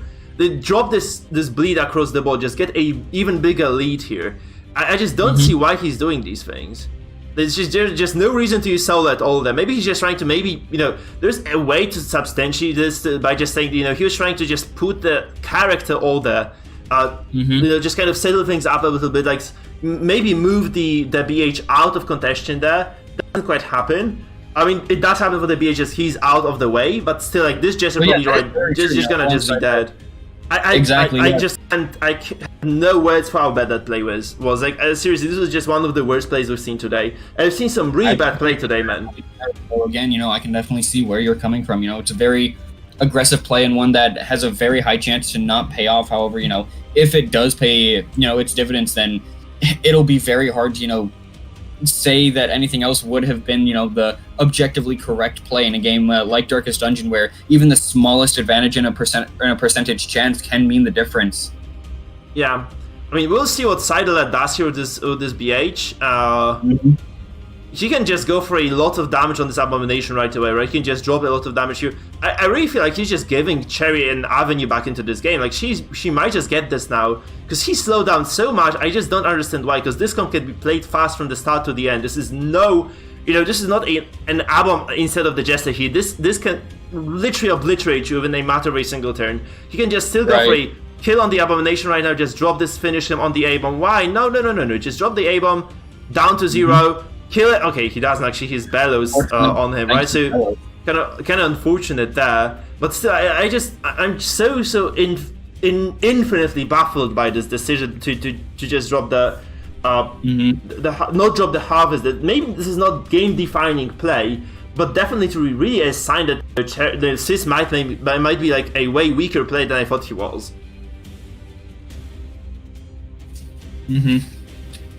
I just expected more from him, seriously. This is kind of disappointing to see him make those kind of weird mistakes, uncharacteristic of him, like, up to this point.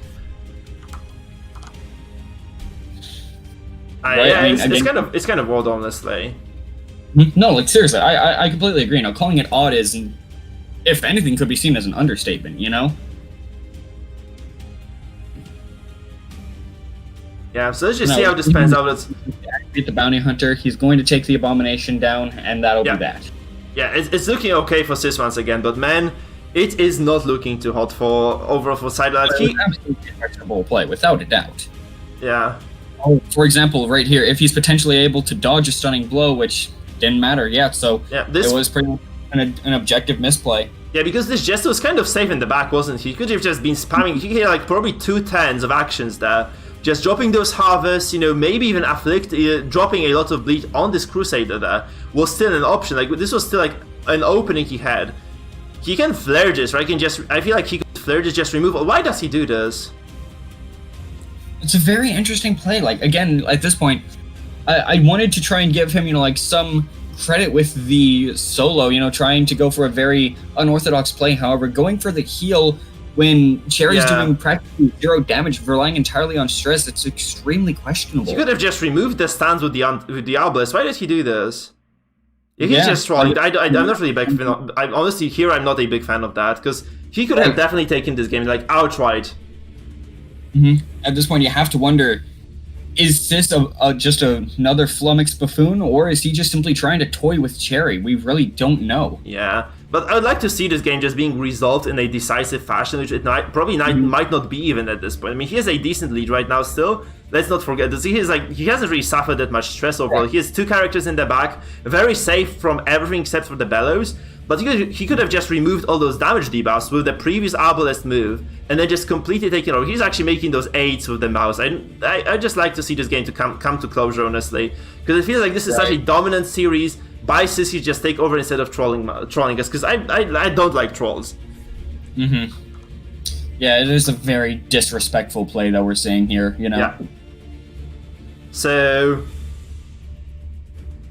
yeah, we should see how it goes. He continues 8 with his cursor. It seems as if, you know, he's just extremely whimsical about it, you know? Yeah. So, I mean, this Crusader most likely dead, right? Because you can just go with your own Crusader if you're Sis right now. You just remove the stun right after. And the only tool that Cherry has right now is this guard. So you can just go for a lance onto this B8. Oh, sorry, onto this Crusader of Cherry. Then you follow. Oh man, this is a dodge. That's kind of unfortunate. Only 5. That is very unfortunate. Yeah, this game can really slip away from you very quickly if you play against stress. Like, this is like he is giving an avenue for Cherry. It's kind of unfortunate, honestly. So you can see this Bellow come down. He might be forced to clear the stun right away as well. So we might see this Obelisk honestly just clear the stun, clear all the debuffs, and okay, that's an act out, honestly. That wasn't done by Sis. Yeah. It's most likely just going to be the exact same play that, you know, he would have gone for. The only difference would have been, you know, going for Illuminating Flare to clear the debuffs of the Billows. And then, you know, doing the exact same thing of putting the Crusader at death's door. Yeah. So, okay, Cherry goes for a standing blow instead of a heal. This basically concedes the game for her, you have to feel like, because this is going to be a dead Crusader, 3 very healthy characters, and no, there is a path. Oh man, that's see, that's what there is still a chance. That's what happens when you feel against stress. That's exactly just giving them that extra turn or two to, you know, give that extra turn or two of wiggle room just could cause afflictions to just have you completely lose the game. Look at this, another act out. This has been like 4 act outs in a row right now for Cherry. I mean, against Cherry, and he might just lose this right now. And it's possible at this point. Yeah. So now you have to question, what's Cherry going to do? Are they just going to try to defender the Crusader? Are they going to just go for another stun on Sis? Are they going to attempt to heal? Like, you have to wonder, you know, what are they thinking at this point? I don't know, but honestly, if I were to rule this game, if Cherry wins, I would just give the win to Sis still. Because it feels like he just purposely threw this. I'm not a big fan of this. I would just rule this, even like just in spite of whatever he wants to achieve here. I would just rule this in favor of Sis, because this was a clean 2-0, and we're just also losing viewers, which I'm not a fan of. Guys, don't go away. We'll just get out of this soon. I will reprimand Sis, because this is kind of like, come on, man. He's also doing the wrong turn order on purpose. He could have just done the damage to the Crusader and killed him. He didn't. Come on, man. You really got to be doing this to us, man. Come on. Come on, Sis. Yeah. We understand that you care for her, but come on. Yeah, that's kind of unsavory, isn't it? No, he's absolutely just toying around at this point. He's just messing with her in a situation like, come on, this is meant to be like a competitive tournament. Don't mess around with that. No, you don't mess with your food. But you know, couples aside, she's food right now, kind of, for him, as you can see. In this context, right, where she's just getting destroyed, like yeah, it's just what it is, man. Lads, I'm not taking the piss here. I'm fucking dying. Sorry, I'm not taking the piss here. Honestly, I'm really, really, really fucking dying. Well, then that is an interesting interjection from Sis. Yeah, indeed. But yeah, still, he goes for a. He told me he was not feeling too well today. That might be caused. That might be the cause here. Really. Actually quite hit. Yeah, and if I recall correctly from time zones, it is actually quite late for him at the moment. As late as for me, it's 11 p.m. man. It's 11 p.m. But yeah, this is kind of boring to watch. Mm-hmm. Honestly, like, he could have just taken this. I would like him to just, reactivate the Arbalest, you just kill this. I don't know what he's doing here, seriously. Ow. What is happening here? I'm trying to fucking kill. I want this to be over as much as you do, guys. I've been fucking sick already. Just making so many very questionable plays. But at the very least, Arbalest is now able to just bola. If nothing else, Arbalest is able to bola. Yeah. But still, like, the Crusader can heal again. It's just gonna be a long and boring game at this point. Mm-hmm. Yeah. See a stunning blow on the Crusader, doesn't matter. We can just see it's a dead Crusader right now. We just go for a finish him and then probably for a bola to just end things. Finally, we don't get an act out, by the way, so he gets a clean kill, and another kill comes down on the MAA most likely. And this is 2-0 gonna be. It's gonna be 2-0 for Sis in the end. Kind of a painful ending, but yeah. Shepard has to get ready for the final pounding here on the day. I mean, if Sis isn't feeling well right now, we could just postpone this to tomorrow. I'm absolutely okay with that, by the way. So if Sis is like feeling like shit, it's a kind of decisive matchup for the group. So if Sis is actually like kind of very sick or something, I wholeheartedly am fine with just postponing this. Right. I feel like this is we offered this yesterday to Bagheera as well to move the match that he was gonna play until today. Also offered this to Eric too, SBRA, so we can offer this to Sis and Settra if Settra would be fine with this as well, obviously. If you want to postpone this, I'd really love that. I'd really fucking love that, guys. Okay. Alright then. I didn't do this on fucking purpose. You guys know me. Why would I do this on fucking purpose? That was painful for me. I'm so sorry. Hey, no, it's no worries, man. We understand. Okay, guys, so the way it's gonna work right now, so Cherry is defeated 2-0 by Sis, and this means that actually we might just have to postpone this game. Sis, can you play this tomorrow? We're just gonna, I think we can just record this, okay? But this is such an important match for the group, though. This kind of feels bad because this is gonna be like that was gonna be the epic conclusion of the group. I can play now if you want. I really don't mind. I really don't mind playing now. So, do you want to take a breather? Do you want to take like 15 minutes to kind of go smoke a cigarette or something? Fuck you, man, it's up to you. Like, again, you fucking. I'm not taking the piss there. I'm really. Yeah, sure, guys. We're gonna take the Sis 15-minute recess. Do you feel this is gonna be enough? So, guys, we're taking a 15-minute break then. Okay. Unless you really want to play this tomorrow, because we can do this tomorrow as well.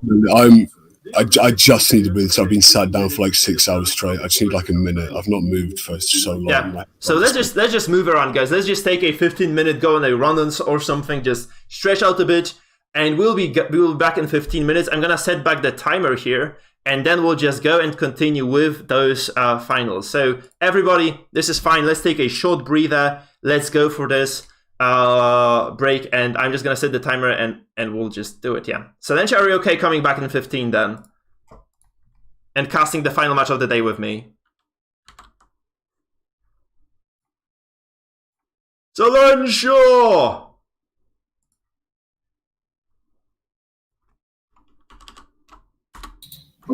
Yes. Can we take a 15-minute recess now then? Yeah, We'll be back.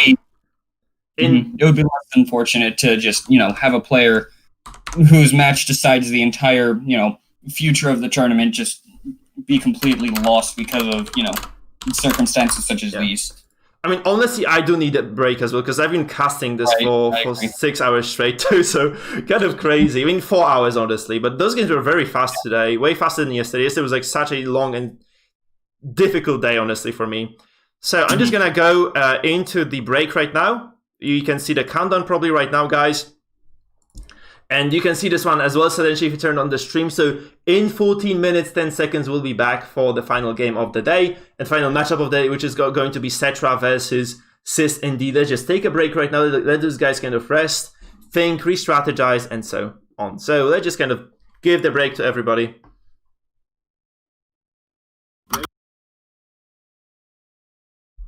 Yeah.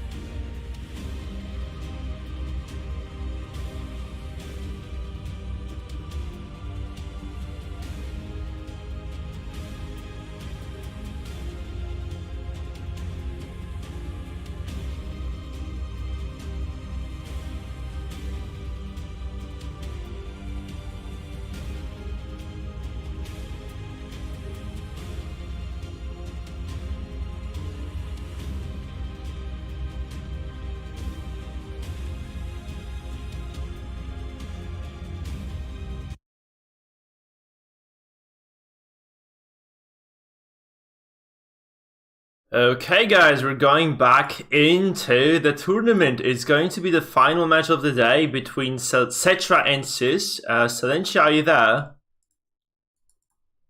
Silencio! Okay, I guess he isn't, so we're just gonna kind of continue without him for now. We're just gonna wait for the bans from the players. And indeed, we will just see how it revolves around that. So we just need... Hey there, Silencio, how are you doing on this beautiful evening? What time is it for you, by the way, man? Or was it not Silencio? It's Shefford, isn't it? Okay, you can't hear me, crap. I just realized this. Guys, I was talking to you on Discord, but when I was talking to you on Discord, like my freaking Discord... I was talking to you through Streamlabs, but my Discord was muted, so I see. Nobody heard me. Fuck me. Sorry, guys. That's really bad. Fine.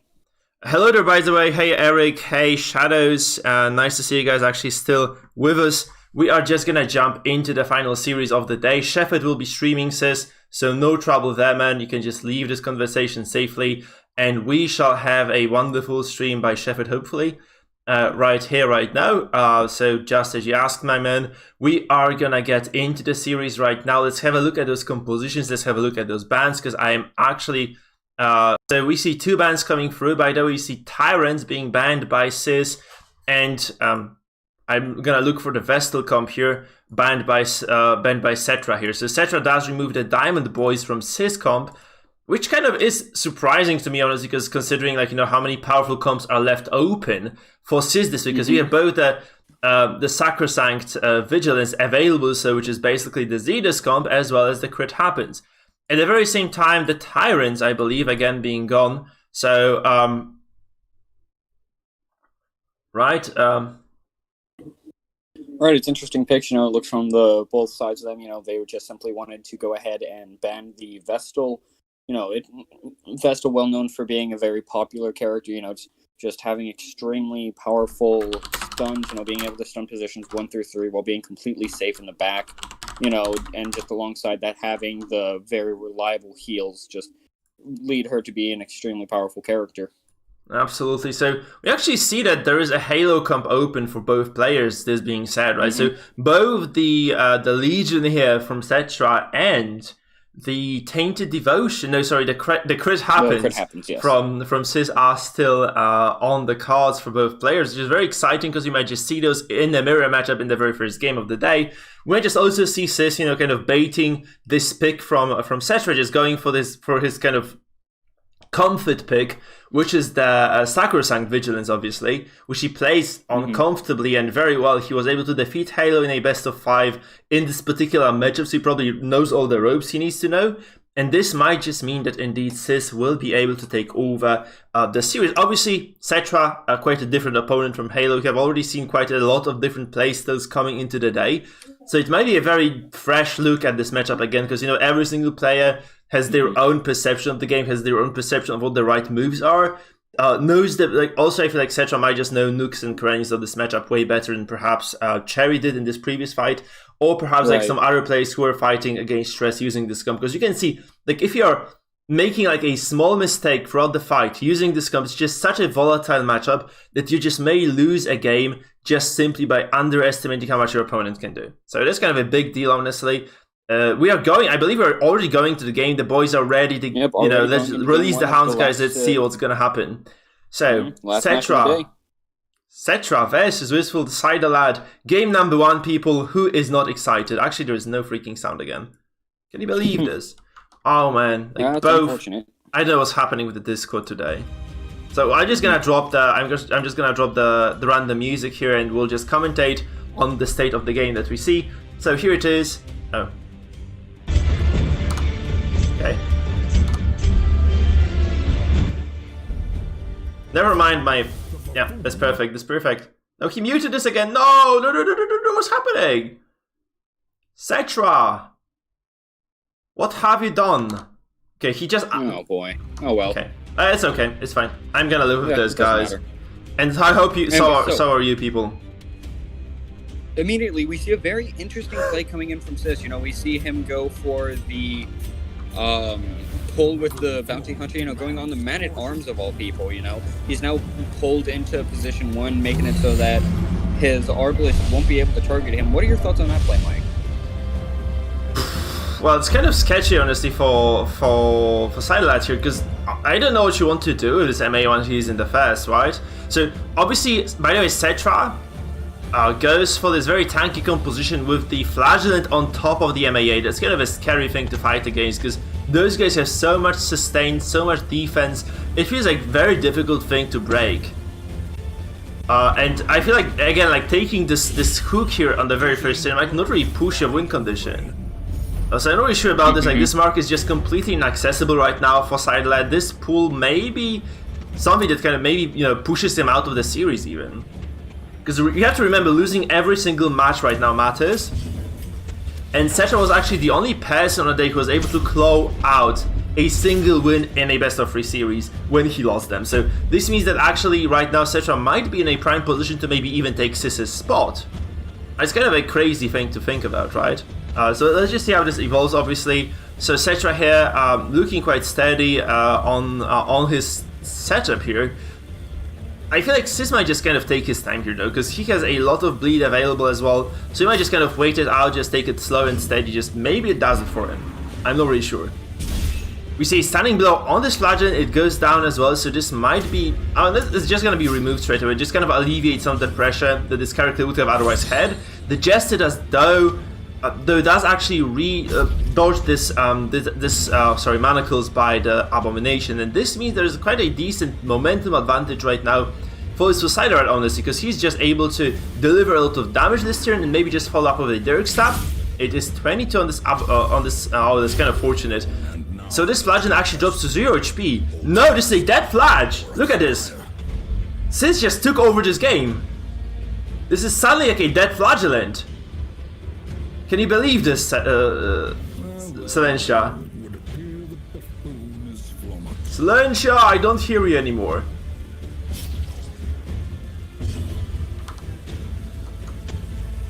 Okay, Silencia, you're cutting off. If you are speaking now, I can't hear it. Also, I'm just gonna keep casting this. Oh, that's kind of a surprise as well. So he moves in with the Jester, which means that this BH is, you know, he could have potentially just got a clean kill with the Jester, sorry, with the BH, and then just follow this up.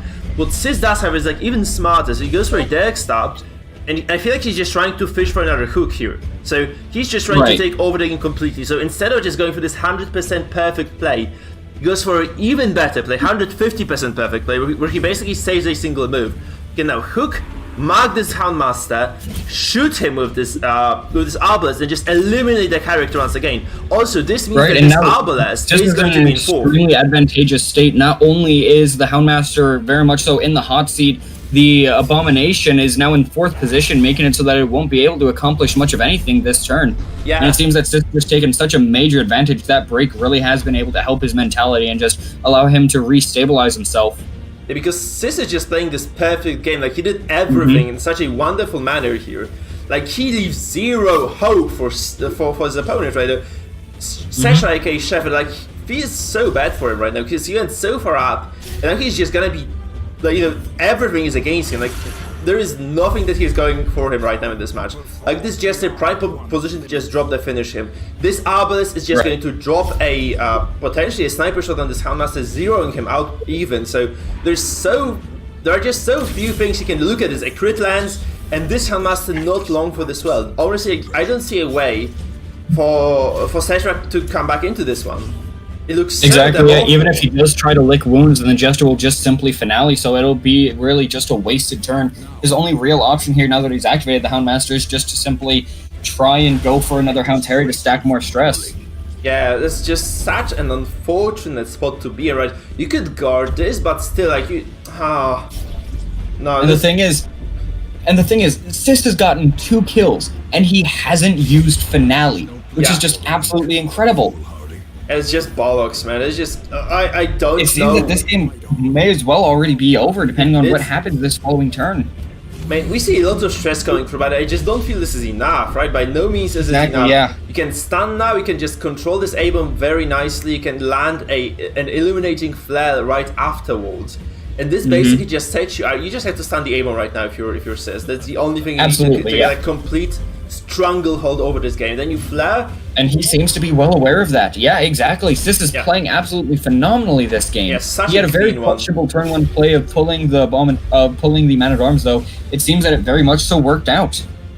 Yep, such a clean game by CIS. Seriously, that's what Halo Comp is capable of. Everybody knows what it's capable of. You can control it. You can control it using the right stress play, but still, it's just such a sketchy matchup to be in. Like, I would imagine nobody wants to get into that. I'm kind of surprised as well that Settra has not indeed banned this composition altogether. Absolutely, yeah. It's just more than one time and in more than one set, this comp has just proved itself to be so dominant that it seems that banning it was, or not banning it was Settra's first mistake. Yeah.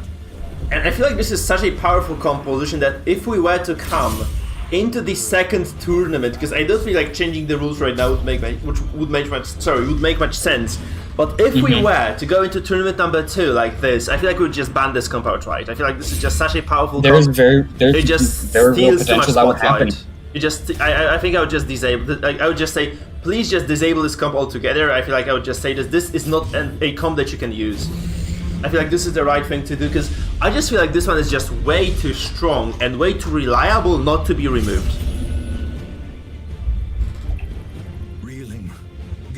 Yeah, like just it, and I think that in of itself, could create some very interesting discussion as to, like, what we may want to consider in terms of bans.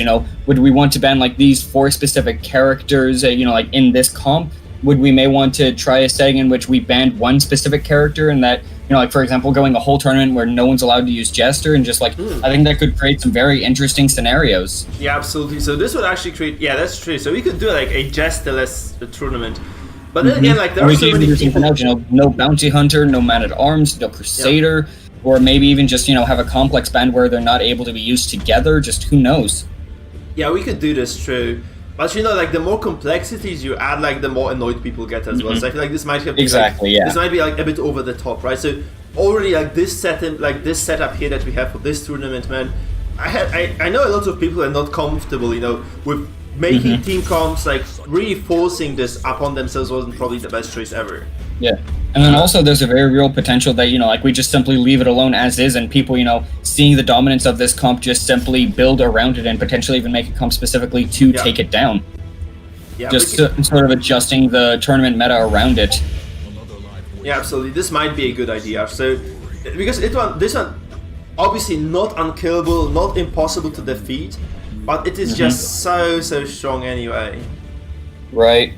Because we kind of, like, the thing is, we can't force people into building their comps on the go.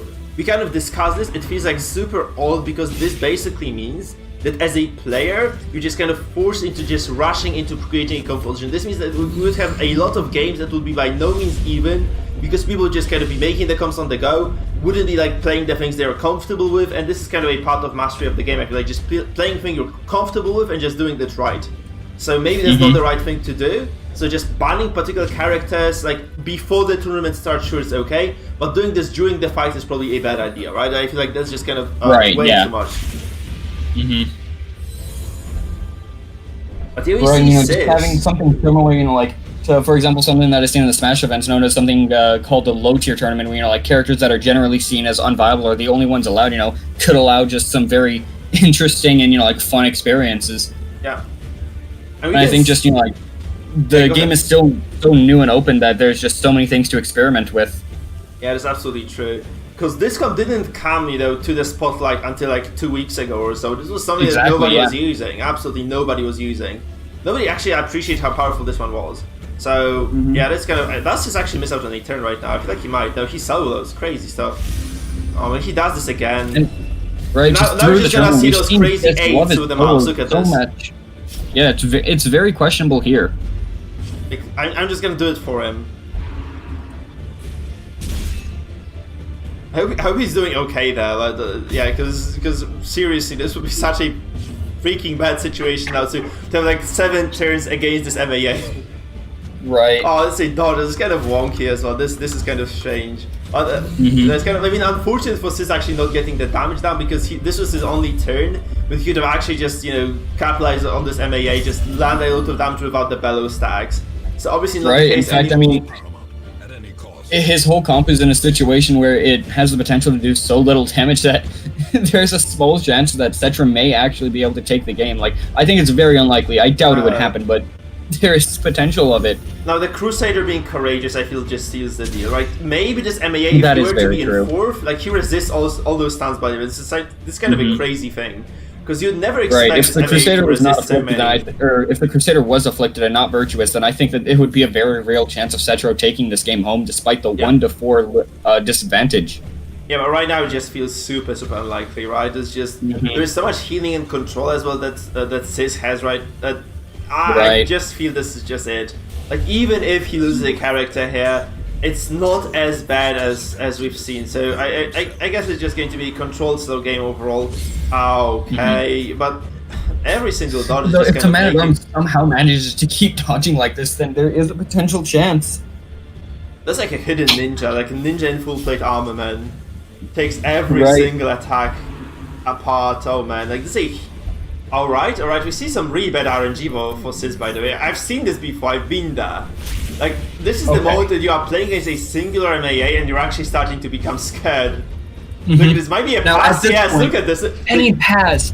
Honestly, I feel like this game would have been decided long ago if he just simply let the Caltrops rip extremely early. Yeah. Oh, but Just there's a let that dead damage stack Jester. There's a lot of stress as well coming across the board. There's a lot of stress. There's no way that Settra's going to be able to pull through, right? Yeah, right.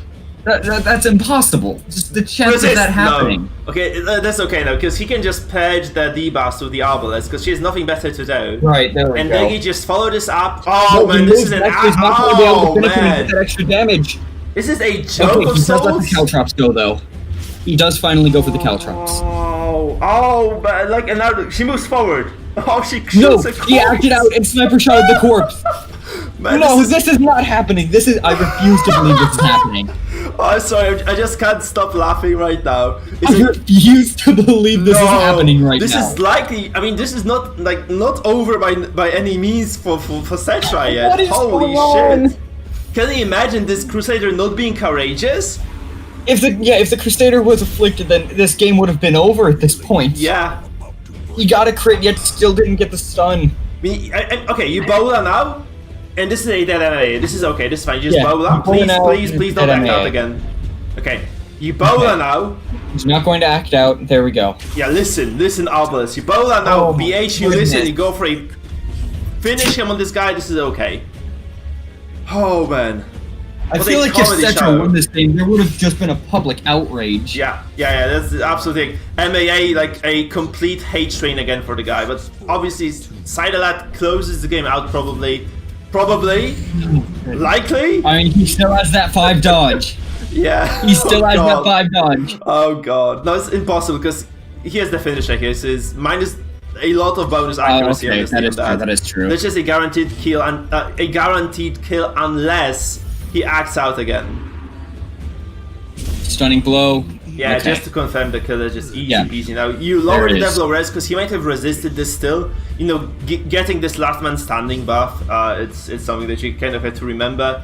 And that's a finish him. The one thing I gotta say, if it's going off the chat, we all know exactly who they wanted to win that match. And it was not Sith, unfortunately. No, oh man. Oh god, like this was like almost a hero moment. Like, oh goodness, that was almost completely ridiculous. That gave me a flashback to the first viewer game I played on your channel where my Antiquarian almost 1v4'd.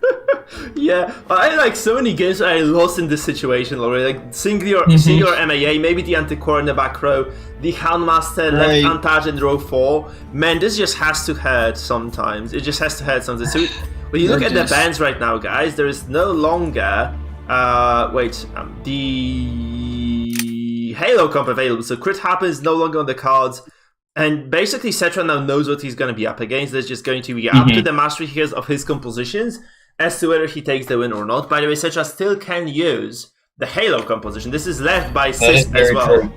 So this might be like a very similar matchup just from the other perspective.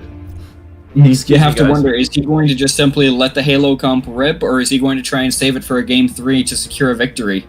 Yeah, because, I mean, if CIS takes this one right now, it's a clear-cut group. CIS goes first, Cherry advances from second slot, and then Settra is unfortunately eliminated. If Settra wins, though, I actually have to do the maths. Because I have no idea. This is kind of a new setting for me as well. And yeah, let's just go to this. So we'll just go to the full screen right now of the matchup, guys. Are you ready for this? Because I am not. Cherry 2-0 and then potentially losing to Settra 1-2 could just make some very strange matchups. Okay, we see a coin toss going in favor of CIS here, and he really likes this because he wants to go first. And we might just see this very quick kill on this Houndmaster if this is not prevented on time. Because he doesn't have access to the Halo comp, but a Flagellant and a Crusader aren't terribly different. Yeah, it's just a single character swap. You get a lot more pressure, but you get you lose some control for that, right? Because obviously having that it could even be determined. It could even be determined that you're only allowed to have a comp where like 2 characters match, meaning that you can't have this thing where you have 3 characters the same, then one swap out. Yeah, I mean, we already had like a rule that you can see a defender come out, which I think is a very smart play from Settra. Yeah, he had to do this obviously because he kind of didn't do this before. And you have he to just see like this. You just can't let the dog go so die. much tempo. Yeah, you can't allow this to happen. So probably the correct move here, obviously. You have to be careful if you're Settra though right now, because you have to transform with the A-bomb ASAP. Otherwise, you risk the A-bomb landing in 4th, and you really don't want that to happen. This happened in the previous game. This was not pretty, my man. This was not pretty at all. Obviously, despite the protection that he took, I am kind of surprised by the trinket choices that Settra is making here. He had a chance to adjust those. So you could have obviously just kind of geared against what Wistful Sidewalls is doing. He could have just taken, the Pit Fighter's helmet, the Houndmaster. Not such a big surprising thing, though, to be all completely frank with you. I would just expect him to do this. Obviously, I feel like Settra is just playing the waiting game. He's gonna just wait for the Derg step to come through. Then he's just going to heal and be safe. Obviously, there is no way to remove the guard if you are sideline right now, so this Houndmaster is probably just going to be fine. There's very big difference, by the way. At that point, we don't really know about that because as we saw, CIS has the Tiller on the Arbalist, allowing her to continuously target the Houndmaster. Jester has Dirk Stab, and then the Bounty Hunter could just simply pick up the kill with the Caltrops. Yeah. Obviously, get a lot of protection here. I feel like if he just used the Lick Wounds right away, this might be okay still. Okay, there we go. I'd say that getting that on the Jester was very good. But again, this is kind of a bad spot for Settra then, because this means his A-bomb might just end up in rank 4. It's kind of likely. If CIS sees this, he might just pounce on this opportunity. I would pounce. And this actually sets you back by a 10. Obviously, you're playing a stress comp, so that's not such a terribly big deal. Because if you play a damage combo with an A-bomb, this means like you lose out an entire 10. You get you still get a lot of value just from the singular transformation. So this is not that terrible. Still, something you probably don't want to happen because this leaves you you lose a lot of pressure. Because A-bomb on a transform turn does a tremendous amount of damage. Actually, those are Caltrops. Okay, I'm surprised. So let the Caltrops rip. A very interesting choice. What are your thoughts on this, Mike? I mean, this puts pressure on the Houndmaster, forces him to heal, get that regen stacking.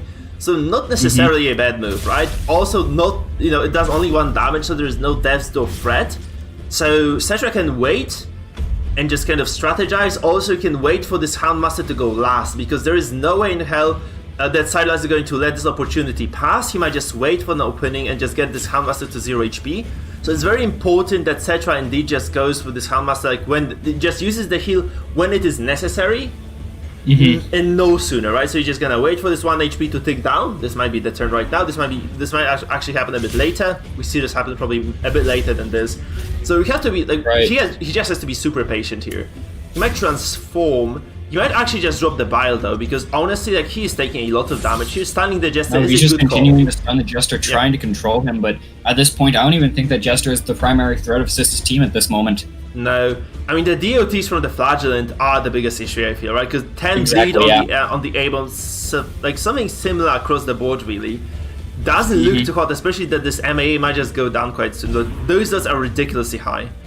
There's gonna be 14 bleed now. 14 bleed. Can you believe this, man? 16 with blight as well, because CIS has gone all in on this flagellant. He's taken all those offensive trinkets, Yeah. getting bonus blight damages, 14 DOT on the MAA. It's The sheer absolutely amount of damage devastating. that he's done through DOTs is just absolutely incredible. Just being able to take the Halo comp and pivot it into damage over time that has sort of Mark as a secondary objective. Yeah. It's a very interesting way to, see somebody play the comp. And now, what do you think we're going to see here? We could see an illuminating flare. We could see a sniper shot onto the Abomination. We could see a lot of different things. We could see him continue to pressure the Man-at-Arms. Exactly, yeah. Yeah. And now, as soon as the Man-at-Arms activates, I believe that while he Zero won't be HP. taken down in that door, if there's a Yeah. single more Rain of Sorrows, then he will. Oh man, that's so scary for Settra because I felt like he had a decent chance against CIS, but it looks like CIS's compositions are just so much stronger. And Right. it's like this is something that the people who are watching and are going to play tomorrow really have to strategize around. So both Mangle and Eric, okay, or SBRH as we know him, right? They both really do need to think about what CIS is doing here. They really need to kind of find this measured way to contain those compositions. Because if they don't, I mean, this just happens. I feel like CIS just has this in the bag again. Exactly, yeah. It's super rough. Yeah, as soon as he activates either the Abomination or the Man-at-Arms, they're both going to drop to Death's Door, and then the Bounty Hunter will just simply be able to secure that kill. And, we've seen, CIS provide just so many amazing plays throughout that. I feel like there's a very real chance that, he'll wait for that to happen, not hesitate, but just, wait on his Bounty Hunter and just allow him to get that very early kill on turn 3. Yeah, Though okay, instead he actually chooses to activate it, potentially wanting to pull... No, he's pushing the Flagellant back. A very interesting play. I mean, this removes a lot of pressure again, right? This means that he has basically nothing to worry about. There is no serious damage coming down anytime soon. And, his backline is safe as well. Obviously, like, you really hate to see your backline bleeding 14 damage per turn if you are Settra. So, Settra in a very, very rough position right now. Seriously, this is like as rough as we've seen today, I think. And there's like zero ways he can actually contain this. Like, he is taking 22 damage. This heal just doesn't do anything for you, man. Like, this just... Exactly, yeah. The Absolution just simply stalling for a turn won't help at all here. Yeah. Like, the best it'll do is slow it down by a single turn, but what is that going to accomplish? Nothing, you're because not you'll take applying more any dots. stress. That's just looking so scary. You're just delaying the inevitable, really, if you're Settra right now. Because it feels like he's just going down under here. Look at this. This Arbor is just going to bandage this, actually. So he actually... I'd say that makes perfect sense. Yes, his values the Jester No very matter highly. it really doesn't matter. No, I mean, okay, this MAA has high protection. This is probably not going to be a kill on the guy, because you need to do a lot of damage to actually take down the MAA. And the only character capable of doing so right now might be this Arbalist, maybe the A-Bomb as well. Sorry, maybe the Flagellant of CIS. Because neither the Jester nor the Hook, nor the Come Hither from this BH will be able to do anything about this MAA, I feel. So that is a very real possibility. Yeah, I do agree with that there. But so you have to think like about. Actually, hold on. We do see the Heartseeker on the Bounty Hunter, which actually may give him that little extra damage he needs to get over that barrier of the protection. Oh yeah, absolutely. But there is still a lot of bellows. He has 45 protection, 45% protection, and there are also bellows stacks. So I don't think this is gonna this is just so not it's gonna very real happen. chance. You could just activate the Arbalist, clear those, and then go for the kill. Though first he goes for the Jester, just continuing to get those DOT stacks, and actually getting the kill with the Harvest. Oh man, so I was wrong. I stand corrected. CIS just destroys Settra there. Holy crap. Like, this is going from bad to worse for Settra. Seriously, you have to see this. Like, this was a dire spot he was in, but this execution here obviously finished on the Jester, so no big surprise he gets that, right? But kind of feels so bad. And now once again, he's getting some very important key kills without using the finale, because as soon as Settra activates the Abomination, they're going to die unless they just continue to stall and heal, which will just, dig them into an even deeper hole than they're already in. Yeah, such an unfortunate situation for Settra. Like, he had his hopes up, I think, but he's just getting snuffed out. I believe put him over the threshold where the lick wounds will no longer be able to heal him. Yep, that's very true. Yeah, that's it. So, like, he has two very dead characters right now, and he has to pick one of them, because this BH is just no matter who he picks, they're dead. Oh, this BH is just gonna capitalize. I mean, you can pick and heal it. What purpose does it serve? Exactly, if you pick and heal, then the Arbalist just sniper shots you down. Yeah. So this is like complete and utter domination by CIS. Seriously, this is like as good as we've seen here. Like, this is SBRH levels of crazy. Yeah, I think this is one of the most oppressive games we've seen today. Yeah. It's like such a fast one. As I look 10-4, it looks already to be completely solved. Like we haven't seen Right. games like this before. Like those games, especially yesterday, we were actually playing at like 1:30 or something, and this was with Bagheera surrendering. And right now, this group phase is just gonna be so short because those games today were like so decisive and so quick. And Exactly. yeah, this just is going to be a clear-cut final. Then I feel like this is, I mean, this group's kind of resolving itself. It's gonna be CIS taking seed number 1, which I feel you really don't want to do, because this means you go against SBRH on Right. tomorrow's matchups, and we see Mangle versus Cherry. We see Mangle versus Cherry, man, in the second matchup of the day. Can you believe Right. this? Such a crazy turn of events. I really like. We invited Cherry. I knew she was good. I didn't know she was gonna be good enough to compete with the likes of, you know, of Settra and of Goliath. And she was definitely like a person who delivered so well. Right. Seriously, huge kudos to Cherry there. Like she is going to probably just take it home. Yeah, she's just going provided from the so second much spot is more- not that bad. Yeah, like she's just provided so much more presence in the tournament than anybody could have predicted. Yeah, maybe more than Colse could ever have done as well, right? You have to kind Potentially. of, because that's just, yeah, Cherry just dominated the group stage. She legitimately took out Settra. We saw her make mistakes, right? So by no means is her play perfect, but she is definitely like a very decent contender coming into the semifinals. Right. Because And now we obviously, see this flashpoint, he's just going to die, and yeah, if I know CEST, I feel like I know exactly he's going to take him out in the most thematic way possible, with the skill whose name will finally make sense. yeah, finally makes sense, man. Come on, the puns. Okay, the bingo, the puns, like it's all perfectly set. I feel like this is just all we wanted. What a stream today. Those are Even very Battlefield interesting game, games. if she want, yep. Yep, CEST knows exactly what he's doing here. But you have to say, like, none of those matchups was really close today. Maybe Sis It versus really Settra wasn't. to some extent was Just- okay. Yeah, like the Sista and Cherry No, matchup, no, I believe it was the it game wasn't. one. Like, yeah, that was extremely close, but just these matches here, it's not much. Yeah. So Sis with a decisive lead again. You have to feel like he's just doing so well on the day. I am surprised. Like, he plays like an AI as well. You have two AIs, right? This is gonna be the bot Eric versus bot Sis at some point. This is going to be a bot Eric versus bot Sis tomorrow, actually. Which I would actually have liked to see as a final of the tournament, but we might just get the taste of it tomorrow. Maybe Sis gets a taste of his own poison, because you have to see SBRH as this slow, methodical, contained player who doesn't let those things happen to him. The things that we have seen today will just never happen with SBRH. I feel like he's just going to be able to control Sis to a decent extent, and maybe to take the game off his hands as well. Right. Because we had like a lot of very stumpy matchups today, extremely stumpy, like 2-0 across the board basically, with very little those opponents of those guys could have done. Or could do, right? Third on to finish him, Yeah. and now on the side of Sis, we're going to see him go ahead and end this day. Oh, after an affliction.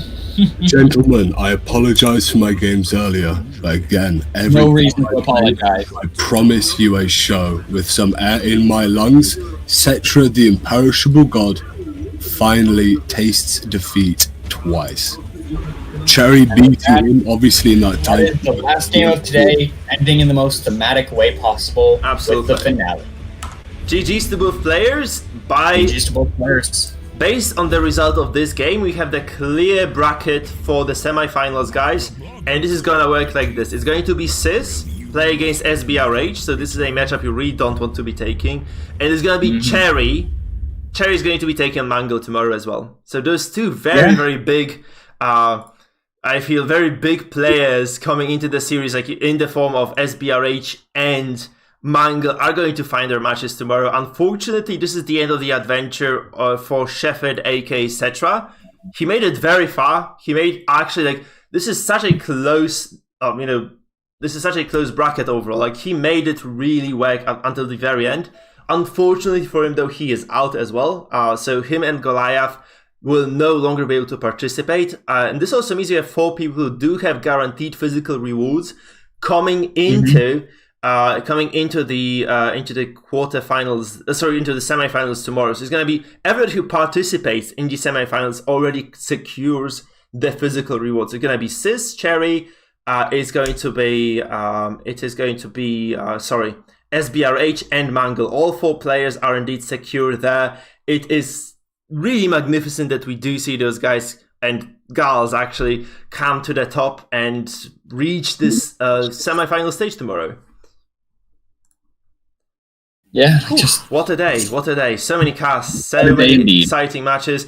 Thank you, Silentia, for being here. Thank you, guys, as well. If you're new to this stream, please remember, I haven't said this once today, please remember to follow and subscribe. And if you are really enjoying yourselves, if you want me to keep producing content like this, if you want more tournaments, please do consider becoming members or donating to the stream. This actually means so much to me. It actually means that, you people actually value this a lot, all right? So that being said, again, huge kudos to all our participants. Huge kudos to the streamers who are in the tournament as well, guys.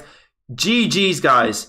Excellent stuff by Cherry and Sis today, as well as Mangle and SBRH yesterday. So we will see indeed how it goes on the final, on the penultimate day, which is going to be the Friday tomorrow, 7 p.m. Guys, do not miss it. You really don't want to. Those are some very big rivalries coming into play. I really want to see if Sis is going to be able to match what bot Eric has to offer, right? This is going to be pretty exciting. Again, the other side of this is going to be Cherry versus Mangle as well. Very cool stuff happening there.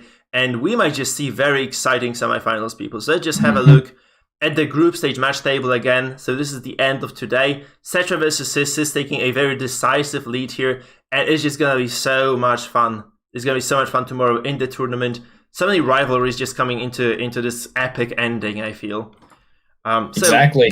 If you were to actually guess the winners of those matches of the tomorrow's semifinals, so if you were to bet on Sis or SBRH, whom would you say is going to take it, Silentia? Oh God, that's really difficult because Sis has proven himself more than enough times, and he's done so much for everyone. Commentating, helping organize events. Getting information. Discussing builds.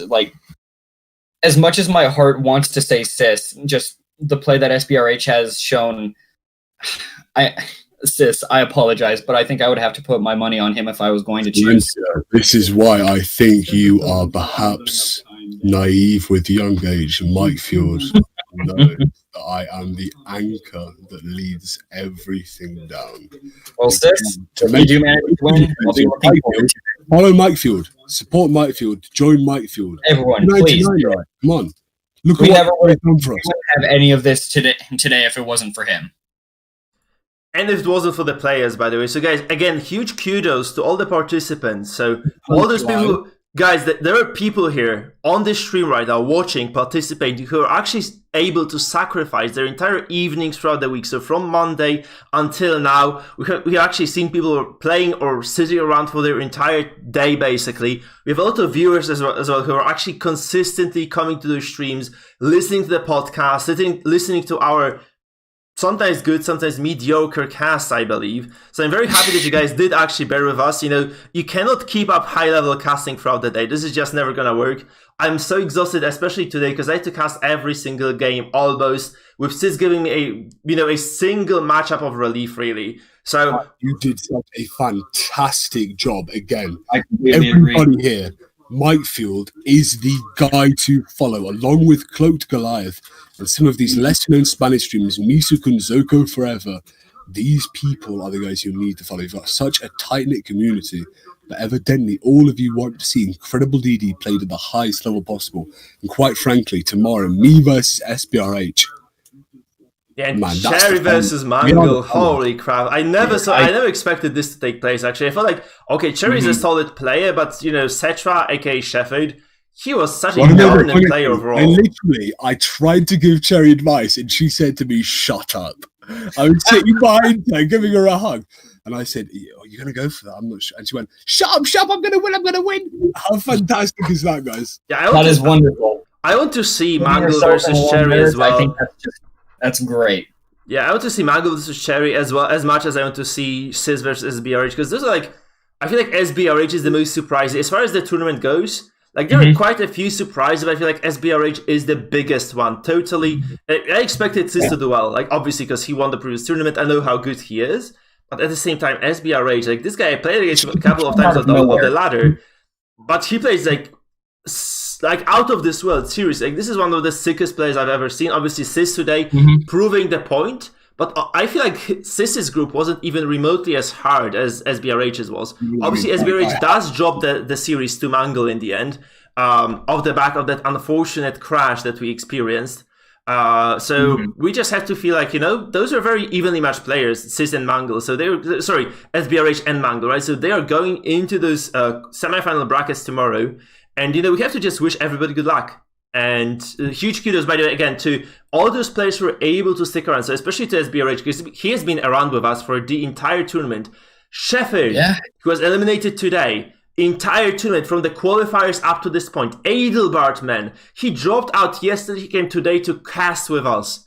Can you not appreciate those people? At least, you know what I mean? He gave his best shot, maybe not quite right for us right now, but really absolutely fantastic. Yeah. So wonderful stuff coming from all the community, guys. I love you so much for being here. It's like a real pleasure sitting here just talking to you about this crazy game. And yeah, I'm very much enjoying myself. Makes me kind of makes me kind of feel this sense of accomplishment, people, which is quite rare for me recently, or has been rare for me recently. So yeah, very glad that I did organize the tournament. You have to kind of say that it's kind of taxing on me. Right, Mike, I cannot believe you're holding so much of this on your shoulders. The production side, unfortunately, as I'm a player, and obviously I'm going to win this tournament. I'm going to win. Cherry, this is a little side note, something I love to mention about the next game here. Cherry is not a fan of Mangled in any way, shape, or form here. So Cherry is going to put every single essence of her being into destroying this guy and humiliating him. So I really cannot wait. Let's just keep it competitive, right? As long as she just does this competitively, not verbally, I'm fine with this. But you guys have to stop bickering, arguing. You know she's not a bickering kind of person. She's the kind of person that's very shy, very reserved. I know, sis. When she's playing Darkest Dungeon, you see that unbelievable play coming into these semi-finals, Mike. Remarkable. I agree. Yeah, she performed really well today, so I feel like she definitely stands a chance. But still, like, Mangle is such a great player. Overall, like, you may like him, you may hate him, but he's such a proficient. I love Mangle. Seriously, like, he might be kind of speaking out of place. Maybe like maybe just kind of reading his words wrong. You can, this is the internet, the conversation that we have here. Like, you may just kind of absolutely misread what people say, what people write, because you cannot look them in the eye and just kind of understand, from their gestures. From how they basically react to what they hear as well. Mangle is a killer, Mike. He is a killer. He is always making these new builds, posting these new builds in the Mikefield Discord here. Completely terrifying guy to face against again. He, I think, coming into this is the veteran. He knows a lot about the game. He really doesn't consider Cherry, I believe, too much of a threat. I think he thinks he's going to do what he's done and win again like he always does. But Cherry here has that chip on her shoulder. She's coming in here like Rocky, trying to beat out Drago. Yeah, we actually have seen Cherry make quite a lot of mistakes as well today. She could have definitely taken games that she lost in quite a few instances there. So there's a ground like for Cherry to improve over, maybe even tomorrow. You guys might want to practice a bit, because there are certain things that you could actually watch your matches, because I think we pointed out a lot of those kind of things that she missed out on that might have actually led to her winning the series against you as well. And this might have actually meant, like, at some unlikely scenario, you might have just even been eliminated by Cherry from the tournament, which is kind of preposterous to think of at that time. But seriously, I feel like Cherry had a shot, maybe not in game number 2 against you, but definitely in game number 1 against you, to actually take over and just dominate it completely. So you guys might actually want to watch the VODs from that and just kind of, go back to that, because there were like quite a few things she could have improved. Like, obviously, wonderful play. She won 2 out of 3 matchups, the only one being, the double loss against you. I mean, quite frankly, Mike, there were personal issues at play that I don't want to get into. Yeah, sure, no, let's not talk about this, but still, obviously quite a big deal that she makes it all the way through. And yeah, I'm just gonna be kind of waiting to see Mangle versus her tomorrow. Such an exciting semi-final, especially you versus BRH as well. That's the best you could have hoped for. You may kind of see that. BRH, I'm terrified. The only person I'm actually looking at, apart from maybe Rumstick, going, wow, oh boy, I don't think I'm going to win this, Mike. I don't think I'm going to win this one.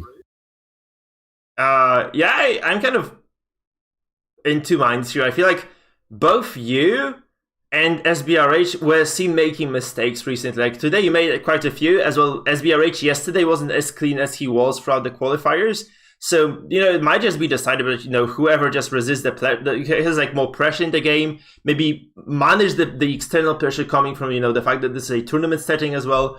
So we might just see how exactly this works. Obviously, I feel like SBRH very keen to take it home as well. So that will be very nice to see that too. So again, big congratulations to Cherry, big congratulations to SIS, to Mangle, and to SBRH coming into tomorrow, guys. 7 p.m. CEST. Don't forget, book your schedules for tomorrow evening. Get some beer, some snacks, get ready to watch some excellent DD esports, which I never thought I would say, but yeah, this is just a decently large tournament with decent audiences. We are very, very happy to be casting for you people. By the way, Salentia, will you be joining me tomorrow on the cast as well? Oh, absolutely. I'm not going to be missing out on that. Perfect. I apologize for not being able to commentate as many games as I'd like, but come on, semifinals and finals, I'm not missing out on that. Yeah. Guys, a quick reminder, by the way, you have to win with every single deck you have in order to take over the series. This means that if you even end up being 2-0, you can still lose because your opponent can start picking the trinkets and the characters in the right positions against the only comp you have left. So this means that you have to kind of strategize even more. You have to take this into consideration coming to matches tomorrow. So it really matters which composition you leave for the last one available. And every single ban like that you make, so that one ban that you have available as well, it is going to be so huge. Just when you are making those decks for the finals and for the semifinals as well, please just think about this, because this is so much more important than it was until today, where you could have just kind of have this single deck that kind of slacks around, that isn't exactly optimized because you don't really need to use it. And rather, you need to use every single one of yours and you need to win with them in order to qualify for the finals. So it's just going to be a very different format once again. It opens up a lot of really cool possibilities for both players in the series. So I hope you guys strategize around that. You kind of think about this and think ahead. So I'm very much hyped to see tomorrow's games. And yeah, that's going to be it from me. Any closing remarks, Salentia and Sis? Salentia, you take it away right now, pal. Once again, I'm very much so looking forward to this, and everyone watching. I know we already said it, but please, sub to Mike, watch his shit, just join if you want. Just like, again, I don't think I can express my gratitude towards him for, building this community around everything and just allowing all of us together. 150 people in here, the biggest Discord community, I believe, apart from maybe CLOAKED. So big stream in here, but Mikefield is taking on. This is, I think, the best tournament that will ever take place in terms of Darkest Dungeon. Officially sanctioned, physical rewards come out to all 4 of these plays coming forward. But really, you want to take the number 1 spot, don't you? You want to get whatever is that kind of mystical prize. Absolutely. Guys, this is it then. Thank you to all the participants. Thank you to Goliath and Shepard for joining the fray today. Unfortunately for them, they didn't kind of make it through this crazy couple of Sis and Cherry. And this being said, guys, I'm going to close it today. Let's just host somebody on Twitch. Let's be civil about this. So I'm just going to drop a link very soon for the people who prefer to remain on YouTube, by the way, so that you can kind of join the raid and maybe enjoy the rest of your evenings with those wonderful streamers that I'm going to recommend. I'm just going to choose someone very, very soon. Very quickly, Mike. Mikefield, Salvier at YouTube, Shuffle FM at YouTube, The Real Spartan at YouTube, Twitch streamers say Cloak Goliath, Zoko Forever, Misukundidi, these last 2 being Spanish streamers. Josh Achu, fantastic guy, really calm. Follow him. Life Sledge, again, another one of these Spanish streamers, I believe. And again, Mikefield stream on Twitch. Always follow him on Twitch if you can, because we really want to try and build that Twitch community here. Yeah, guys, we'll be raiding the guy playing Legends of Runeterra, by the way, because I feel like it's kind of a cool raiding the guy playing Legends of Runeterra, by the way. My bad. Right. So I had my own annoying voice right now. It doesn't feel that great. And there's this kind of a decently good player from Masthead here in Legends of Runeterra. I think we'll just raid the guy. I hope you guys enjoy yourselves. He's called Pawn CE. So I saw him play before. He's very cool. Very nice of a streamer as well. He might kind of remind you of me in a sense. So I hope you guys enjoy yourselves there. Legends of Runeterra, very cool game as well. So I hope you guys enjoy yourselves indeed watching the stream. This is it from me. So see you tomorrow. join the raid, tell a guy like, you know, that I said hi and such. I recommend the stream to his viewers, obviously, and see people around. And act civil above all, right? Act civil above all. Thank you, Sis and Silence once again. Bye-bye, guys. Peace out, brother.